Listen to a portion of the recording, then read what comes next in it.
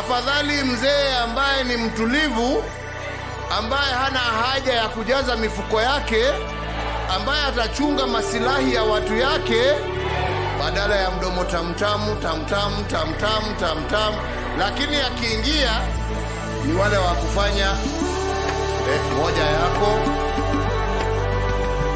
nusu ya mwananchi, mbili yako na tano yangu. Na mnawajua nyinyi kutafuta uongozi kwa kutumia dini au kutumia kabila, unagawa watu. Kazi ya uongozi ni kujenga watu wawe kitu kimoja.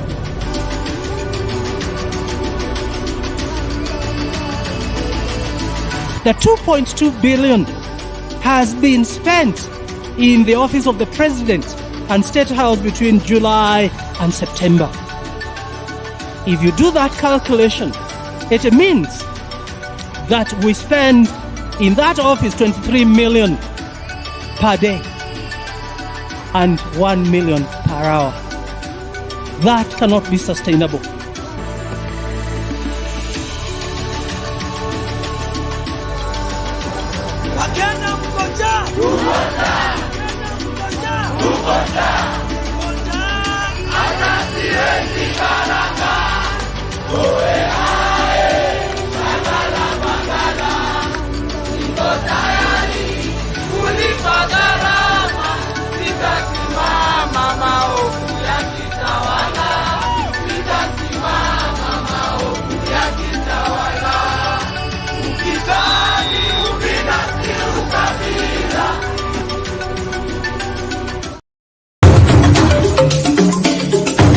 Sisi vile vile sio wote ambao wanataka ugomvi kwa sababu ya ugomvi. Niwaambia nyinyi ni wajinga mkimfuata Ruto.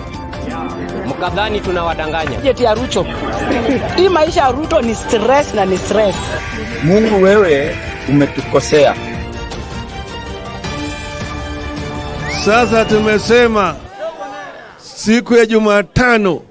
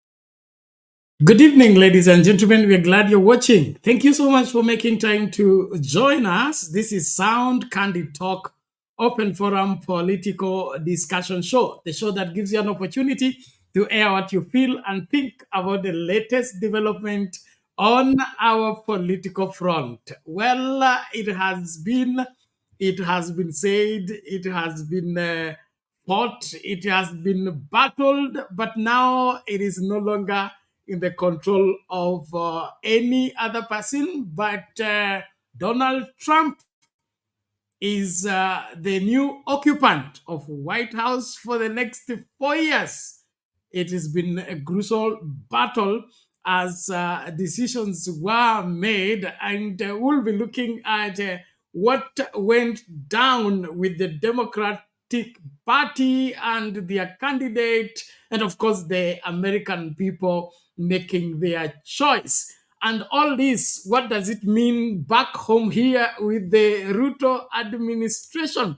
Remember, Ruto has been the darling of the Democratic wherever President Biden, and some policies that are not so much desirable by Kenyans have gone through simply because of that relationship.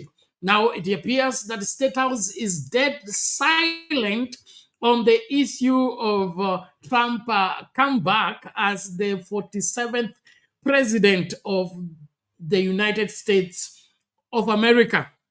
Now, another twist to this, which is very interesting, is that the impeached deputy president, Rigathi Gachagua, was the first and, to congratulate the Trump win. Now, this speaks volumes. Okay, now, why would Gachagua be congratulating Trump, okay, before State House makes official communication to communicate that congratulatory message?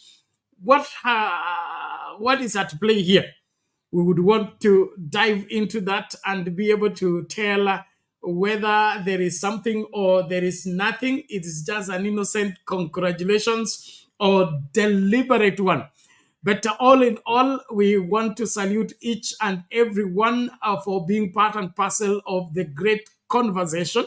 And of course, congratulate the Republicans for carrying the day in the elections that looked like they would go the Democratic way. I was for our sister from our village, but it appears resilient, and the Njiru and team here, of course, with the Wangira, they had their crystal ball more clearer, and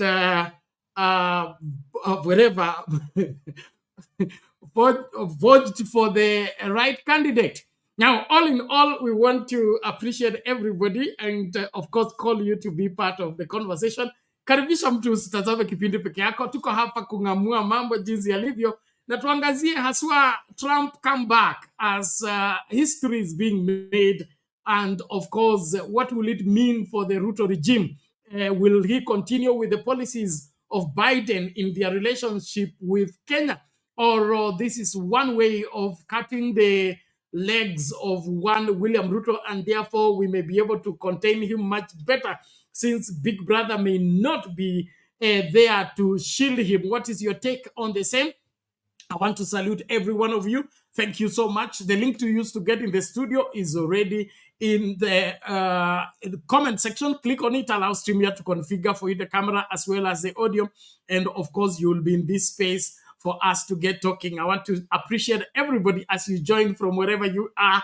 And of course, be here to ensure that what needs to be done is done. Green anasema, the puppet Ruto is now feeling the heat. No wonder he took time to even congratulate Trump. Okay, mambo ni kama hayo. Kuna Chips Corner anasema, the best result I prayed for. Trump will fix it. Our boss Trump, Ruto, there will be no freebies for Maggie get parking. Okay, mambo ni kama hayo. Tuni Muhammad, our PS, thank you so much for being here. Karibu kwa show. John Dida, karibu kwa show. He say, I'm dancing with so much joy. Aya. Basi naomba tumakinike. Liz M anasema, yes, we will export Ruto to Biden, wakae huko pamoja na Megan. Wow. Aya. Felicitas Makungo, 100% the kind of nuisance Ruto had gotten in the previous regime was a disgrace to Kenya. Time for Maggie to pack and leave Kenya is finally here. Wacha Mungu aitwe Mungu. Maoni ya Wakenya hao wakizungumzia masuala ya Trump kushinda uchaguzi wa Amerika and then kubadilisha sasa uongozi. Of course, after he gets sworn in. Helen says it's amazing to see systems and structures working. In Kenya, there would have been massive rigging. Lol. Okay, thank you. Nani mwingine hapa? Lizzie anasema even Bernard and Raila will be this. Will be what? Will be in the same dispatch package. Okay, you'll be dispatching me to where? Okay, if it's anywhere better, then I'll go there. If not, I'll be here. And we will work this out together. Thank you. Esther Stoll, welcome to the show. Shamia Hussein, Trump for life. Wow. Karibu kwa show. Asante sana. Njoroga anasema we need to write to Trump to return our soldiers from Haiti. It was never our war. Well, great development there. Freedom say for Kenyans who are supporting Kamala, you will never get it right just because she was African blood. You didn't care what she stood for. This is why we have a president like Ruto. Okay. Alex anasema we wanna be the first person to congratulate Njiru, and I say I wanna be the first person to congratulate Njiru and Resilient for their true win. Congratulations DJT. Haya basi, mambo ni kama hayo. Lizi anasema congratulations Trump. Make America great again. The world was too boring without you, Don Jr. Haya, mambo ni kama hayo. Naomba tafadhali tumakinike kukaribishana tunapoanza mazungumzo yetu na kujadili masuala haya, jinsi yanavyotuhusu na jinsi tutakavyosonga mbele baada ya hapa. Thank you, everyone. Please, let's be on the forefront to participate fully into the show. I can see Wangira is already here. Please, the link to use to get to the studio is already ready in the comment section. Please make use of it. Come seme ya kwako tukakusikie, alafu tukajue yepi ambayo ya tajiri baada ya hapa. Bwana Wangira, how are you today? Bernard, I am a very, very happy man this evening from Nairobi, Kenya. I'm a very, very happy man. And you know, there is a reason why I'm a very happy man today. Bernard, there was a date of 15th August 2022. You know, that was my saddest day in the political cycle of this country. That's the day the victory of the man I then supported, Raila Odinga, was stolen, courtesy of the Democratic Party, then led by Joe Biden and represented by this lady called Whitman in the Republic of Kenya. Bernard, today I'm happy that we know we have served them what we call, you know, a hot revenge. That has been a very, very hot revenge on the Republicans, Bernard. They should know, today learn that, you know, when they interfere in the democracy of another country, Bernard, their day will still come. Bernard, this day has been dubbed as, you know, not only as the day of what they are calling, you know, the red waves, Bernard, they are calling it as a day of the red tsunami. And they are calling, you know, the Trump comeback as one of the greatest comebacks in the American history, Bernard. So, you know, it's a very, very happy day for some of us who have stood with Trump here. As much as, you know, I say that, you know, I'm not an expert on the American history, but I've been very, very clear personally here, saying that, you know, I was man Trump and I was supporting Trump. And one of the reasons why I was supporting Trump, Bernard, is because it's as conservative as I am. And that was the reason why I was supporting him. Bernard, I just want to make a small correction. Trump will not be occupying White House immediately, as you have purported. You know, he has up to 20th of January 2025, and that's when he will officially move into White House, and he'll become the 47th president of the United States of America. So, Bernard, to some of us today, we are happy, and we are saying that this puppet called Whitman, this puppet, you know, who has caused us a lot of pain in this country, you know, this woman called Whitman, she has caused us a lot of pain. As the people of Kenya, Bernard, you know, we are saying it's time she now packs and goes home, Bernard. This lady must just pack and go home. She must leave the people of Kenya in peace. She has interfered in our democracy. She has interfered in our freedom. She has interfered in our politics, Bernard. And, you know, the time for her to go home is now. You know, the time for her to go home is now. And if she does not go home now, today, Bernard, by 20th of January 2025, some of us will be petitioning our man, Donald Trump, to recall her back home, Bernard. You know, we don't want puppets in this country. You know, This particular lady has been a puppet of William Samoei Ruto. She has been a puppet of William Samoei Ruto. And, she has been the cause of some of the pains we are feeling. On whether, William Samoei Ruto has congratulated, Trump, yes, on his Facebook page and on his X page, he has.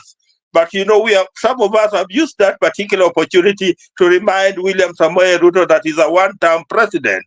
We have told him in white and black that, the world is going, the one-term presidency.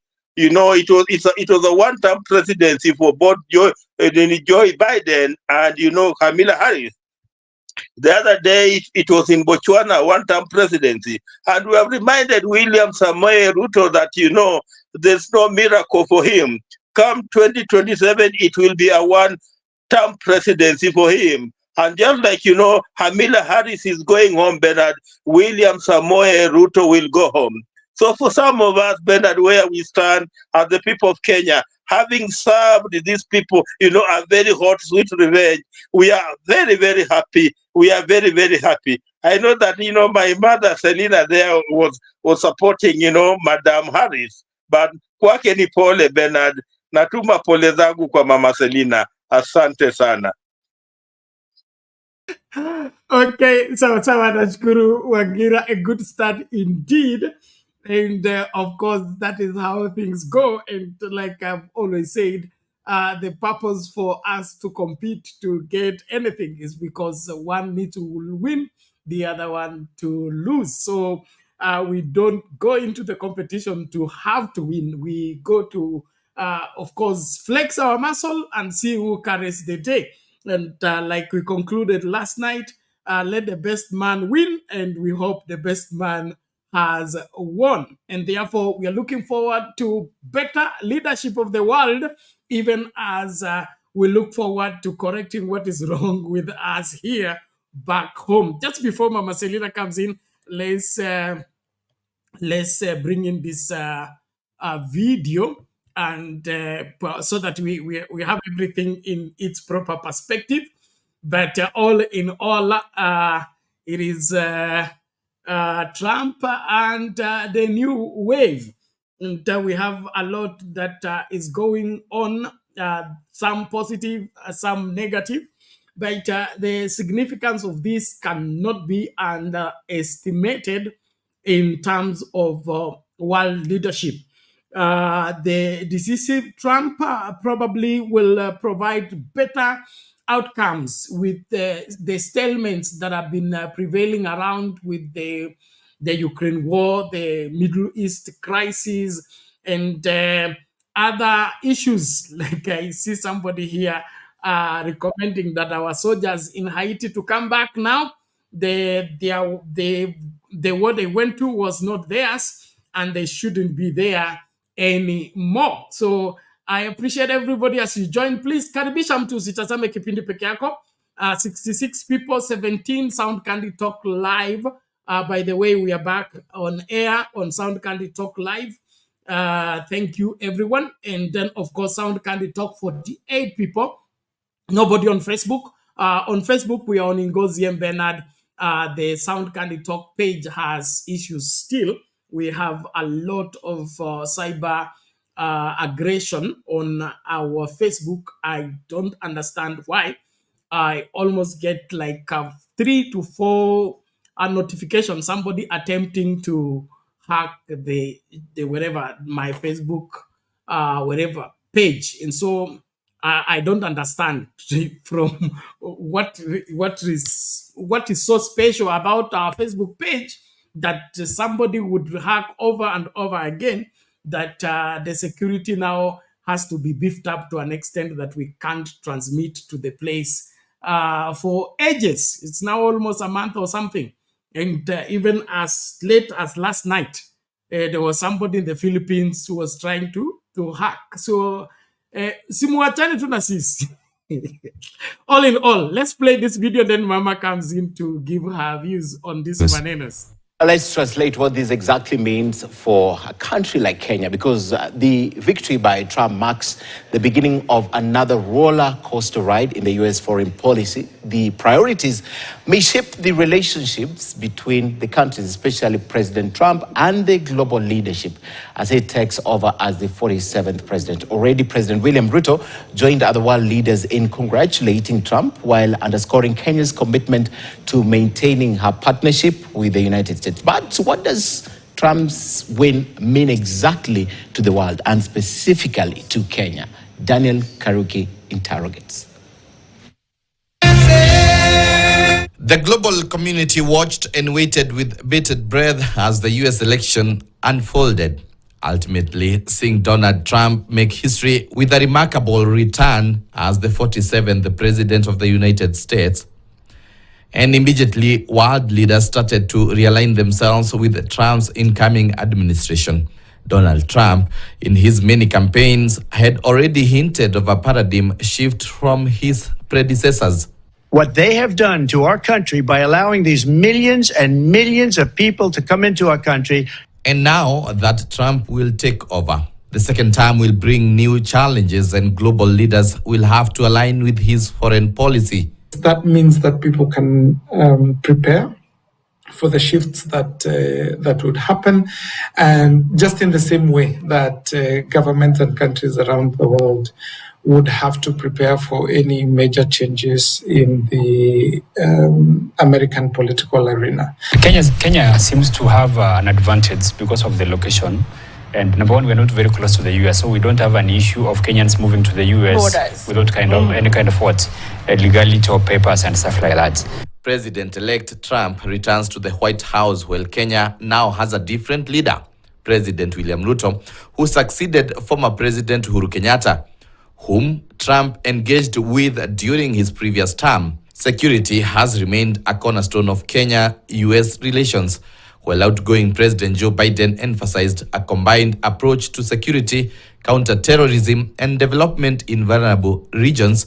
Trump's administration may potentially reduce aid and press Kenya to increase its financial contributions. Regarding Haiti, Trump previously threatened to revoke the temporary protected status for Haitian migrants in Springfield, Ohio, and may revisit that stance.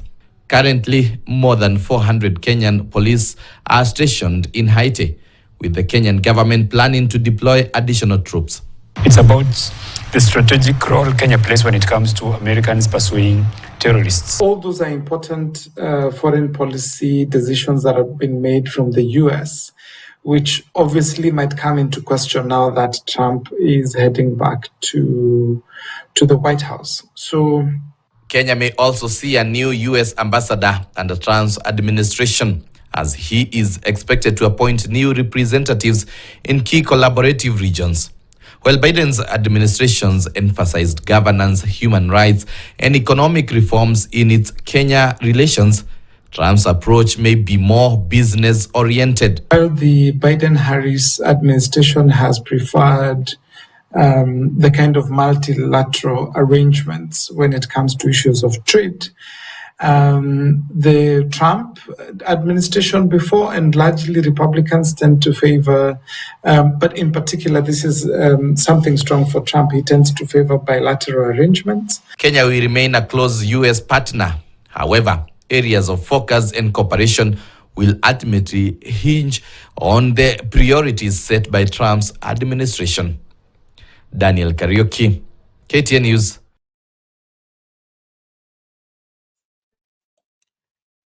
Mambo ni kama hayo. Nashukuru kila mmoja, naomba tumakinike kukaribishana, kulike video, kupiga kura yako tunapojadili masuala haya kwa uwazi. Mama Selina, karibu. Hali vipi? Asante sana Penat, my choice, my choice. Penat, siyekubali kushindwa si msindani. Mimi leo nilisupport, naambia Wangira, nilisupport Kamala Harris in being a woman. But I want to say this. Kama tunia Penat, election ingefanyika hata yetu ya Kenya ati by saa 5 tunaanza kupata report vile watu wamepika kura. Ingekuwa kitu ya muhimu na tumelana lesson, but mimi kwa upande ya kina mama we try. Aliingia July, end of July, amefanya campaign only 3 months, alikuja top up mambo ya Joe Biden and she was the vice president. And the lastly, Bernard, is Americans, I think they are not ready for a woman leader or a president woman. That is, it shows like that. Ya kwamba kumbe hata sisi pale Afrika tumejaribu sana kwa sababu tunaona uongozi. Hatuoni my dress, my choice. So, hiyo ndio mambo tumeona hapa. Ya pili, Amerika imetulia penat. Hata uwezi jua ilikuwa election. Walipiga kura, mwenye ameshindwa, ameshindwa, mwenye amewin, amewin. Ya mwisho, on another part, I'm proud of one thing. Kwa njia ingine, ya kwamba tumekuwa na relief ya wale wanakuja kutuipia kura, naenda vile Wangira alisema, huyu mama, ambassador ya Amerika, yende aliipa kura, akapepa watu yake, akapeleka Washington DC. Now, with Donald Trump, kutakuwa tofauti kidogo. And again, Bernard, the surprising thing is, agencies itatingizwa kwa sababu wengi walikuwa na support huyo mama, intelligence, wapi, so, and wakubwa ya Republicans. So it will be a big shake-up in America, or maybe Donald Trump, you know, anaweza nyamaza kwa sababu this is the last term. He cannot come back again. He will make American great again the way he has said. He will deport. Na hii mass deportation lazima watu wajue ni ya kwamba ni wale watu wako umu. Na hata yeye kwa shamba zake na biashara zake hako na hawa watu. So, kama kuna mtu wanafanyanga deportation ya sana ni watu ya Democrats. Kwa sababu wengi hawana hizo mabiashara kubwa, mafarm. So wakati ya Trump 2016, mpaka wakati aliondoka, it was really shaking. Watu walikuwa na uoga. But wakati alikuja, alienda aka straighten border. Hakuingilia watu sana. But we are waiting to see. Ile kitu tunasema tu ni mama amalize kasi yake na Joe Biden kwa sababu mpaka January Donald Trump aingie office. Watu ya Kenya now tumemaliza makanga. You can be ready now to do with the driver, because ile nguo driver alikuwa nashikilia, alikuwa na koti mbili. Kuna koti ya baba na kuna koti kubwa ya hiyo mama anakaa hapo Kenya. So for today, I think Kenyans wafanye wachipu wao vile Amerikani walifanya. They see policies penat. Watu ya huko wanaangalia si kabila, si ndugu yangu, wanaangalia uchumi. Watu wamehangaika hata huko Amerikani penat. So mimi nataka kuachia wengine, but still I'm a proud woman and I cannot change that. Tunaruti chini, we go back, tuna strike another day. And if we cannot strike another day, nakubali wale wanasema asiyekubali kushindwa si msindani. That is what I can say today. For the women of America, they need to go back and strategize.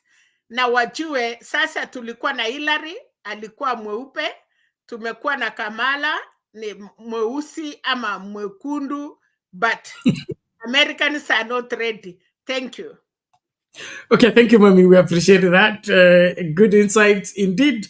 Ladies and gentlemen, as we continue to engage, let us engage objectively. And then, of course, this is, I would say, probability. Probability. The moment you engage into a tussle, you are either ready to win or lose. Nobody knows everything. We are not gods.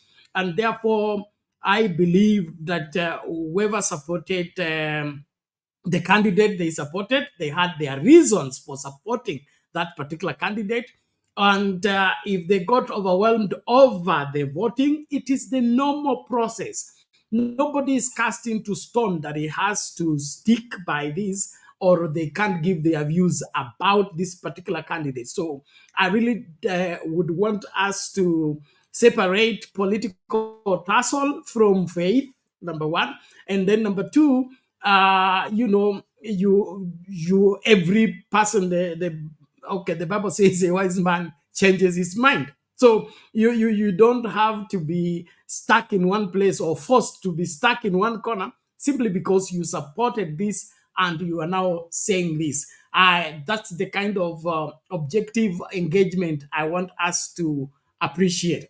I'm a Democrat. I believe in democracy and advocate for democracy. And I have no reasons why I should shy from the same simply because the voting went the other way. It makes no difference. Na mimi sipendi unafiki wa kujifanya, nataka kuwa mwazi na kuelewekwa. I have been attacked on this channel over and over that I should be neutral as a pastor. I should not let anyone know where I stand and all that. We would have closed this thing long time ago if I came here to pretend and look like I am not here, I am there, I'm sitting on the fence, I've not decided. This channel will not be here. So making my mind known and making my place known helps you to know how to judge me, number one, and to know how to treat me. All the same, nataka tusonge mbele, tusiende mbele na nyuma. Mami, half a second. Yes? Yes, Bernard, I want to tell somebody called Asani that I'm not double standing. I say I support Kamala Harris because she's a woman and I'm standing there. Na nikasema wamama turuti chini, turuti nyuma tuchipange. So I support her because she was a woman and I am a woman and I'm a mother, I'm a grandmother, and I have children that women, they will be leaders tomorrow. Thank you. Thank you, Mommy. That's clear enough. And that is the same thing I was saying. We should not vilify anybody or segregate against somebody simply because he made their stand known. It is important for that stand to be known so that you are able to judge who is who where. And then we fight to lose, to fight another day. We fight to win and win another day. It is that simple. Alex, sorry, it appears you've been thrown out. Ukirejea utaendelea. Keep. Oh, I've seen it. Alex, ni nini kimebadilika? Sorry. Let's go back to Alex. Keep tunarudi kwako. I can see you are sitting on the edge of your seat. Nilikuwa nataka kusema ameweka camera off. Same Alex. Somebody dropped and I missed my calculation. It is good. Take it, please. Yeah, it's a mixed day for me. I must acknowledge I put that spirited effort, as you know, to agitate for my candidate, Kamala Harris. And we knew the signs early enough that things were not right with us, especially when we could not have enough caucus of black people getting excited in this election. In fact, a couple of weeks ago, when Obama blasted the black male community for refusing that Harris is a black woman, we knew the signs and we were not prepared for these results. But in a country where democracy rules, I humbly say congratulations, Donald Trump Jr. And because my proximity to him is far, I want to congratulate Njiru for the first time, he will not have political emotion fatigue. I think wherever he is, he's very elated and mesmerized and perplexed and exhilarated, whatever adjectives you can use right now. Njiru is a happy man, and I think he's so happy that Kamara, as she calls her, has been sent to Pukusu, somewhere in Bungoma, near Kiminini. And we are glad she's going to eat obosuma there and mahalange and other things. It's a good day. And I want also to congratulate Resilient. Those were my two opponents here, critical opponents when it came to Republicans versus Democrats. And I think they won the day. So Resilient and Njiru, congratulations for winning the presidency and also winning I think the House. I haven't looked at the Senate yet. I don't know if you won the Senate yet, but I think you are in a pretty good position right now. Looking at the electoral, how the elections went, the electoral vote, I think it's pathetic for Democrats. Democrats are gone back now to the drawing board. We have gone back to 2002, somewhere there when Bush came to power with Karl Rove. This is when redistricting was done and the administration moved from Austin, Texas, and came to Washington. And what took place for 10 years was appalling and overwhelming to us. We did not know at any point in life we are going to get over it. I think Democrats are like the German team that went to World Cup for many years and did not want to court a new team. I think we have to go back to the drawing board. It took Howard Dean, who became the DNC chair for all of us who remember that history, to restructure, to bring in a new candidate, an unknown man from Chicago. And then that's the good year that Ted Kennedy died. And there was a new senator from Massachusetts. And with the help of Howard Dean, we brought new blood to the Democratic Party. And I think it has become now all black. That is about 20 years ago. So I think Democratic Party as it is today, it's a dead party. And it has to restructure itself from the chairman all the way to the grassroots. So I think we've been hit hard, Bernard, and I'm not going to allow. If you look at the electoral map, we should not have struggled with Nevada. We shouldn't be struggling with North Carolina, where we've won several times. We should not be struggling with Virginia. It's the proximity of Virginia and Washington, D.C., the heart of liberals and progressives. We should not be struggling there. We should not be struggling with Wisconsin. We barely won Minnesota. A state whereby from 1976, we have never lost to the Republican. We barely won. And I'm telling you, even the majority, we don't even know in Minnesota who is the majority, if it's the Democrats or the Republicans. So if you look at overall, Bernard, we were swept over. It was an indictment on us, Bernard. We lost it. I want to give you the heart of the matter on how we've been swept over. And this was mainly for three reasons. I think Njiru highlighted it, but we couldn't project it because in your party, you don't project your weaknesses. First of all, there was no competitive in choosing an alternative to Biden. Biden was struggling as a president. Several times we understood that he could not run the second term, but the establishment refused. There was not going to be primaries. We even picked him and went to campaign, to debate with Trump. We made a mistake. They made a mistake, they could not agree. In picking the alternative, they had picked somebody. On top of that, we had internal issues.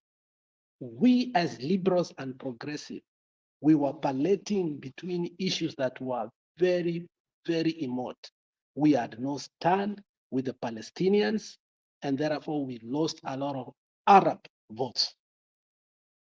Michigan was critical. We understood we cannot win Michigan without the Arabs. Then we toyed with the issue of the Latinos, especially the young Latinos. And then when it came again with the issue of Palestine and the issue of Israel, we, the Black people in this country, or the Black people who in this country who were enslaved, understood the pain of the Palestinians. Okay, for 400 years of enslavement, the party that fights for the rights of people, Biden and Harris, could not make a stand when it came to the Palestinian people. And that did not resonate very well with the Black people. And therefore, they lost a lot of Black men. Fourthly, the reason we lost is, and we spoke about it yesterday, we are in a friendly party, not because we are getting anything good from it. It's because the hate in the Republican Party that they cannot give us nominations to run for seat. Otherwise, the Democrats and the Republicans are all the same when it comes to some cardinal issues. So I think going forward, if the Democrats are not going to have a stand in terms of progressiveness, we ran on nothing. If you remember, the former director of election for Obama, Axion, did say this: the know nothing woman, which was Harris, she stood for nothing.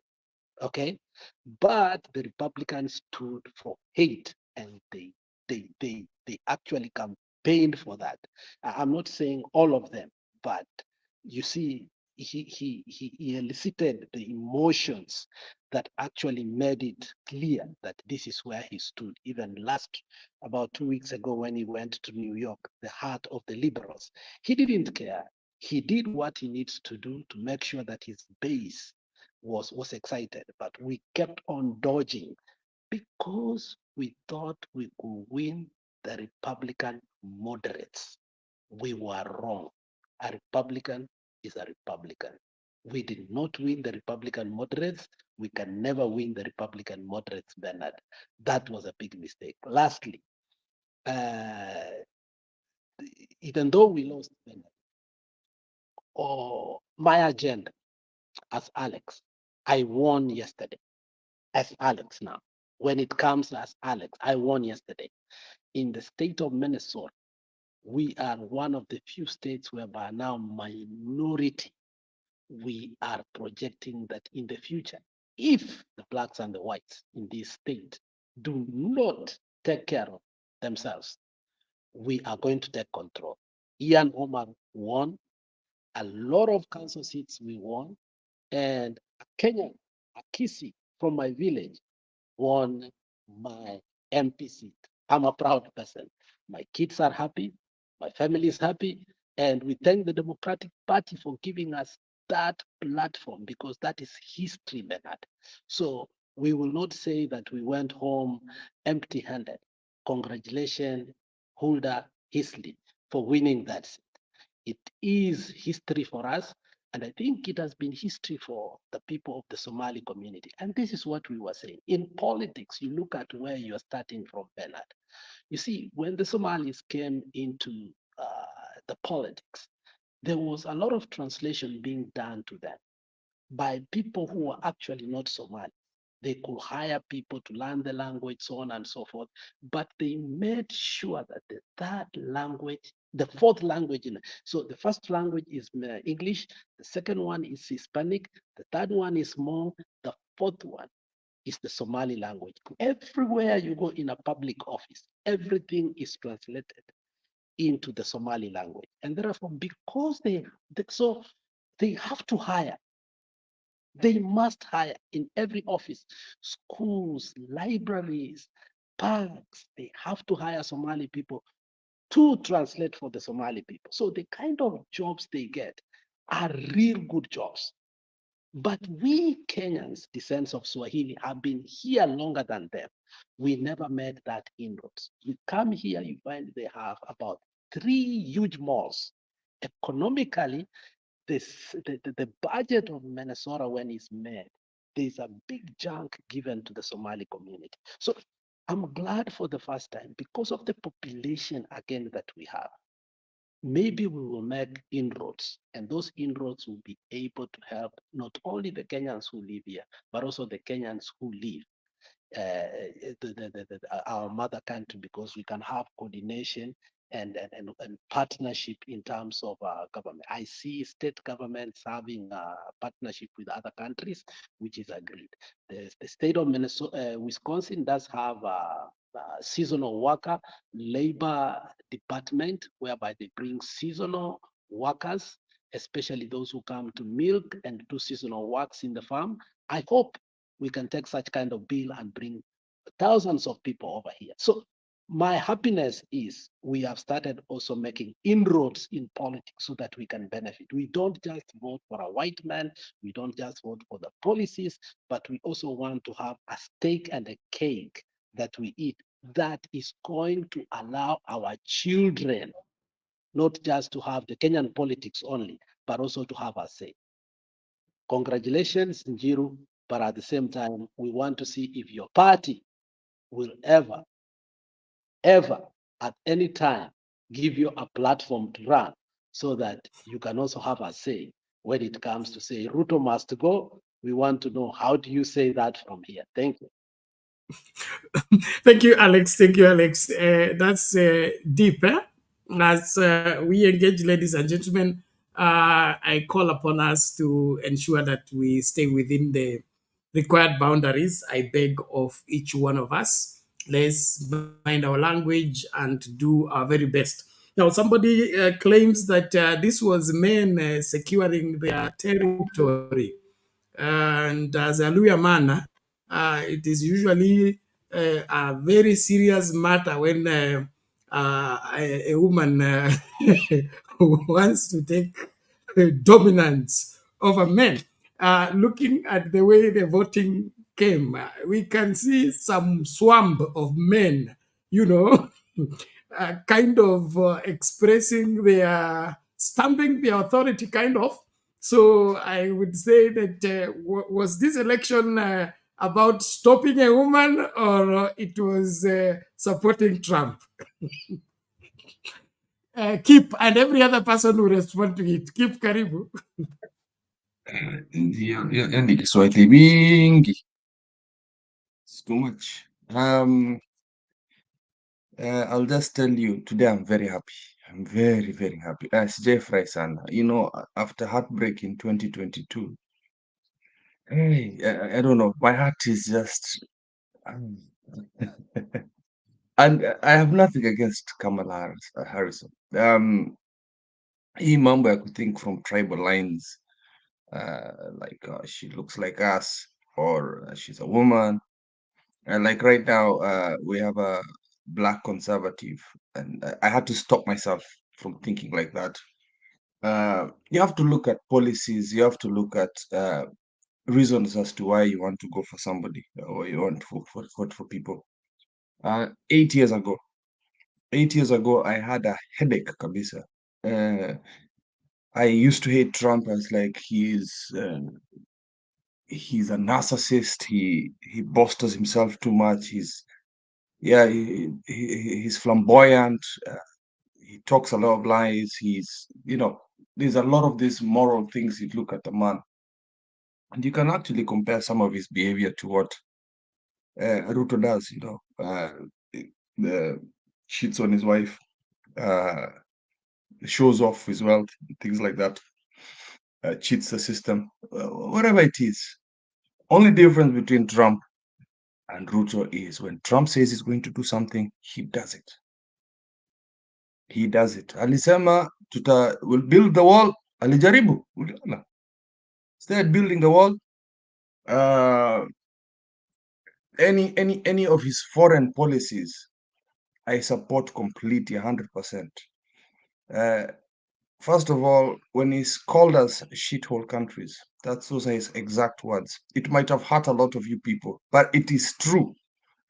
We come from countries where we rely on the West to help us for things. So soft power does not help.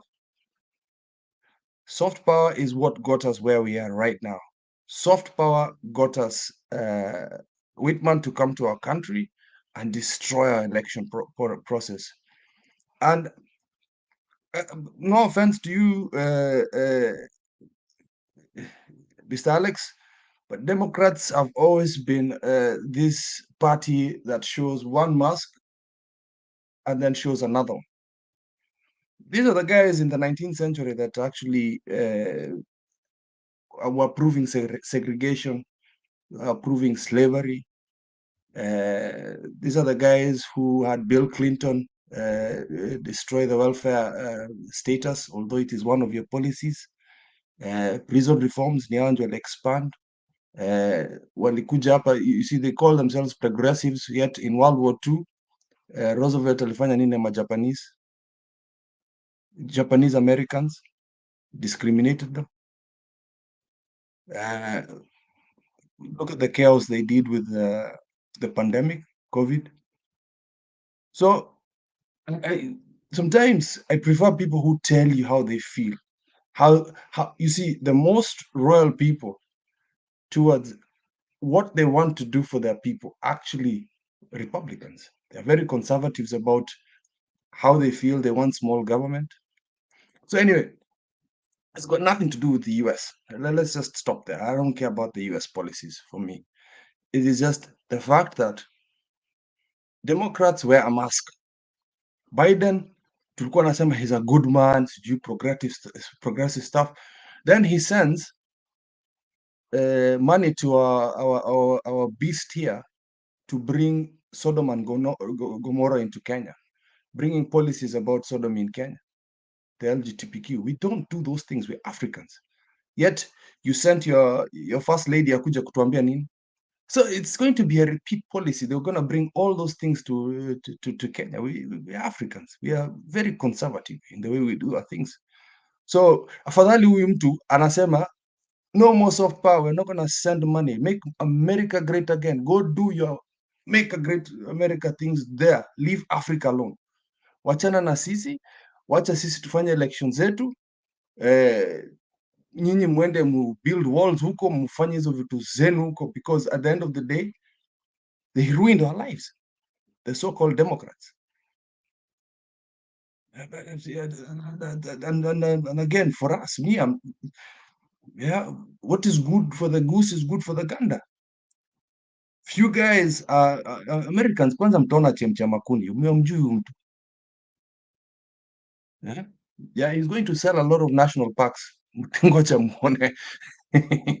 Yeah. So, and this is his last time. But a word of caution. Whitman is kind of a Republican in terms of she's got money. So anaweza negotiate na Ruto, and some of those policies might stay with, they might whisper into Trump, and then the way we've been gripped by Whitman's policies, they might be inherited by Trump. So those are the things I'm scared of. Sata huyu anaweza baki because she's a billionaire. Ruto is a billionaire, and it's a club. It's a club of people. But me naona this guy just loves his country. He loves US.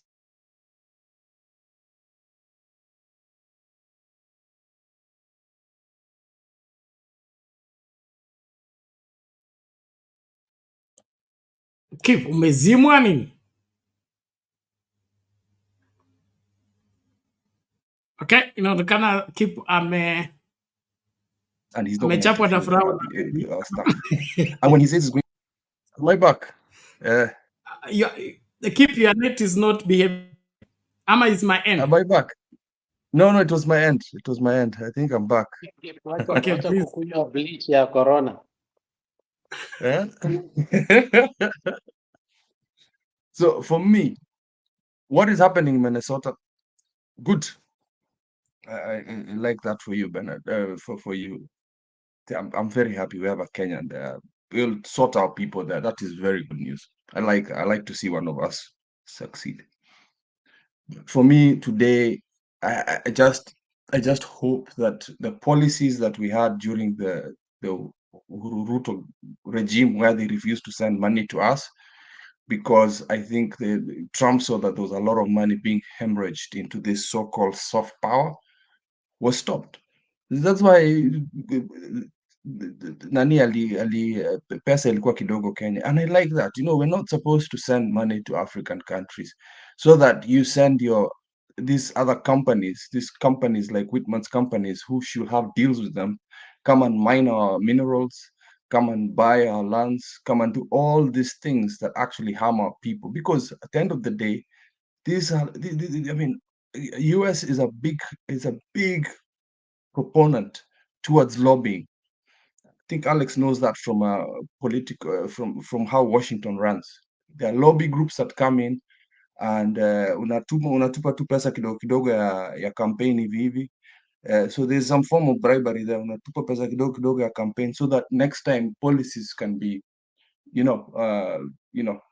sent towards the positivity of certain people. So I think Whitman alituma pesa kidogo hivi during the Democratic campaigns kuja tukakongwa vizuri sasa 2022. So I just hope she goes, Trump aendelee na vitu zake, we have a fresh start as Kenyans.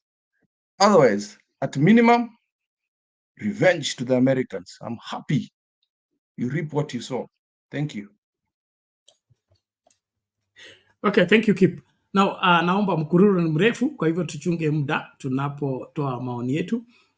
Appreciate everybody. Please piga kura yako, like video na hakikisha uko mstari wa mbele kutekeleza wajibu wako kama kiongozi in your own capacity, in your own space. A better world will not be realized until we have better people. Be that better person and let your world become better. Bwana Innocent Trump. Innocent, when did you leave us? And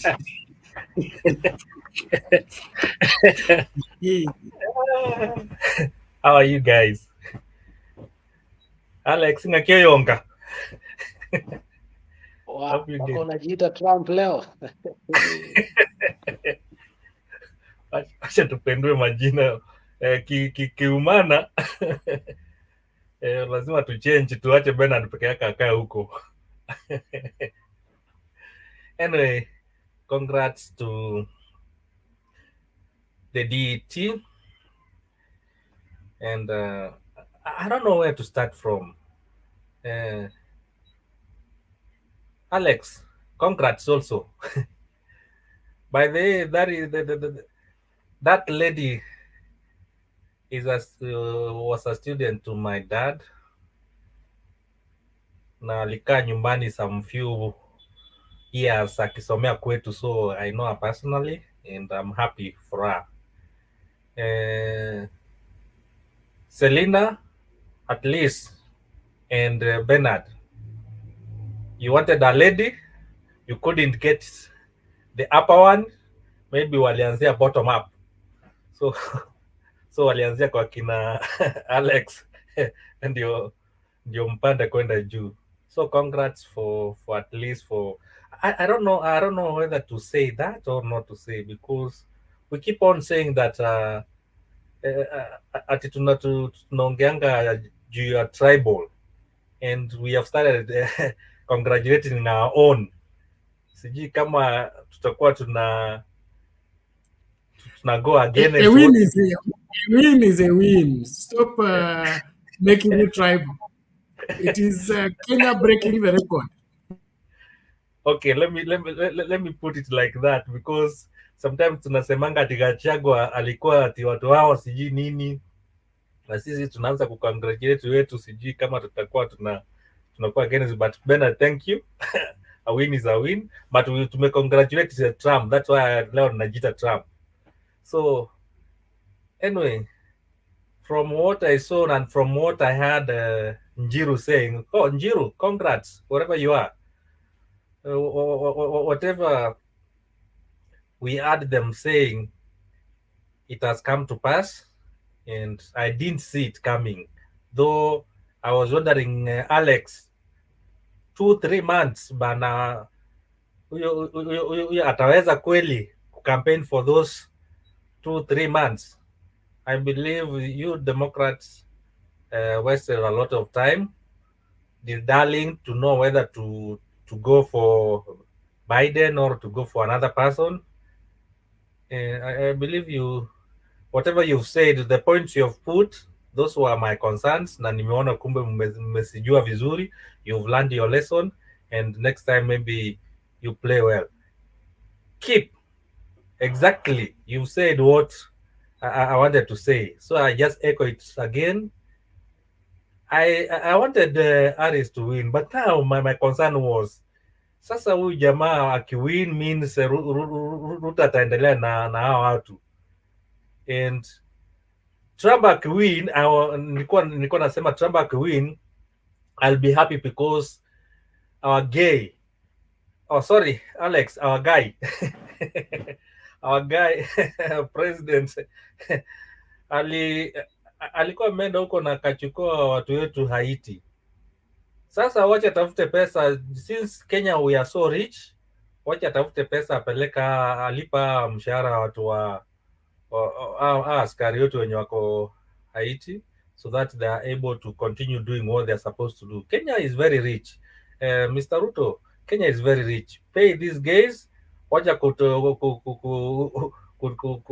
kuangalia huko nje sasa, because I don't think, as Keeper said, Trump is going to give Mr. Ruto some money to deal with the Haiti things, especially those foreign policies. I like the way he does his own things, and that is what we could have done in Kenya. Things like Adani. What Trump does is, kama ni Adani angepatia mabilionea wa Kenya wafanye hizo vitu. And those are some of the things zenye tunasema we should also be doing it, not just to kuweza kuachia vitu watu wengine wanatoka huko nje wanakuja wanasifanya. So lastly, I believe many leaders are learning what we are saying and what is happening. Many presidents are becoming one term, and our presidents should watch. Asilale. Gachagua, I'm congratulate. I don't know why he did it, whether he was happy because of the way I'm happy. I believe he's happy because anajua sasa Ruto atanyima some things.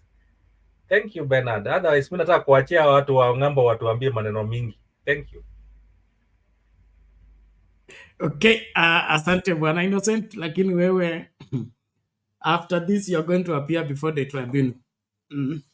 How you are beginning to shift goalposts, it is not in tandem with our party.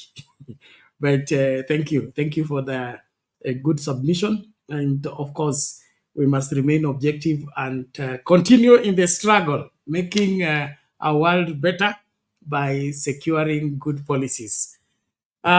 Tumlete mzee wetu Jack Gindpei naye achangie, kisha tumsikilize James, then we go back second round. Jack Gindpei, upo? Hali vipi? Salama sana Bernard. Na wasalimia wote, Innocent, Alex, Mama, Kib, Njiru, na wasalimia sana. Alex, mbona ukiniona unajificha? Mimi ni mzee bwana. Mbona unajificha ukiniona? Kwani una mambo? Mimi kwanza nataka kusema Alex, uzidi kuhutubia wa Kenya vile uliwahutubia siku ile, na nashukuru sana ile hotuba yako.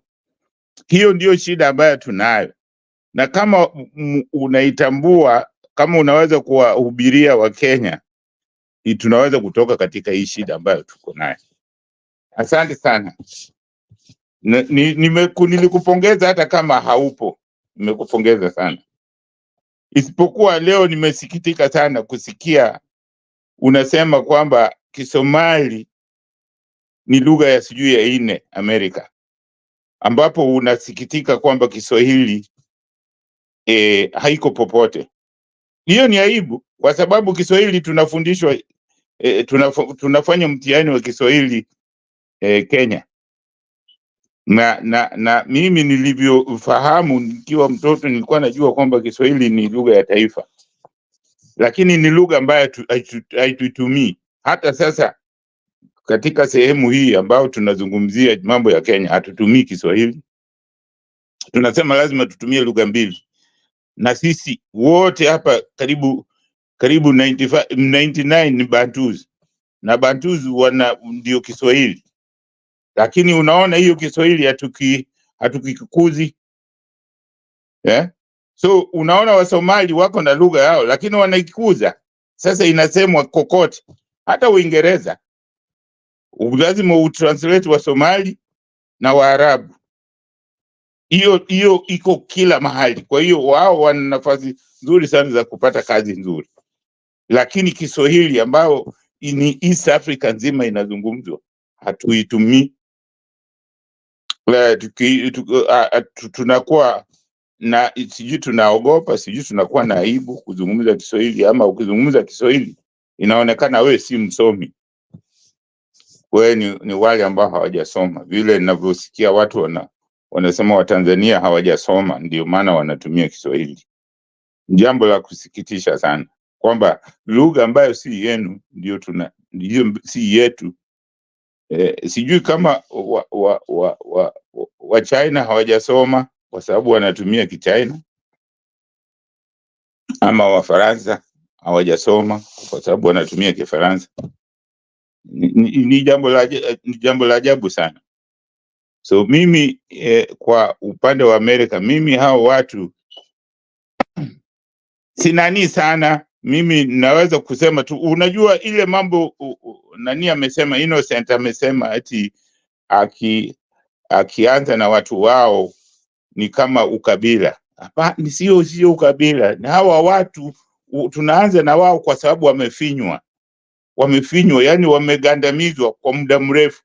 Kwa hiyo akitokea mmoja tunampongeza, kila mtu atampongeza, hata wao wanampongeza wale wamemfinya.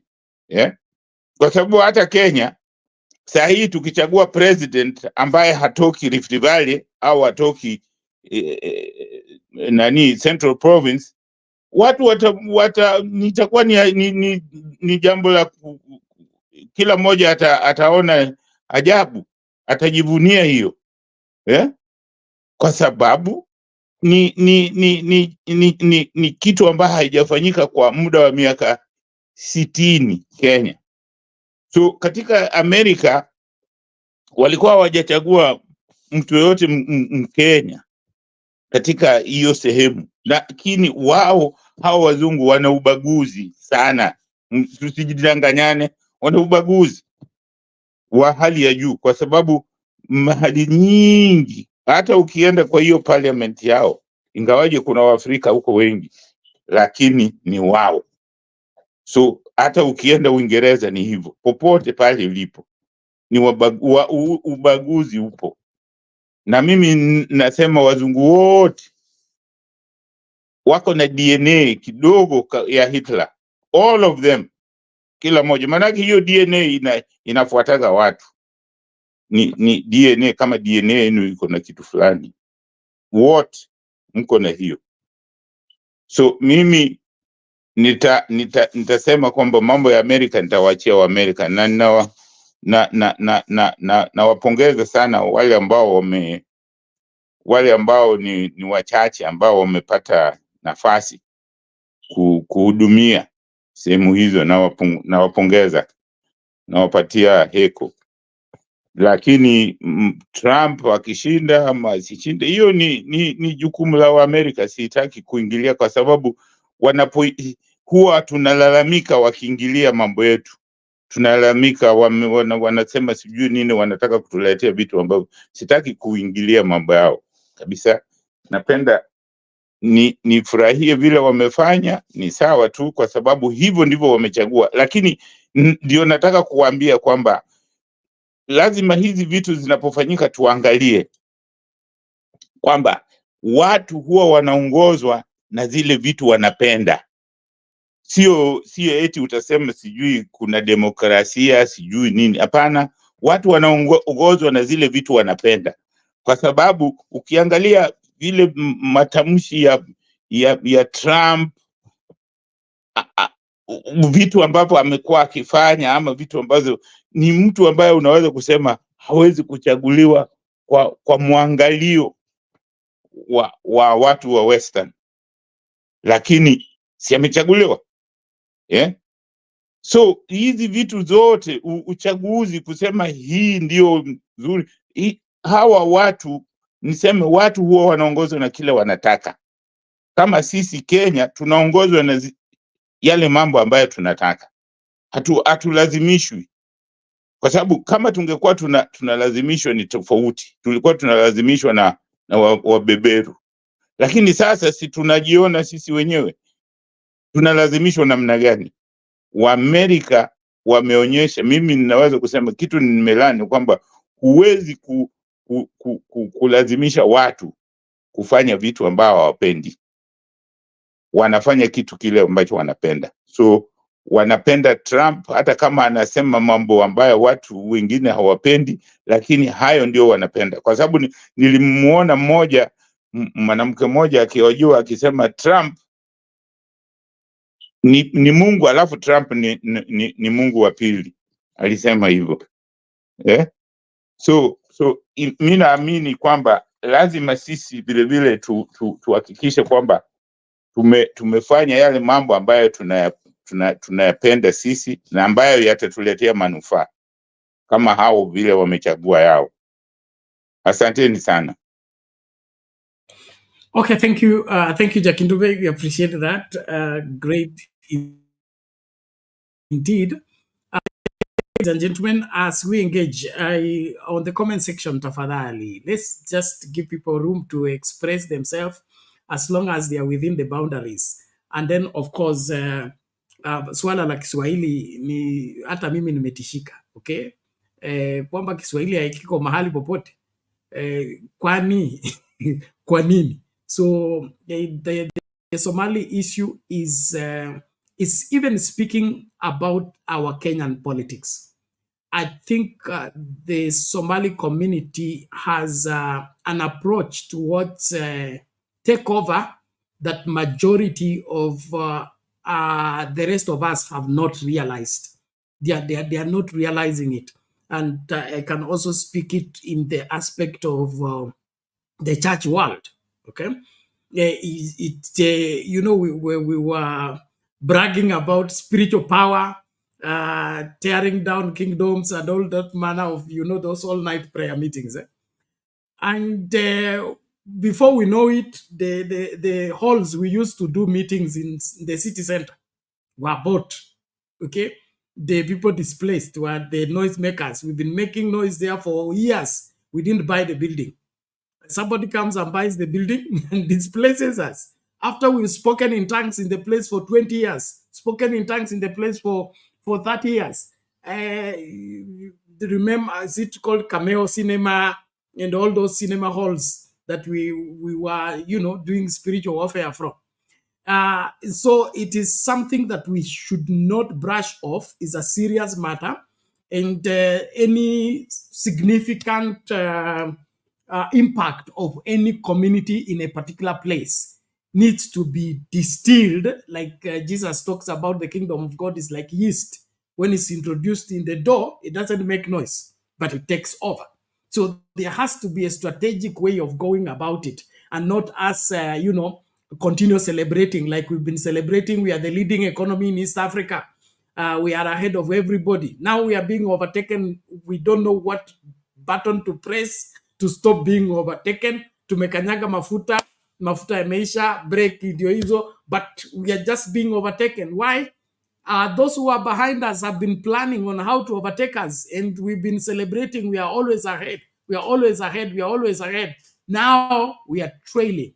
So it is a serious thing that we need to consider and not take whatever comfortable zone to say that we also have this or we have that. In the interest of time, tumsikilize James kwanza, alafu tukasonge mbele. Bwana James, vipi? Habari zenu, habari Bwana Bernard. Tuko salama, karibu. Mimi nashukuru Mungu, ingawaje hata ukisikiza sauti hapa, man, 2 years ago nilikuwa mtu wa mvinyo. Niliwacha. Hii ni ile siku unasema, kama ungekuwa mtu wa mvinyo leo ndio ungeshinda kwa mvinyo. But we move. Americans wao tunasema we move. Of course mimi nilikuwa team ya mama, na matokeo yenye ilitokea jana ilikuwa ya kughadhabisha sana, na it wasn't what we expected, but what do we do? It's a democratic nation. We congratulate Donald Trump. He is the president-elect. We strategize as a Democrat, and we live to see another fight or another day ya vote for presidency or for the agenda that we want. So with that said, tuna budi, but other than congratulate huyo mzee na tuseme ingawaji agenda yake haikuwa agenda yetu, hatuwezi muombea mabaya kwa sababu akiwa dereva akianguka tunaanguka wote. So we try to pray and we hope that the country is still actually gonna stay in unity kwa sababu we have sisi watu wengine tuko na amnesia, tunasahau haraka sana. Nilikuwa nasikia Kip akiongea hapo, ninashangaa Kip anaongea nini? Unajua there is sometimes I feel like a lot of us we spend only the year of election to study the country, like, you know, and I'm glad for the first time in Kenya, Ruto engage all the citizens throughout his presidency. We don't have the narrative of showing up towards elections as wako magari kuongelea issues. I feel like in Kenya this time, Kenyans are getting engaged all throughout with issues including budgets, including, you know, policies zenye zinapitishwa kwa parliament. But unfortunately in this election ya America, nikisikiza Kip ninaona ni mtu ana pick side ya party kuliko side ya policies, na unfortunately pia kwa wananchi wa America wengi walienda na hiyo narrative ya kukataa mama na kurudia huyo mzee. Bernard, unaweza shangaa sana kwa hii nchi ya America, ukiuliza common mwananchi speaker wa nini Congress ni nani, hajui mpaka sahi, hata jana. Wale walienda kuvotia Trump, na ujue hawa ndio watu wanaenda kuvote on issues. A lot of them wanasahau penye tulitoka tukiwa time ya pandemic. Ndio nikisikiza Kip, mimi mwenyewe niko kwa biashara ya kusafirisha trucking. Kuna wale wenzetu wenye walikuwa kwa career ya nursing na walikuwa wanatibu wauguzi wa COVID, wagonjwa wa COVID.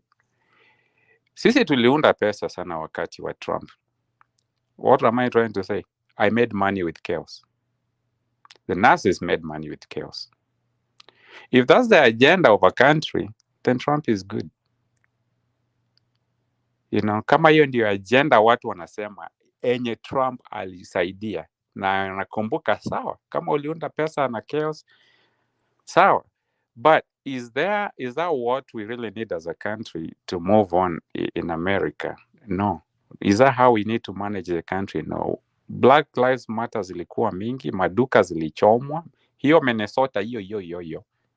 Tuna congratulate hiyo dada yetu, na kwanza congratulation kwake, na nitarudi hapo baadaye, but pale maduka za wazungu zilichomwa for a very long time.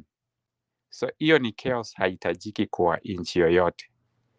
Ukiangalia policies za economic policies, kipa wako hapa, tabidi sasa anunue kitu yote anahitaji kutoka kwa China, ainunue sahi kama Biden hajatoka, kwa sababu hizo tariffs zikigonga zitakuja kama zimefunika kila mtu huko, you know. Trade wars are not the best for a country.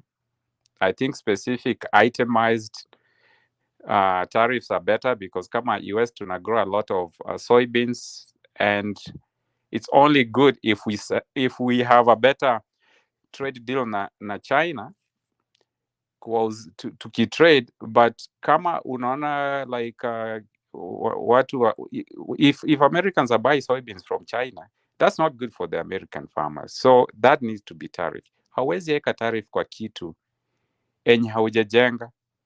Huwezi eka tariff kwa bidhaa kabla hujafungua hiyo kampuni ndio uanze nini kuwa tax on those tariffs. But unaweza eka tariff on soybeans because una encourage citizens kununua soybeans za America. That works.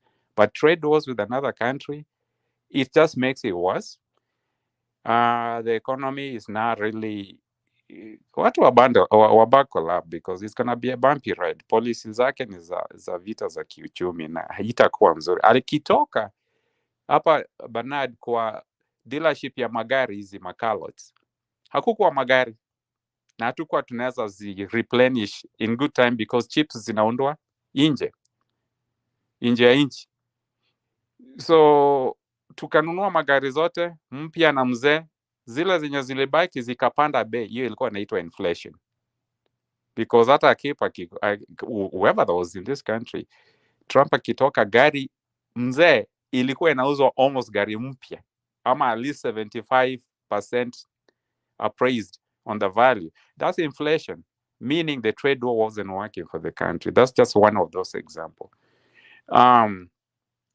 So I feel like hii nchi, as much as tunataka tunafurahia pia tufurahie kwa siku moja, lakini kusaga meno, Biblia inasemanga ile kulia na kusaga meno inakuja. I felt like mama hakuwa well placed in that position because of the nature of how she got there. That's okay. It happened for a reason. But her policies, I think, were better because they were pro economy ya Biden. Even though people walikuwa wanalia, unajua watu wanalia hawajui policy, hawajui economic policies. Huyu Trump alipea Biden gari kama haina mafuta, lakini alipaka hapo kwa gas station, petrol station, akaambia Biden, nimefikisha hapa, you know what to do. Lakini Obama alimpea gari imetoka service, iko na taya mpya, full tank, na akapea Trump. Trump aliturn into Biden ikiwa haina mafuta, tires zimeisha, sasa amerudishiwa the same gari enye Obama alimrudishia. So as we celebrate, we always have to know that there's a reason behind each and every policy, including your Inflation Reduction Act. Nikirudi hapo kwa dada yetu wa Minnesota, tunamshangilia. Mwenye alifungua, as Kenyans tulianza kujulikana time ya Obama. So hata wao wenye wako kwa Congress level, whether ni Mswahili, Msomali, wote ni wetu. So I'm really not gonna dig much into that.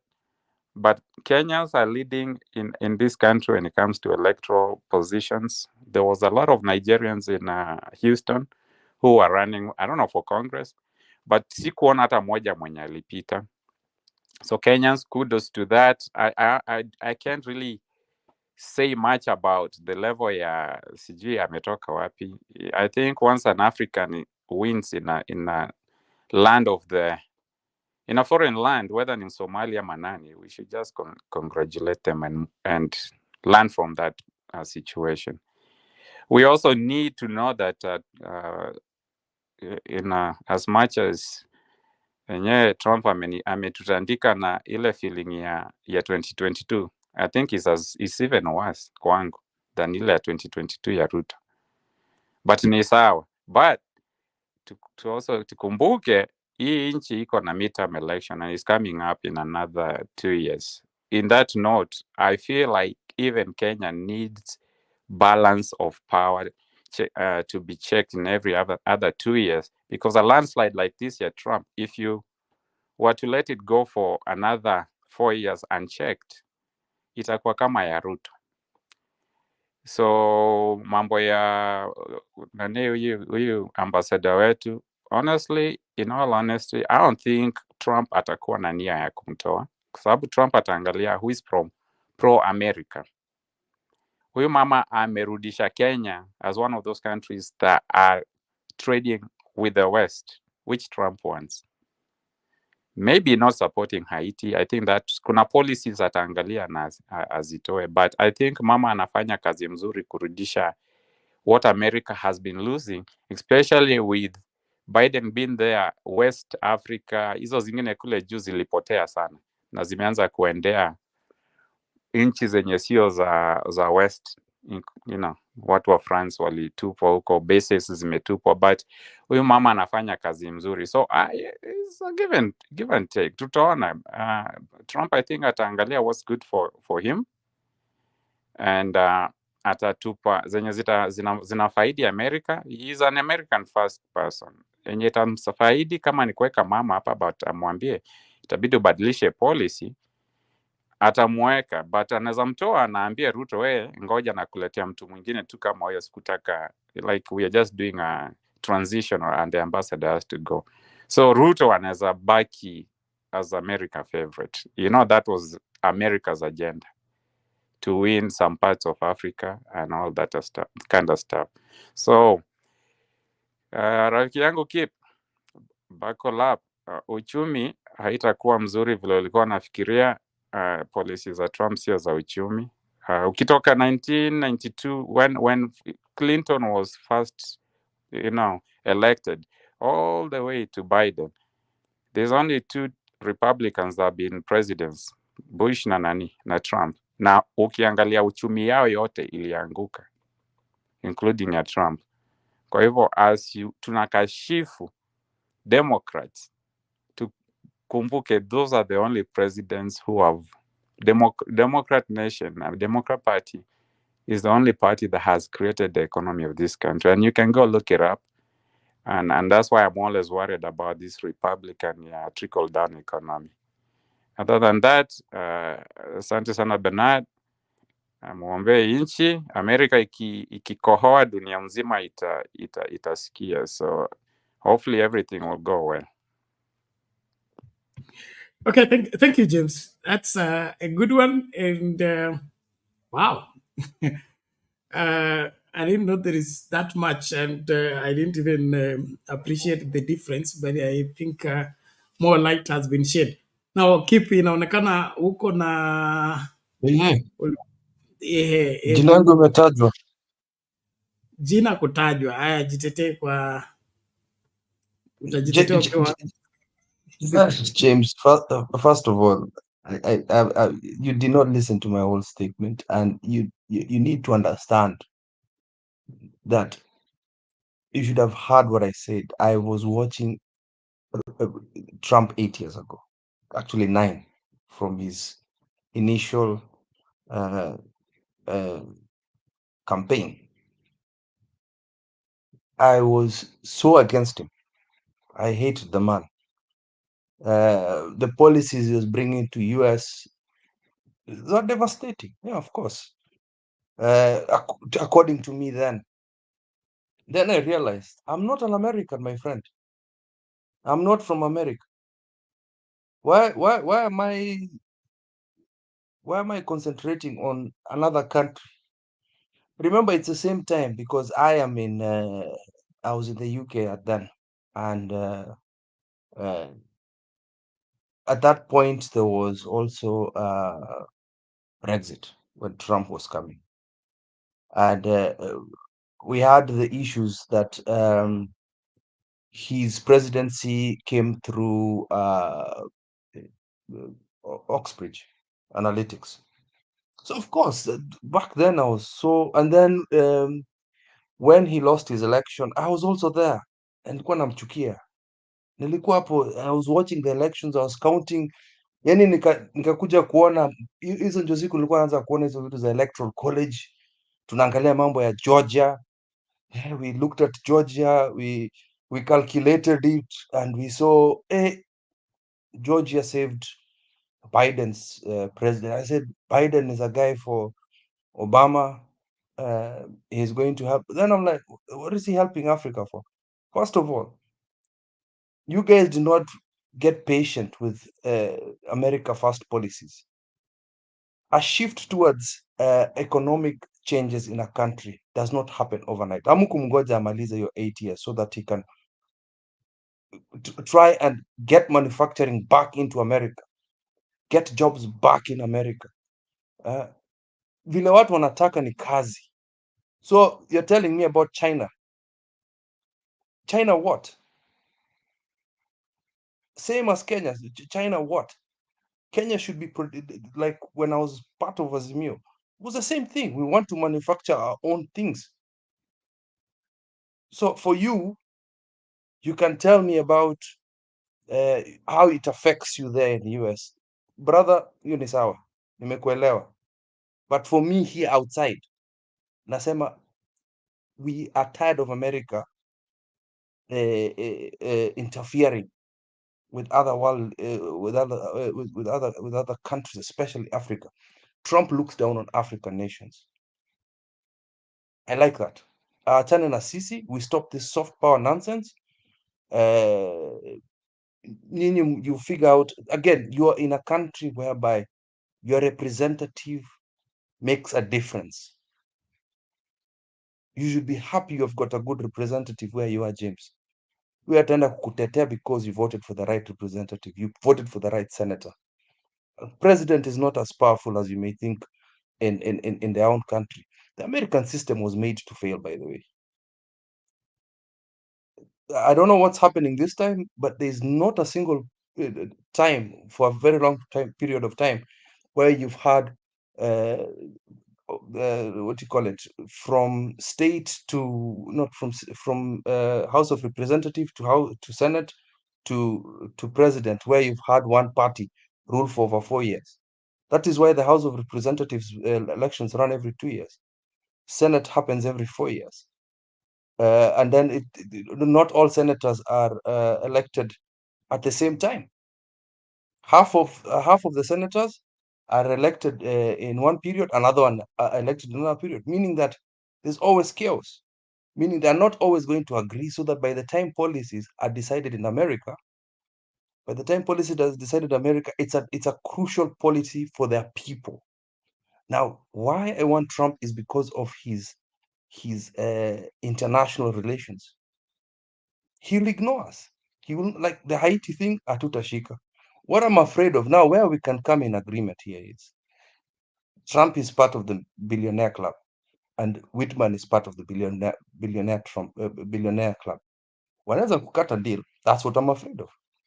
But usikuje kuniambia ati sijui I said following the elections the other day.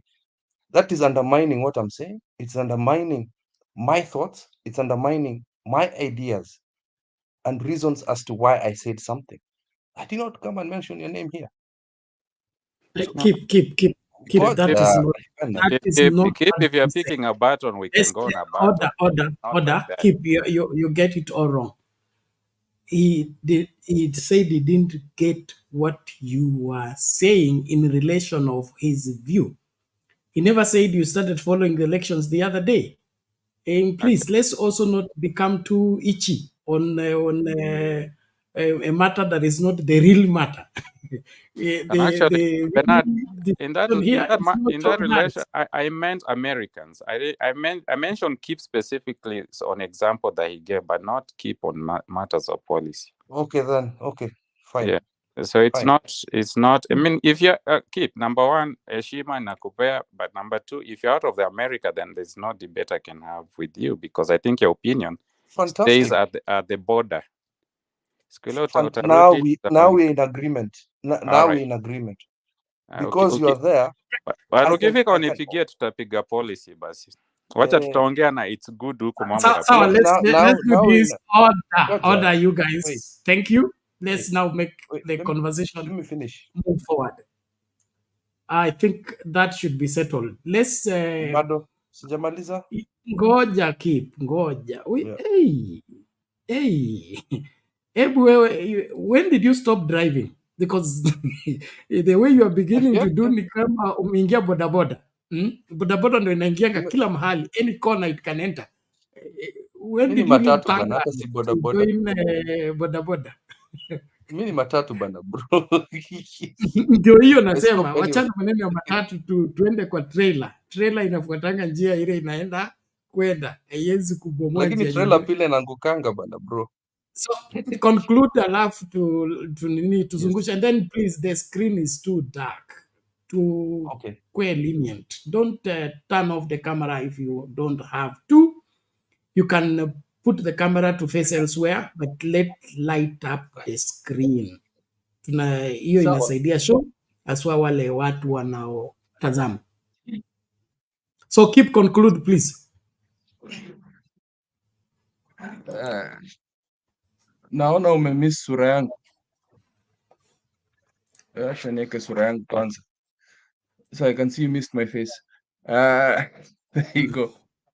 So for me, I kind of like how James has just concluded it.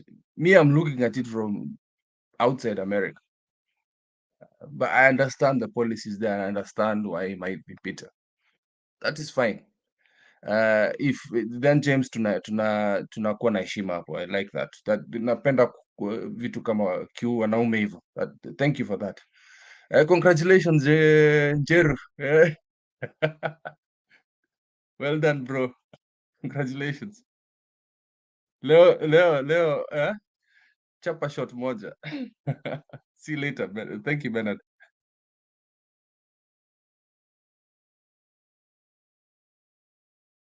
You are mute. Oh, thank you, Alex. Now, ladies and gentlemen, as we carry on with the conversation, naomba tafadhali tujitahidi kuendeleza mazungumzo, tusikwamie mahali pamoja, tuzunguke. We need to be lenient to those following the conversation and be able to make sense of what we are saying, learn something, grow, not just for us kulumbana. Tunakuja hapa kujifunza na kusonga mbele, sio kulumbana. So tuache malumbano, tuhakikishe kwamba tunatekeleza wajibu wetu, na hapa kila mtu ni kiongozi na unaongoza kwa space yako. So tafadhali tujitahidi. On that note, let's bring the man of the moment. His name is Vance 2028. I don't know what that means. He will break it down for us. Njiru himself, how are you? I will leave. I'm at work, I'll leave. I came earlier to give you company. I will leave. But congratulations, Njiru. I already said before you were here, you are resilient. You are my main opponent. And tumekuwa tukipigana hapa sana because of the election. So I wanted you to know congratulations to you and resilient. Wengine did not matter what they said because the passion between you and resilient was up. Bernard, I'm leaving Nico job. Give me 30 seconds or 1 minute. The thing I'll say is I've borrowed critical principles from this election. And I wish we as Kenyans could borrow a leaf from Donald Trump. I know Bernard are going to hit you hard on this, but that's a fact. The crucibles that Donald Trump went through, the crucibles, the judicial, the harassment, psychological, financial, and everything for him to have gotten up to here, he will have taken out of the court settlement He could have done a lot of things, including immunity, to absolve himself from taking the presidency. But he believed in his ideas and ideology. It's an indication of a person who believes in party lines, whether I don't believe what he believes in, but is a man who showed a lot of resiliency, and especially he kept the fire alive for the people who believed for him for the 6th of January insurrection. And the purpose of me coming up with the 6th January insurrection is because he has never wavered at any point from that. I believe he lost, but he has said he never lost. And so are the people who are incarcerated because of that. This man stands with his people, and you're going to see the immunity, and what he's going to do with those people is going to get them out of jail.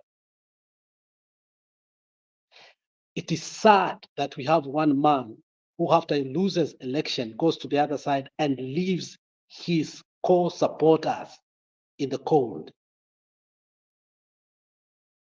We should emulate Donald Trump, that even though things be hard, we must stick to our principles, because in the end, it will win.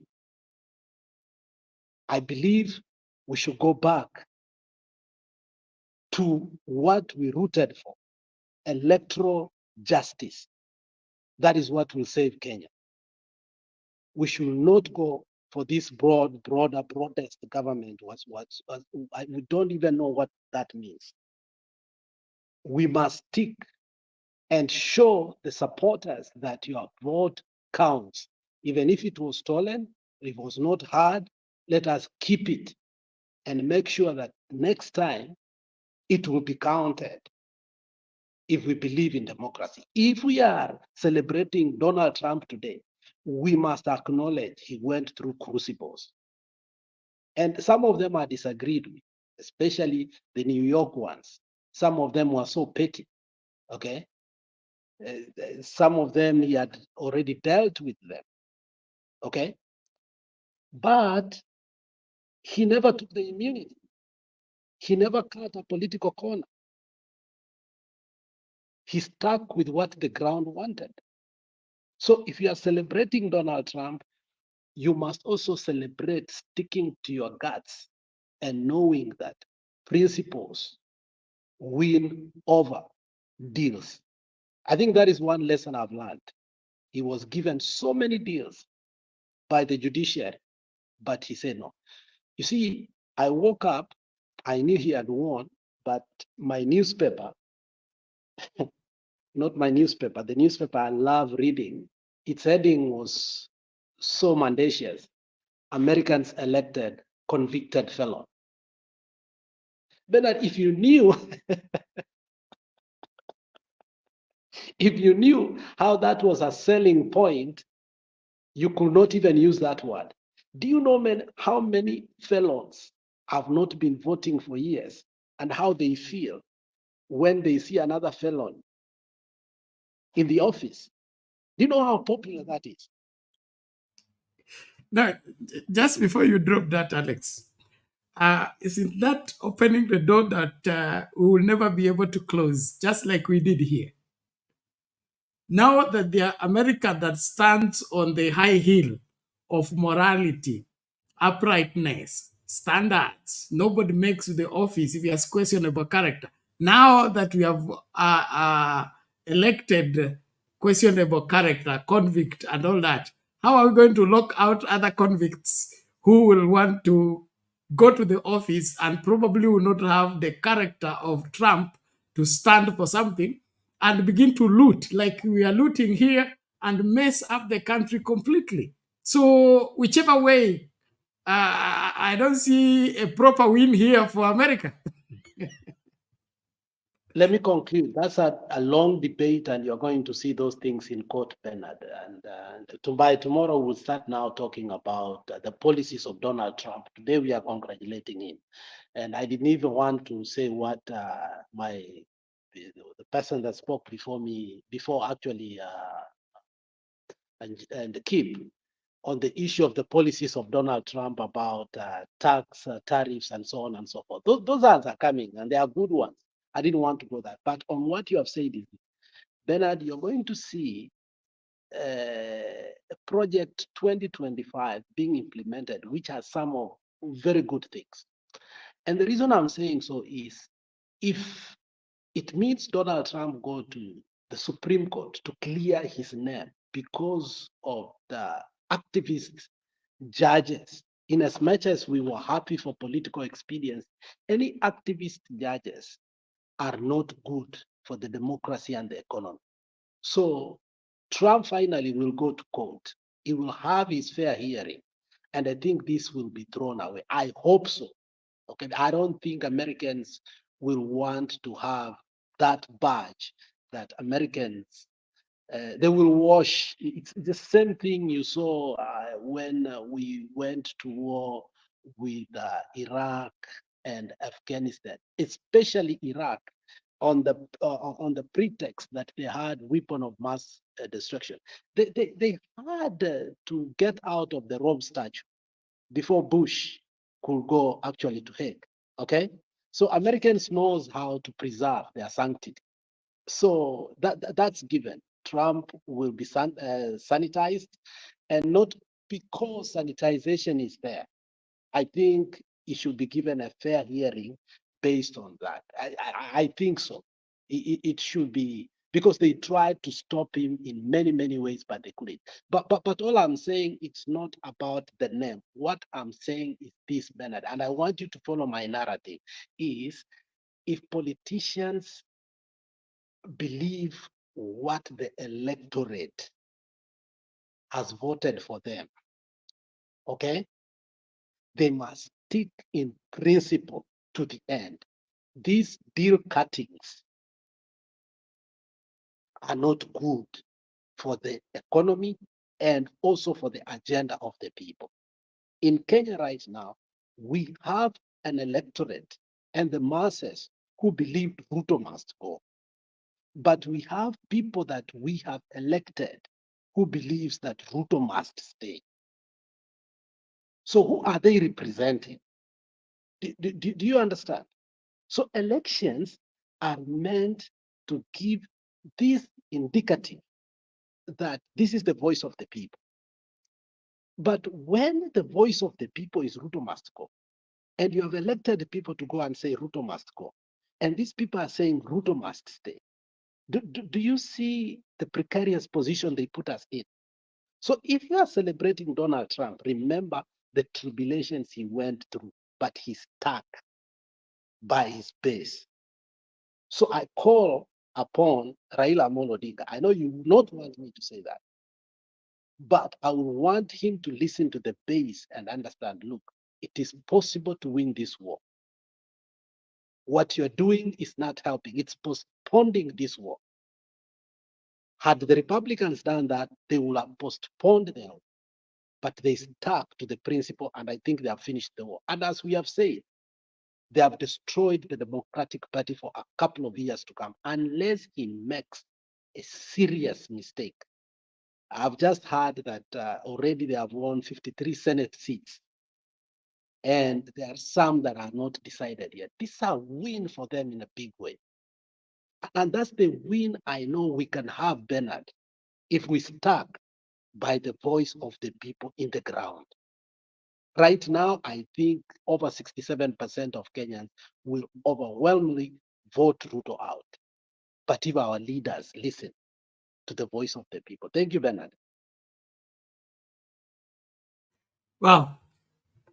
Deep indeed. Thank you, ladies and gentlemen. As we continue the conversation, naomba tumakinike kupiga kura yetu. Kabla tumlete huyu Vance, wacha tuangalie kura umepiga vipi katika maswali tuliyouliza. Ni swali moja tu ambalo ni hili. How did you vote? Do you think Trump's comeback will impact Kenya's political landscape? 70 people have responded to the question. 80% say yes, it will impact our politics here, right here in Kenya. And 20% say no, it will make no much difference. Let's look on the main channel and see how you have voted. One moment. Right. Do you think Trump's comeback will impact our politics landscape right here? 131 people have cast their vote.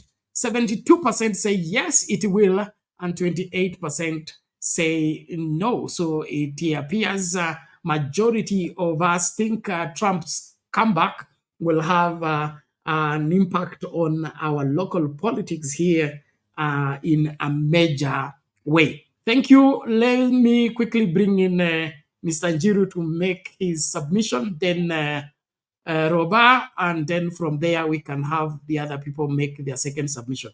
Njiru, here we go. Congratulations. Yeah. At least, thank you very much. At least one of your prophecies has come to pass. Bernard, unanipata vizuri? Yeah. Yes, with a lot yes, of you're good. You're good. Yeah. With a lot of humility and humbleness, we accept what happened yesterday. It was truly the sound of God. Some of the violent moment which you at times saw me having was because I couldn't understand why people are refusing food and they are alive and they are hungry. But when you win a war, there's something wrong with your. Sorry, Uniski. Hello. Okay. Okay. Can you? There is you are breaking while submitting. You are breaking while submitting. Refresh your browser. Even now, there is how kuna ka delay fulani. Okay. Ebu speak up. Okay. Sasa unanisikia? Ebu endelea, ongea nisikie. I think kuna vile unaenda ukididimia. Okay, I didn't think that. So anyway, I was saying we won the war, yeah, and that's better. Okay. And when you win the war, you don't bring the issues which brought you into the battlefield. So our call is we unify on one accord, and as many people have said here, Donald Trump is a science. We will have to set a moment here to come and help people understand who this man is, because the amount of character destruction which has been done about this man couldn't allow people to associate with this person. But I thank God because a meaningful, good people who could intelligently and independently make collegiate decisions, they agreed with their consciousness and the issues of the moment. So there is a lot we can say about this man, and he has built Republican, what he did, and he will bring the country together. So Bernard, there are many issues which this man was studying for. And I want to begin with where Alex has left, because, you know, when you see a disciple, you always try to speak to them. They could become convertees. So it is true, the Democratic Party as we speak is in tatters. And I don't know if it will ever regroup again. It's unfortunate that they had to take themselves in that trajectory deliberately. Because, you know, when you are dealing with human race, at times you have also to know that you are dealing with people who are using their brains to some element. And the Democratic platform decided to bring anti-people issues. All their issues were anti-issues, were anti-people issues. And again, in that wavelength, they also brought an anti-people candidate. I said it here the other day. Bernard, that's a wrong way. We can't let him just say what he just said. No. And that's a lie. You are lying to people. No, I'm not lying. That. No, you are just lying. Okay, order. Thank you, Robert. Let's do this. Njiru, we. I don't want to. Let's do this. Let's do this. Our argument won. It has to be let to be talked to people. Our argument won. If Democrats won, what are you talking about? You are not talking. What you are talking is nonsense. You are won. What do you mean? You can't say at the rate it was anti-people. How are you calling somebody anti-people? That's not what won. We are here. I voted for her. Trump won. He won because the people came up because of other issues, not and something. Order, Robert. Thank you. Bonanjiru, we really want you. We gave you submission to make your submission, and of course, congratulated you for your whatever stand winning in this particular race. And of course, the campaign are over, the voting is over, they will have a president-elect. So I wouldn't want us to get into the campaigning of the Democratic Party unnecessarily. Let's look at the whatever the Trump policies, the advantages we have, and of course we are talking of their relation to Kenya. Are we going to enjoy better support from America as Kenyans with Trump than not? There is also the twist of Gachagua being the first one to congratulate Trump. What does that mean? Could it be that Gachagua was working with Trump against Ruto? Something like that. But please, okay, let's not let me go continue with my dialogue. There is no candidate. There is no race anymore. It's over. So let's not. I agree. There is a reason why, I have to qualify what happened yesterday. And I think Robert will come, and also for many years here, they have been saying our candidate is a racist person. And there is a reason why. I said that. When I said somebody is anti-people, it is because they do not listen to the common voter, the issues of the common voter. You are listening to bureaucrats. You are listening to financiers. You are listening to a cabal of 10 people. You are listening to like the people who control the Democratic Party. That is what I was saying. That's why I'm saying you are anti-people, because you are not listening to the base. There is what the base want. That is why they couldn't do a competitive process to bring a candidate. That is what I meant when I said anti-people.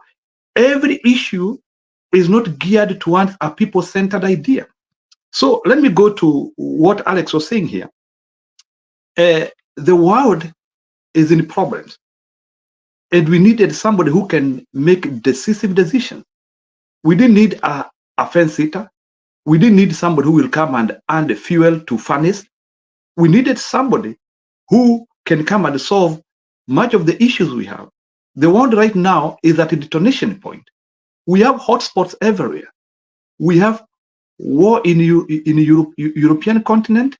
We have another detonation point in the Middle East. And no wonder, even yesterday, like in Michigan, the reason why Mr. Donald Trump won Michigan, it is because of Arabs resisted. They resisted the party, the other party.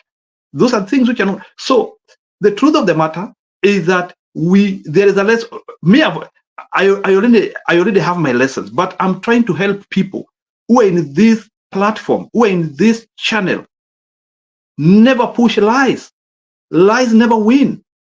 And even in Kenya, because even in Kenya, if we have to prosecute anything meaningful, we have to be truthful. How many times were people in the other platform, did they use the media and telling us that this person will win, bringing scare?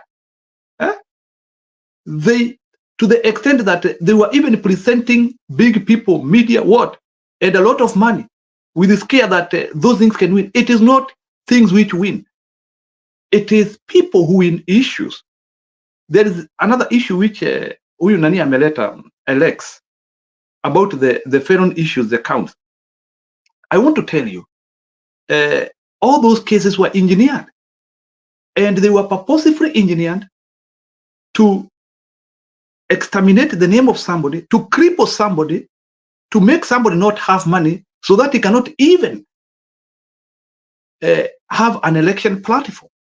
But we thank God, the stone which were being used to put somebody down, they actually became a platform to put somebody. That's why, you know, fights should stop.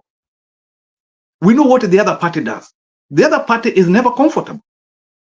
They have now to agree and they have to allow people to work.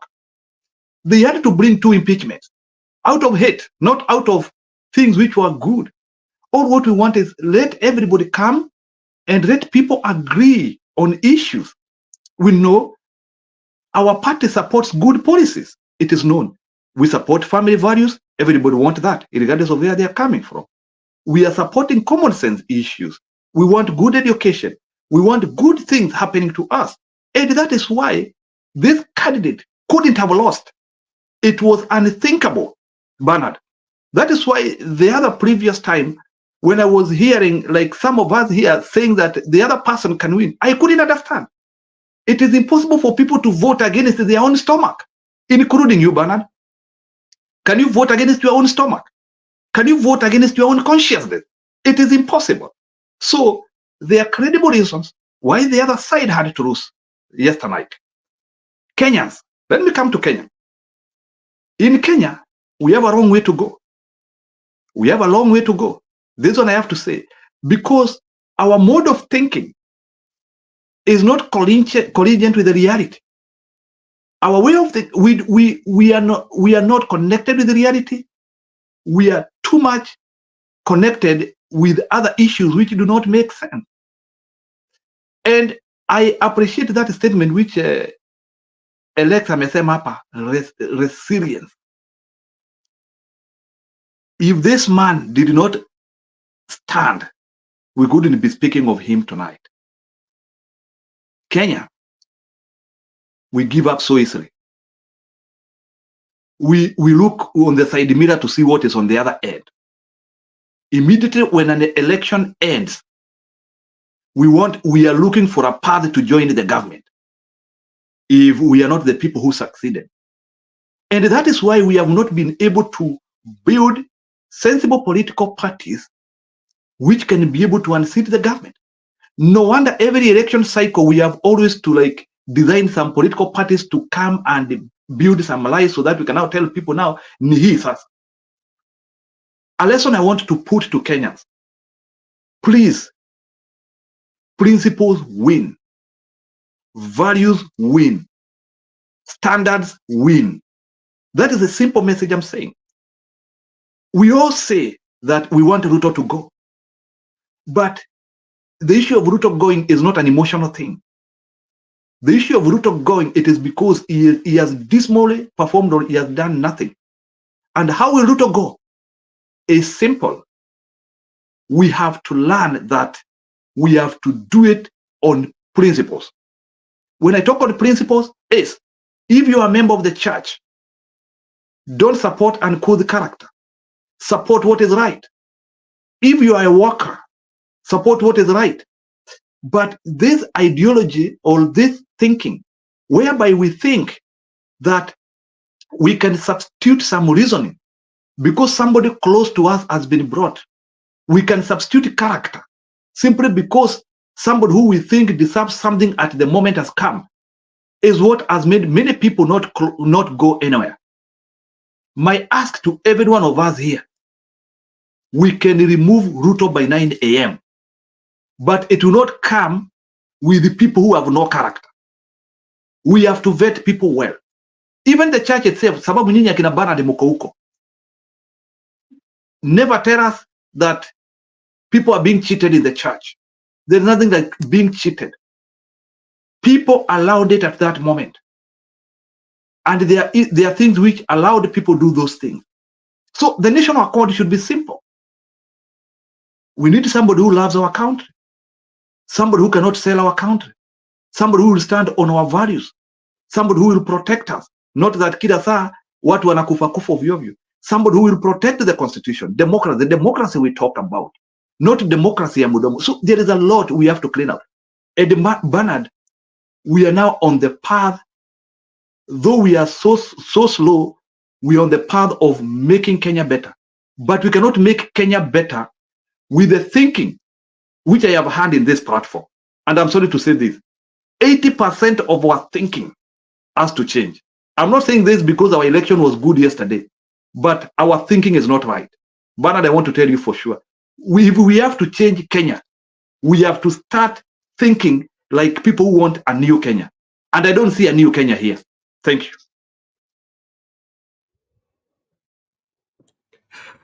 Bwananziru, thank you for that, your submission. And I can't help but hear the undertones of what happened here in 2022 when there were claims of the stone that the builders rejected has become the cornerstone. Tumeshinda system, tumeshinda deep state, tumeshinda nini, Mungu ndiye amechagua. And then 2 years down the road, we are not sure whether it was God or it was someone else. And it's all because we overlooked the questionable cases that were raised against a particular candidate. And we baptized the candidate, made the candidate to be the choice of God, and rallied the people to say, this is where God is. Everybody who is not with the Ruto, he's not with God. God left them long time ago. But 2 years down the road, the story is different. And so as much as Trump has won, and congratulations to him, the cases around him, if they were all fabrications, well and good, okay? But if there is anything to go by, I'll be here. That one I promise you, unless Jesus comes tomorrow, I'll be here and we will assess which way was better, which way was not. But declaring with finality that this has happened and this, I have my reservation. Based on what happened here, 2022, everybody said God has spoken, God has chosen the weaker one. Yule alikuwa ameonewa, amepewa, ameshinda, is a hero. 2 years down the road, we can't stand by the same. All in all, I appreciate each one of you. I appreciate every one of you. Nataka nimlete Robana achangie, alafu turudie raundi ingine, na pole kwa wale ambao wamekaa kwa mkururo. Lazima tusonge tu hivyo polepole tukivumiliana. Roba, karibu. Thank you, Bernard. And I'm going to be very, very brief. I don't want to take a lot of time because, not sure, sometimes you might think you know more, or sometimes we make mistakes. Like some of people here, I'm just seeing here, they are telling us what never happened. We know Trump won, but that's not the way he won, or they're telling us lies. Let me start.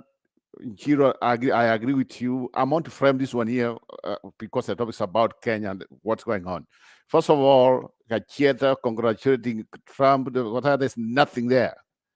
Trump doesn't know him, and they will never know him. So it's because Trump won, it's going to benefit Kenya in which way? Nothing. Zero. Trump doesn't care about Africa. He doesn't care about Kenya, if anything which comes in, unless it's something like negative, like if it's a civil war, then they come in. At this end, when it comes to American presidents, they care less. They only just care about themselves. Okay, let me just come here and just say this. So, Bernard, this is the beauty of democracy. And this is something also we have to run as a country of what happened here. First of all, Trump won because of people's pockets. That's the bottom line. Then nobody come here and tell us about anything else. The one thing which worked for him was the fact that, remember when Uhuru came in during the COVID and other things, you can read in Kenya, in the real sense, Ruto could have not been a president. If it was like, this is the man who has been here, yeah, they have been in power and the economy was doing very bad. As Kenyans, we could have chosen another party, and that's what happened here. So, at the end of the day, the serious people, thinking people, good people, who doesn't care about like his black, white, whatever. It's just like, what have you done for me lately? What's going on in my pocket? What's the future?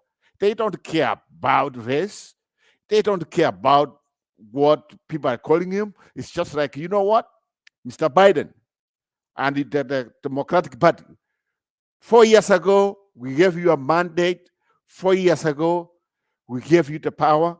4 years later, I'm paying gas very high. I'm paying food very high.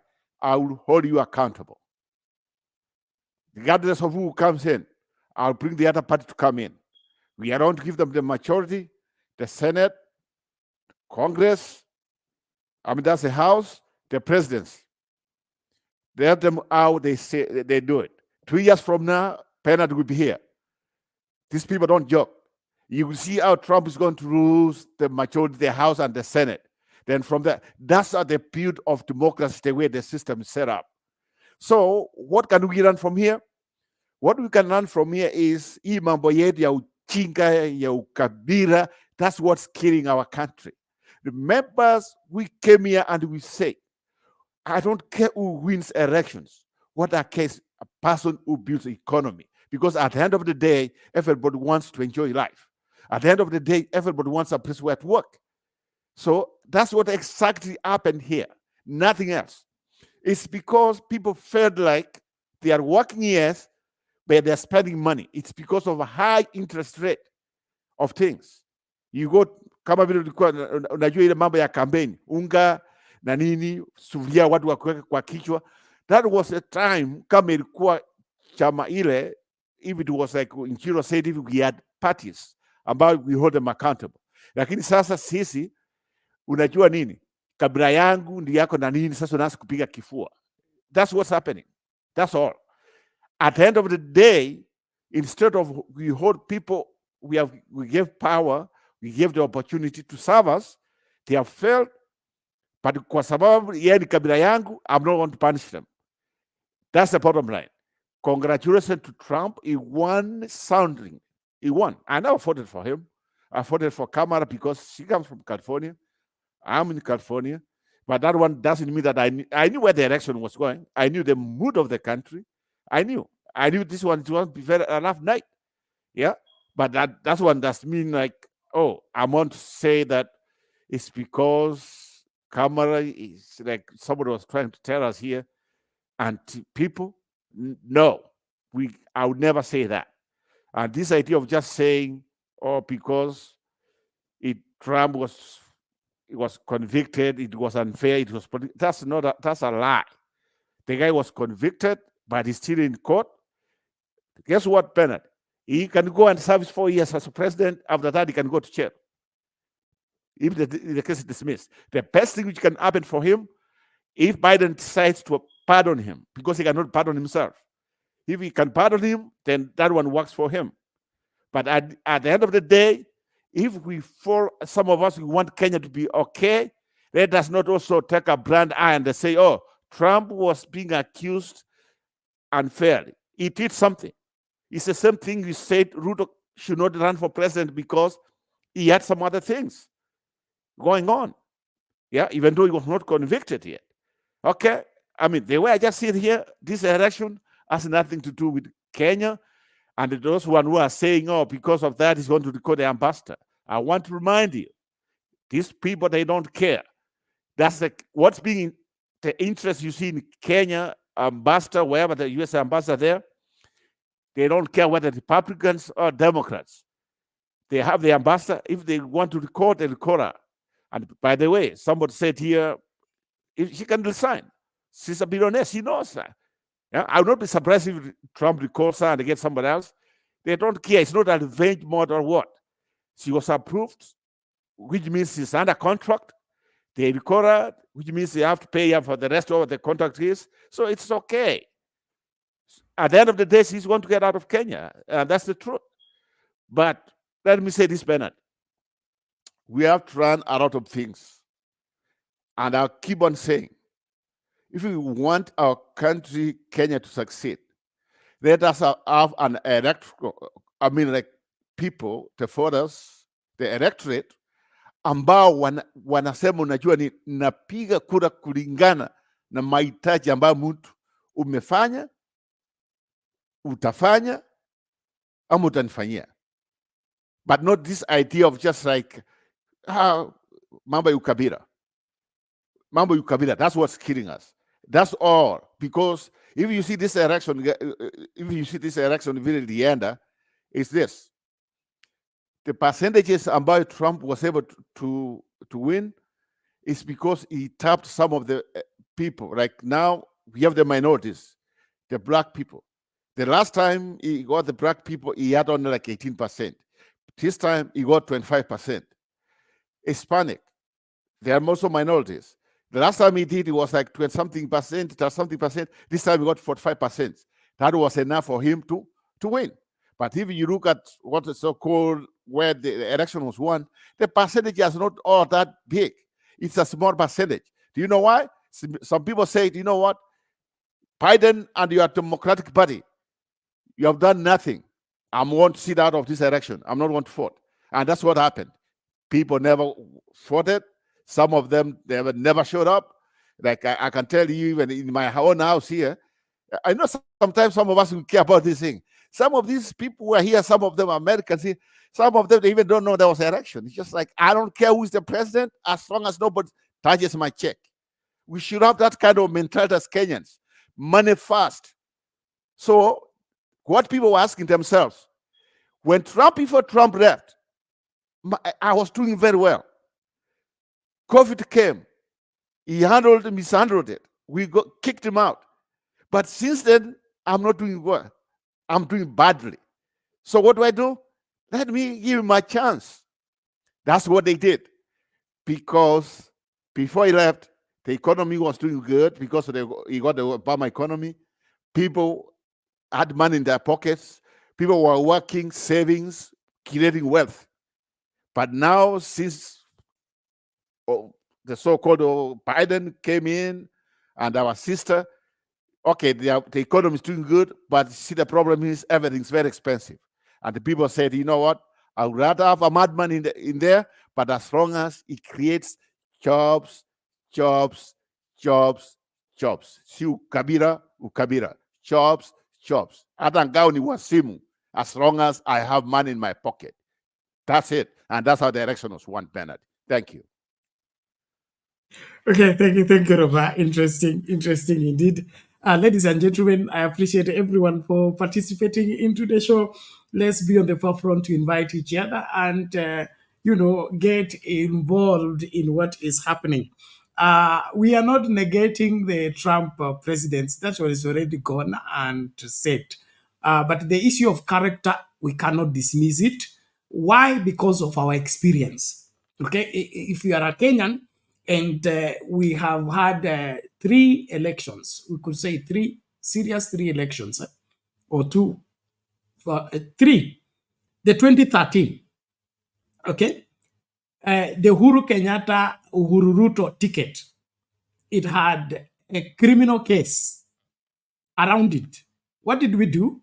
We looked aside and said, no, hata wao wamefanya nini, ni watoto wetu.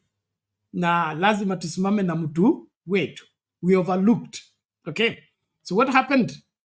The Uhuru Ruto, the 10 years of Uhuru Ruto. Did the country recover? Did our judicial system intensify? Were we able to deal with the whatever political class that has committed crime in the courts of law? No. The moment we look aside when the law demands higher standards, we drop in terms of upholding right standards. And that is what I'm talking about. Come 2022, William Ruto and question marks, corruption and everything. What did we do? He came and said, no, naonewa tu, ni kwa sababu naonewa ndio nawekewa hizi makesi, ndio nakuwa ni deep state inanifight, ni system inanifight. He played the victim, okay? Through that, he managed to get into office. we all celebrated and say the stone that the builders rejected. That's the parallel I'm drawing. The stone that the builders rejected has become the chief cornerstone.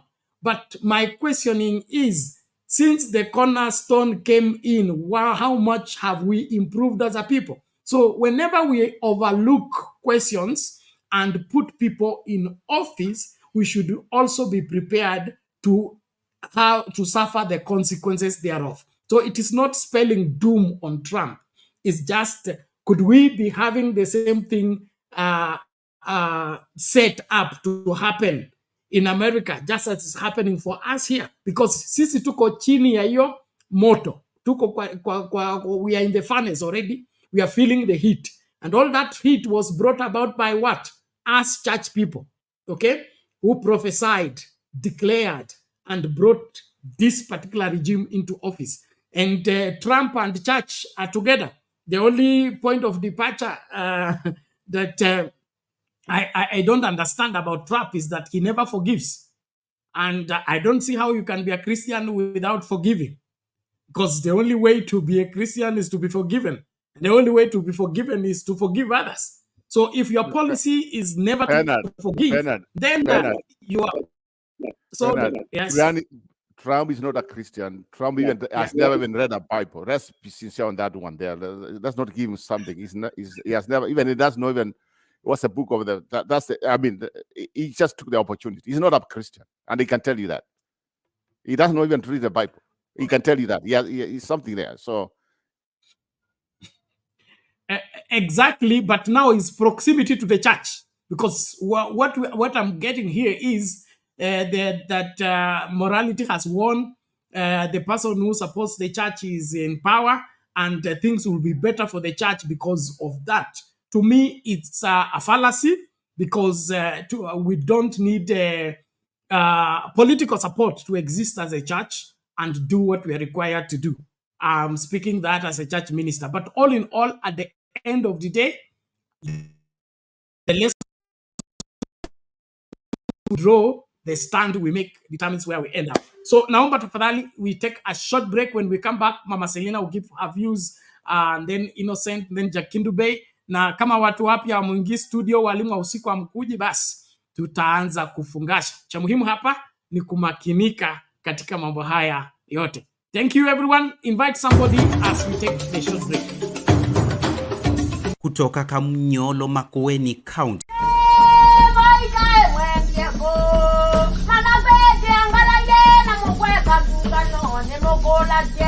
Hadi Kamunyongole, Malakisi, Bungoma County. Hii ni Sound Candy Talk.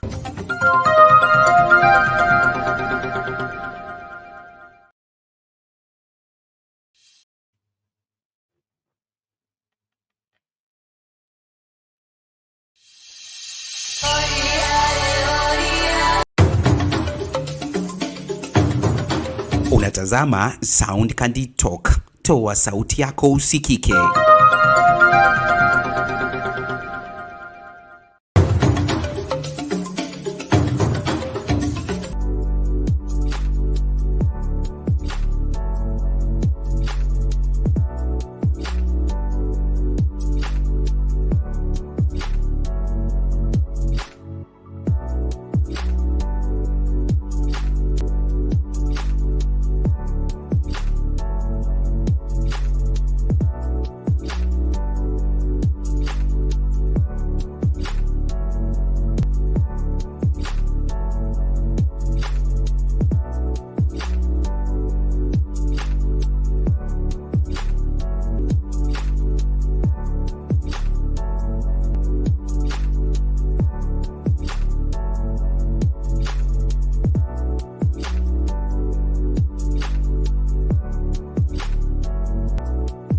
Watch, share, like, subscribe.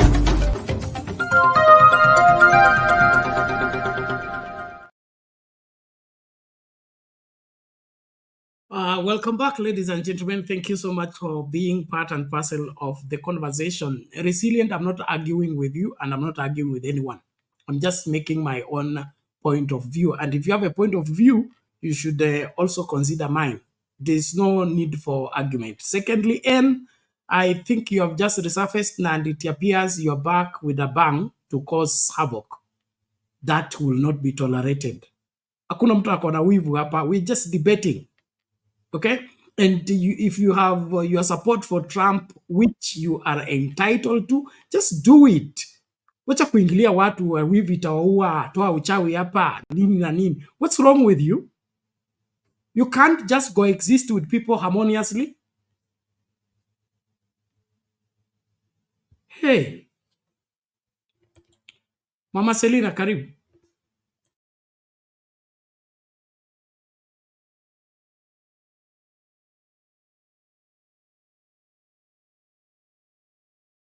Mama Selina, are you still there?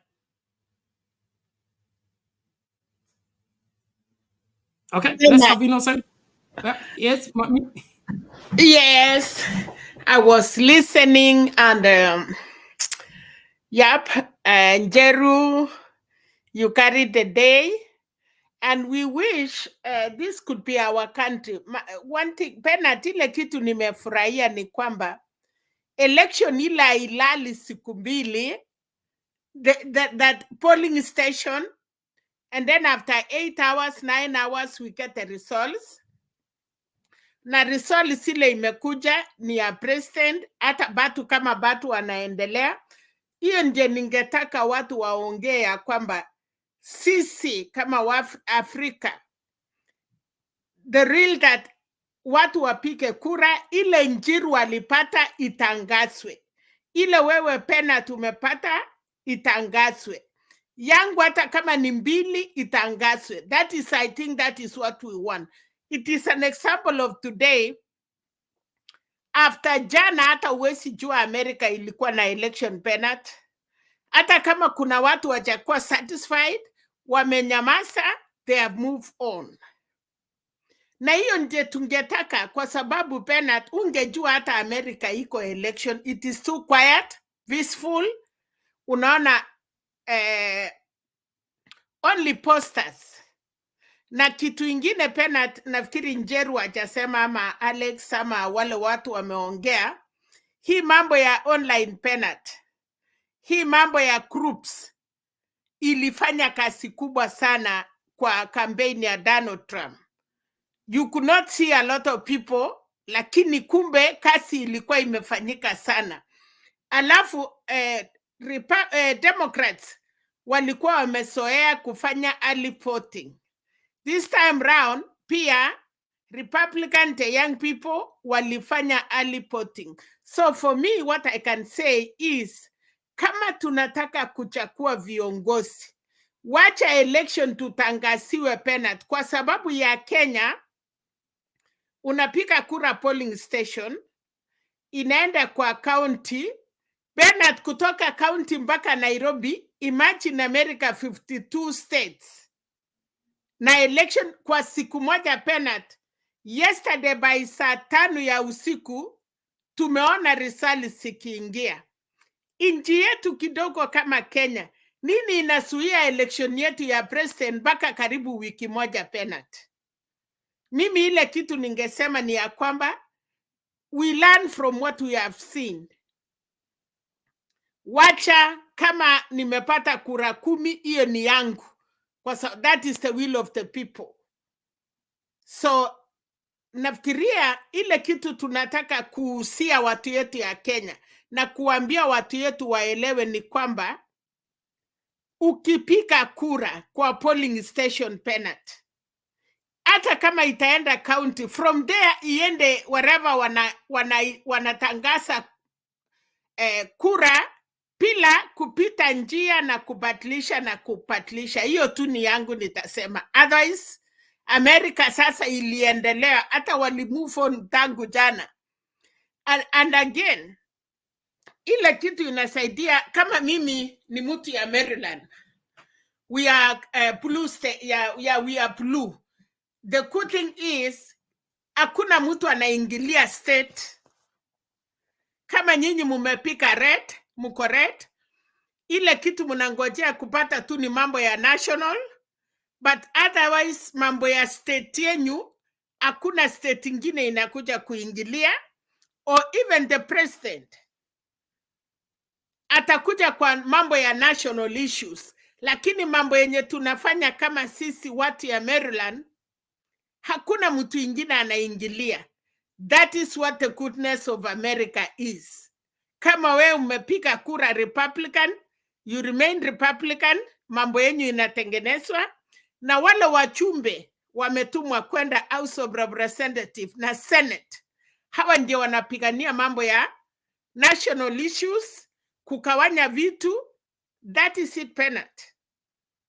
Hakuna ati leo tunaokopa drama imekuja tutakuja. Ile policies imewekwa na state of Maryland, we continue with that. Wale watu ya chocha, watu ya everywhere na mambo yao Penat. That is the goodness of America. Hakuna mtu anaingilia mtu. Na kama mimi kwetu governor ni Democrats, Senate, House member of ya House, so kila kitu hapa kwetu, mayor na nini, tutaendelea na mambo yetu. Ile tu wanaangalia ni mambo ya national, mambo ya mashule, barabara, kila kitu inafanyika hivyo. So I wish our people in Kenya could understand that. Ya kwamba kama umechaguliwa kama ODM, continue with your governor na mambo yenyu, na mambo ya national office haiwezi kukunyima pesa Penat because umepika blue au umepika red. You get equal shares. So kama Kenya wange maintain UDA badala ya kwenda kununua wengine na kusema mkuje munijoin, Amerika hawana hiyo. Ile kitu wanangoja ni after 2 years. Kwa sababu kura ya president inapikwa 4 years. Hiyo ingine wote ni after 2 years. Wakikosa kufanyia kazi state yao Penat, kama ni Republican ilikuwa ina lead, unakuta wameanguka. Hiyo ndio mshindano yenye iko hapa America. And I wish our people in Kenya ama nchi yote, kama leo ngawa hatutaki, naona watu wameumisana, members of parliament Uganda wameumisana mpaka wameenda hospitali Penat. Ati kwa sababu ya nini? Bill ilikuwa ya kahawa. People are in hospital now. So sisi wa Afrika tukue na akili na tuelemishe watu yetu. Alafu tuambie watu yetu hii mambo ya WhatsApp group inasaidia. Let us do civic education kwa yale mambo tunataka watu yetu wakatae. Let us use isi mambo ya WhatsApp group kuelimisha watu. Hiyo ni civic education yenye serikali imekataa kufanya. We can do it by ourselves. Thank you, Bernard. Okay, thank you, Mama Selina. A good one indeed. Ladies and gentlemen, I plead with everyone. Let's debate freely. Allow what should be, that is the harmony of the debate. Not the quarreling and the fighting and the proving that I am right, you are wrong, you don't understand anything. Mimi sijazoea hivyo na sipendi.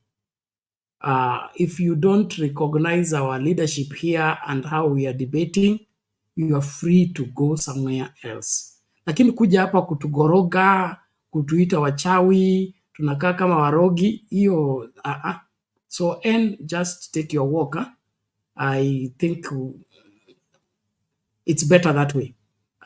Resilient, I'm not saying anything new. I've just said Trump has cases, just like Uhuru had cases, and just like Ruto had cases. So I'm saying overlooking that and putting somebody in office, probably it will have negative outcome. Just like we have had negative outcome here in Kenya when we overlooked the cases and put people in office. So I am not anti-Trump to an extent that I will lose sleep because of Trump, or I hate Trump so much that my temperature will rise and fall.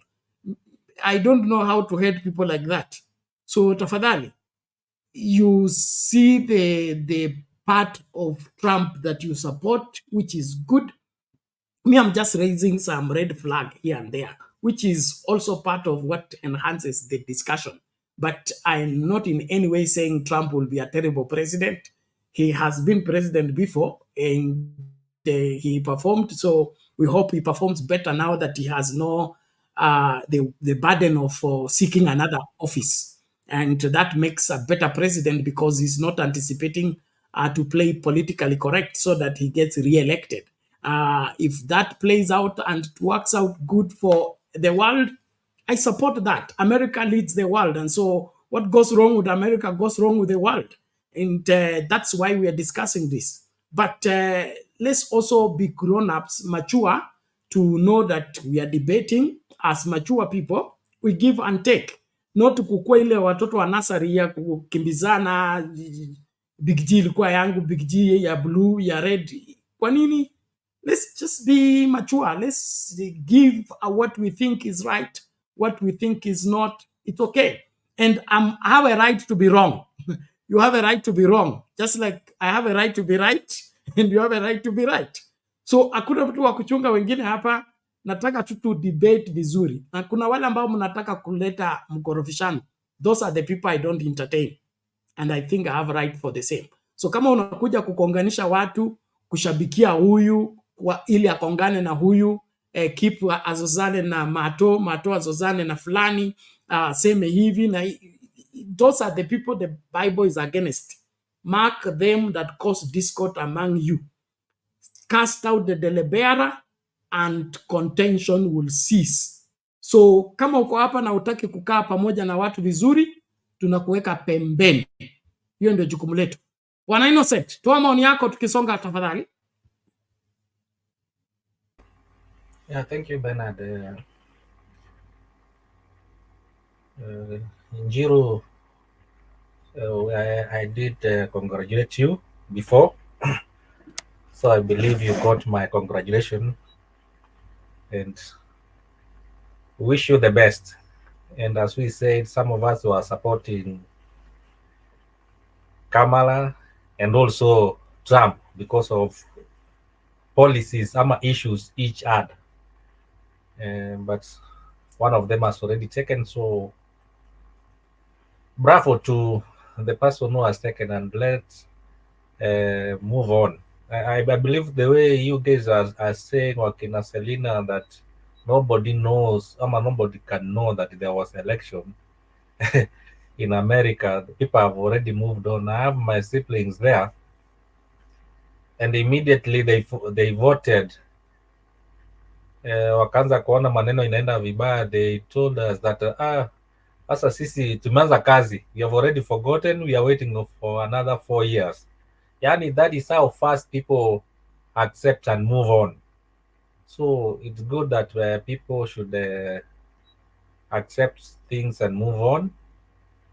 And I believe also there are some examples which people will learn, especially the Trump side also. What they did 2020 has not been done by the Democratic 2024. That they have accepted, they have been beaten, and life moves on. That is what we need to see even in each and every country. Now, from what we are just having some reflection on American election issues, I believe it has a ripple effect on other countries. Let me just give an example of Kenya, and from especially where I come from, Kisii, whereby we plant tea, and imagine we plant tea, ikifika kwa factory, it's made a black tea, and instead of making it a good quality, they transport it to other countries and export it to other countries, and after they export it, zinaenda zinatengenezwa, some of them inatengenezwa instant tea, and then it's again repackaged and sold it to Kenya as instant tea, and then they call it their name na ilikuwa kitu ya Wakenya. So those are some of the things like uh, I like the policies Trump. Like, why don't we make Kenya that way? Like our place hiyo chai tuitengeneze, instead of tunatengeneza black tea, iliende ikifika huko it is refined, ama coffee it's refined, inaenda inakuja, ikikuja Kenya inaitwa a different name like Pakistan coffee, ama Pakistan tea, ama instant tea, instant coffee, and these are our products zenye imetoka hapa. Some of the examples is like ukienda Central hapa, they make shiondos zikienda UK zinakuwa zinatengenezwa zinakuwa branded, and then they come and send to us the same shiondos zenye zilinunuliwa hapa tu Central, ziliundwa hapa na they are being repackaged and brought back in a different way. And these are some of the things why maybe some of our guys are not working in Kenya, because these jobs are not being created. So you can imagine factory ikuwe na like there are around 15 factories in Kisii and Nyamira, and if they can bring all the tea together ipeleka to another refined place, means that they have another factory yenye inatengeneza those refined finished product. It means again they will employ more people. Kuna sweepers, kuna cleaners, kuna maintenance, all those people, you know, they'll be creating. So just imagine that every county has a product inakuwa manufactured, and then it moves to a finished product, a refined product. So it means we can have a factory, and again another one affiliated to it yenye inatengeneza something better than what they have done. So you can see we can create more jobs in Kenya, and people will not miss these jobs. So that is one of the thing maybe Kenyans will have to think about it. Number two, about leadership. I believe it's high time that we also know the kind of leadership we'll be choosing, because these are the guys who are going to represent us, as Wakina Alex have said, that you don't just do when ukiono immediately, especially what we saw in Azimio. Just hardly within few days, president kukua announced, people change, and I've not seen it in America. That's one of the, again, another thing like these African countries should learn. I'm a Kenyan, especially should learn that unamaliza tu election hivi, the next day una change from Azimio unaenda sasa to UDA. I believe some of these electoral rules, some regulations are not good, because I think they're the ones which are making these people to wanatoka kutoka chama ingine kwenda ingine. So we should have this thing like the way nimeona America, that they can remain, kama you are a democratic, you remain a democratic, hata ukishindwa you still remain there and work with Democrats, not like what we are seeing in Kenya, that sasa mnashindwa mnaanza kufikiria how do we go to the government. You can work from outside and make sure that your policies move until it goes. And then Bernard, I don't know what happens. There are some positions in Kenya which, to me, I think maybe we should start having also the limit, like the MP, MCAs, women rep, things like that. Why don't we start thinking about it, so that MP asikaa anakaa for 40 years in parliament, maybe tunasema hata kama wewe ni MP, also you are supposed to go for 2 terms. After 2 terms utoke uachie wengine. I believe if we do that, watu watakuwa wanafanya maybe after 1 term, kama hukufanya kazi nzuri uende ya pili, ukimaliza uache wengine waingie. So we can be having new people every time, and this is why we are seeing many politicians in Kenya who have been there. Unasikia mtu anakuambia ati have been in parliament for 2 decades ama 3 decades. and you wonder wengine watakuja kukua lini, and that's why you see some of these politicians, some MPs wamekaa huko na wamezeekea huko. Mtu aliingia maybe akikuwa 30s na amefika 70s. So if we had a limit, it can also change.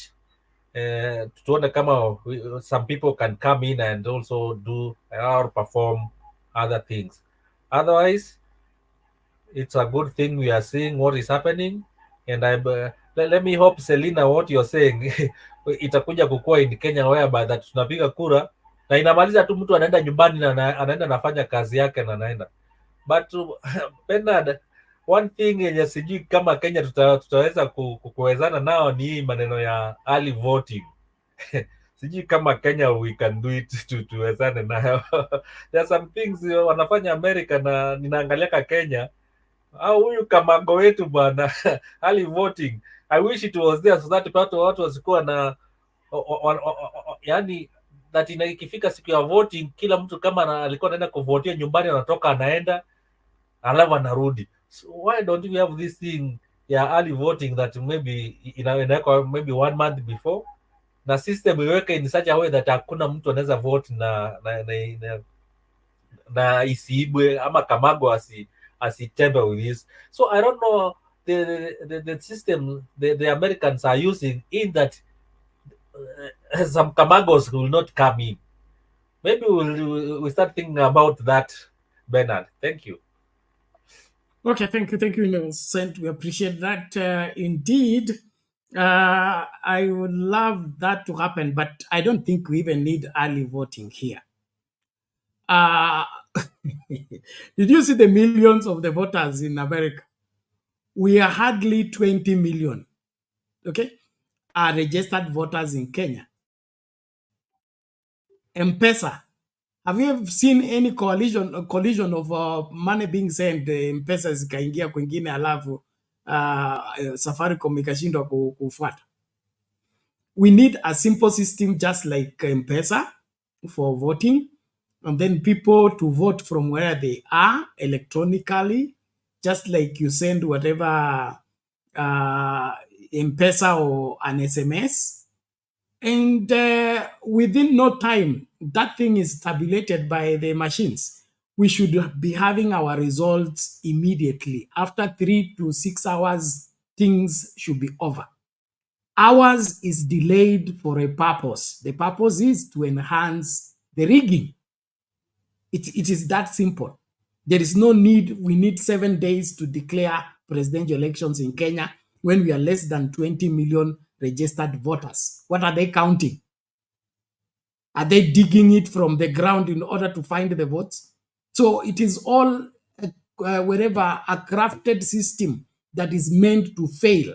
And that's why it works that way. But if we really want this thing to work, we got result Kivitu. The referendum ya 2005. Tulipiga kura tukaenda kulima, by jioni tumepata majibu. The referendum ya 2010, the same thing. We didn't have all this extended thing. So vested interest is our main problem in this country. And until we get leadership that will straighten things and stop these pre-programmed systems that are meant not to be efficient, not meant to deliver, not meant to succeed. But until then, we must learn to live with what we have. As Kenya, I believe if we had good leadership, we would be far, far, far beyond where we are, and election should not be an issue. It won't be an issue. And left for me to run this country is not as complicated as they think they make it look. It is simple. Our population is low. Look at the number of our representatives. If America is represented by 530 something? 513, okay? And as we have 449. Is it 339? What are we looking for? Okay, if not hiring people for doing nothing. On the other hand, about the elections, America, before I bring Jack into Bay, what was the final result of the college vote? The difference was? The electoral college, I've not checked, but you won both the electoral and the popular vote. I think he is almost at 300 and something. I think 315. 315, so Hamala got 200 and something. I think she was defeated with close to 80, close to 80. Around 80. But she crossed from the 200. Now, I'm just saying that to put the approximation of the difference is not like heaven and earth, whereby somebody was trailing with 25% when the other one is 75%. This is almost, we're talking 60-40. And that doesn't necessarily, doesn't look like is doom for the Democratic Party the way you are painting it. If somebody got 40%, you got 60%, tuko hapo kwa leo uko C plus, mimi niko C, so tuvumiliane. Jakindu bei kwanza, alafu tusonge mbele. Asante sana Bernard, nimefurahi sana na nimefurahi, nimewapatia nani shukrani sana. Nimesikia vile mmepuzia lugha ya Kiswahili, asante sana, lakini ndio lugha yetu ya taifa. Ninataka kusema hivi, kwa uchaguzi ya Waamerika, ni vizuri vile hiyo ni kitu walijenga wenyewe. So wakati mnaposema nchi yetu, hauwezi mtu kama mwanamuziki ametunga wimbo akacheza hiyo wimbo, hauwezi kucheza hiyo wimbo kama yeye, kama una copy. Unataka kucheza hiyo muziki kama yeye, utakopi tu, lakini haitoki kama vile amefanya.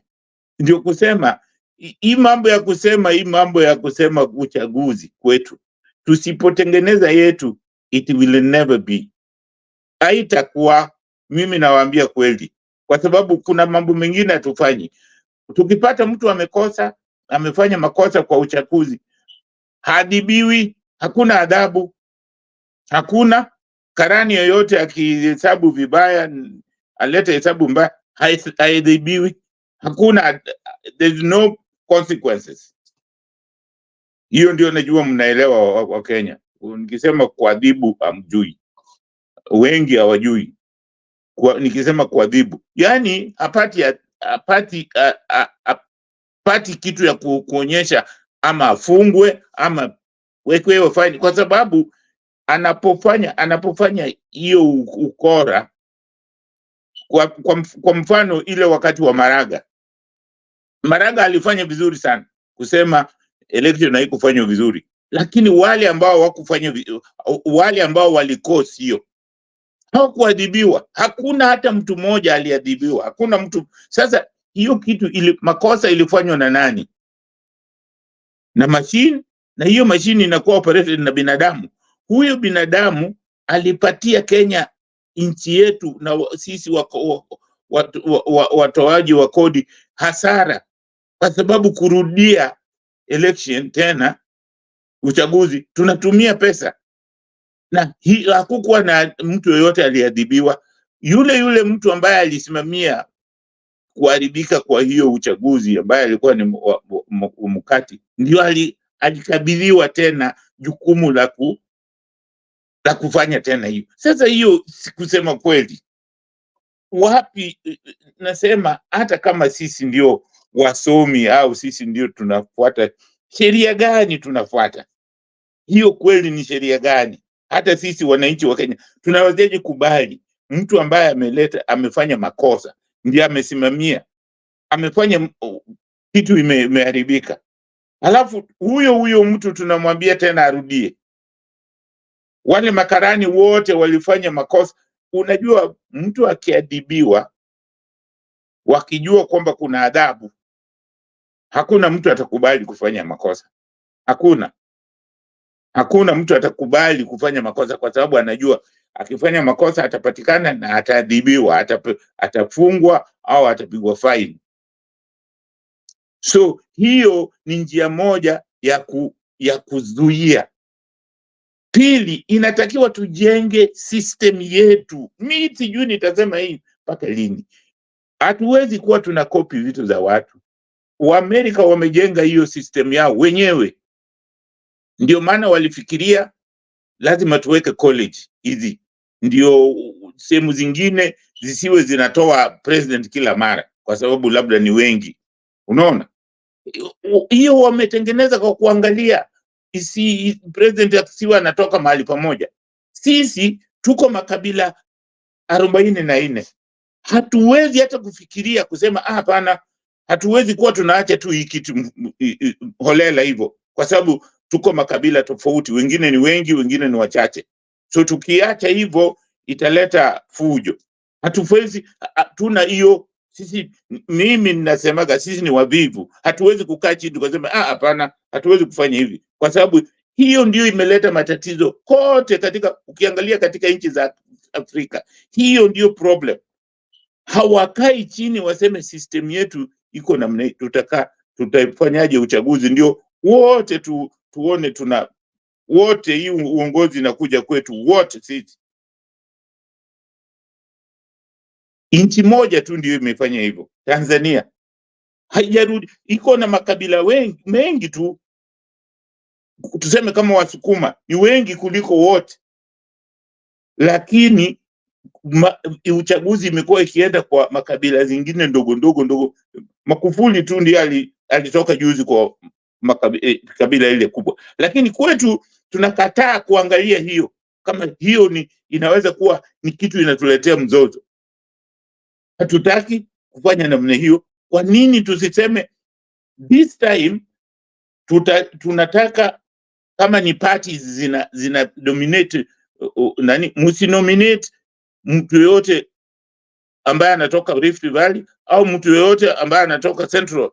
Next time unasema msinominate mtu mmoja yote anatoka Nyanza au yule anatoka Kilifi.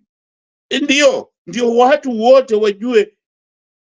Kwanza hiyo ikifanyika hivyo hakutakuwa na wizi wa kura, kwa sababu hakuna, unajua time yenu itafika. Hakuna hiyo mambo ya kuibiana kura, kwa sababu hivi tunaibiana, tunataka sisi ndio tuwepo, kwa sababu mnaona hiyo ni nafasi inaweza kuwa ni yetu, na hatuna hii aibu, tunaweza kurudia kila mtu kila siku. Watanzania wanafanya, akiwa Mkristo next president anakuwa ni Muislamu, akiwa Mkristo next Muislamu. Hakuna kurudia tu. Sasa hauwezi kulalamika ati sisi labda tunaonewa. Hakuna. Wote wanafanyiwa haki. Kila mmoja anaona haki. Na hiyo ndio mimi nasema ni lazima sisi wa Kenya tujitengenezee system yetu ya kuchaguana. Hiyo ndio itatufanya tutoke katika hii mambo ya kusema huyu corrupt. Na nyingine ni kwamba lazima sisi kama wa Kenya, nilisema lazima tuchunge mtu kwanza, achujwe, tumwangalie sifa zake kabla mtu asije tu kwamba na pesa ameleta harambee kwa shule, amenunua basi ya shule, sasa huyo ndio hivyo ndivyo wa Kenya tunafanya. Hivyo ndivyo tunafanya. Hivyo angalia kila mmoja, kama ninasema uongo mniambie ninasema uongo. Hivyo ndivyo watu wengi wanafanya. Anakuja tu ananunua basi ya shule, anatoa harambee kidogo, anasema huyu ndio tunamchagua. Na hata amwangalie sifa zake. Hizi pesa ambazo amekuja nazo ametoa wapi? Mimi naweza kusema kuna mambo mengi sana ambayo tumewatangulia hawa watu. Kwa sababu kama kuchagua president mama, tumechagua katika nchi za Kiafrika, tumechagua wengi tu. Tumeshinda wa Amerika. Wao hawajachagua president mwanamke, hawajachagua. So sisi kama Waafrika, hiyo ni kama ni demokrasia, ndio tunawashinda nayo. So wasiseme tu. Na mimi ningelipenda wale ambao mnaishi Amerika, lazima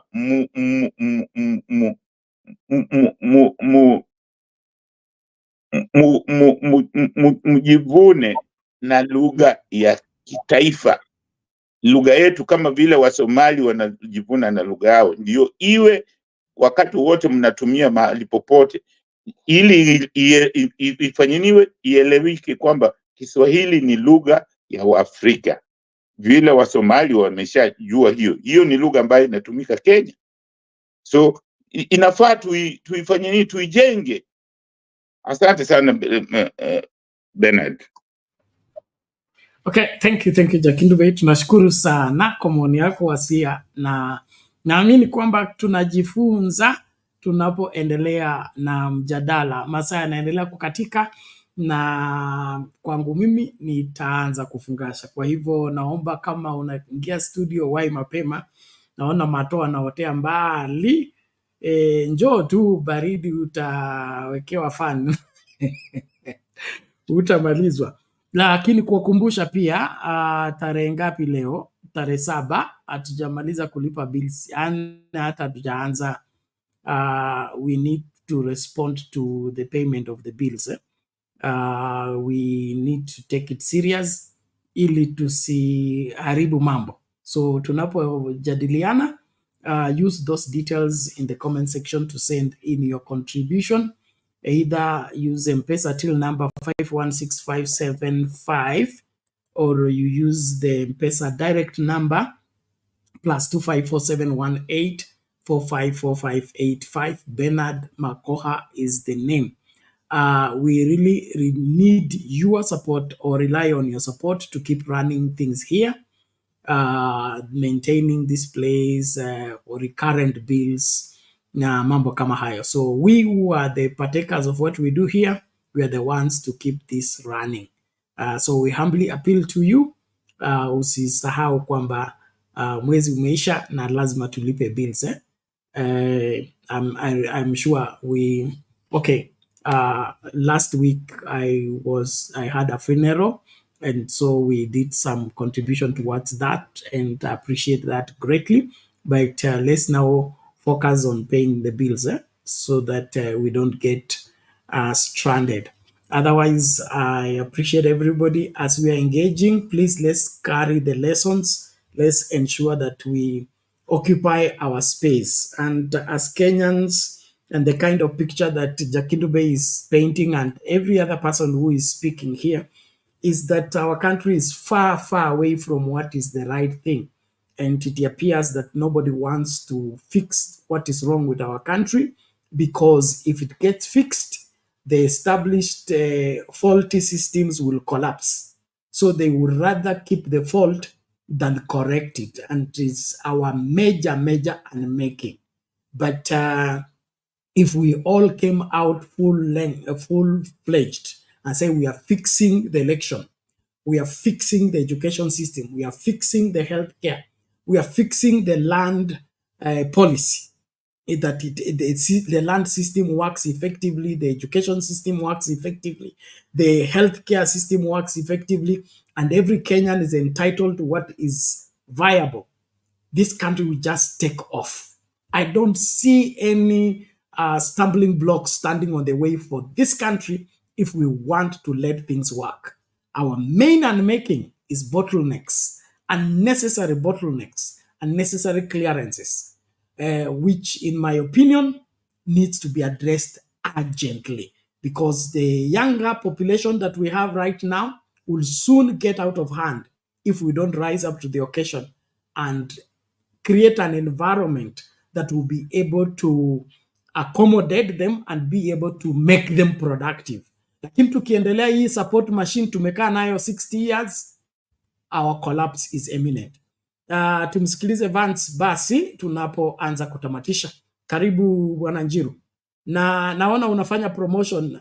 Promotion gani hii? Si unasema ili tukafanye promotion kwa njia iliyo sawa? Oh, okay, ni sawa. Unajua, okay, sawa. Umeona, unaweza sema niko na channel ya kuambia watu hii maneno tunasema hapa.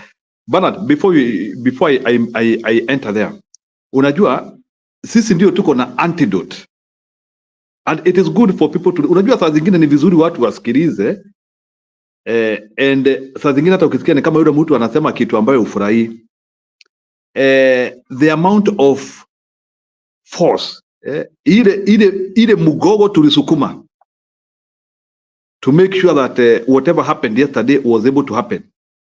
It is better for people who have wisdom to sit down and reason and ask what happened.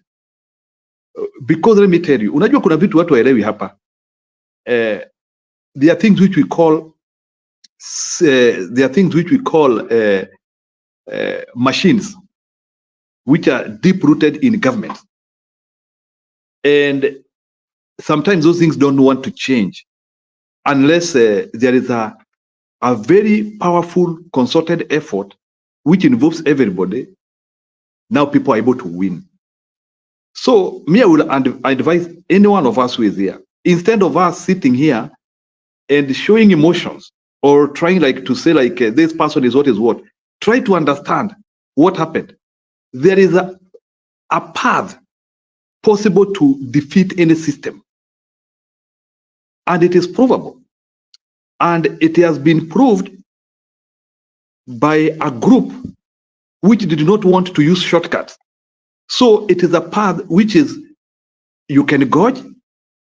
It is not a must to replicate everything, but whatever Republicans did yesterday is replicatable. Ni kama software, it is replicatable if people understand what they want.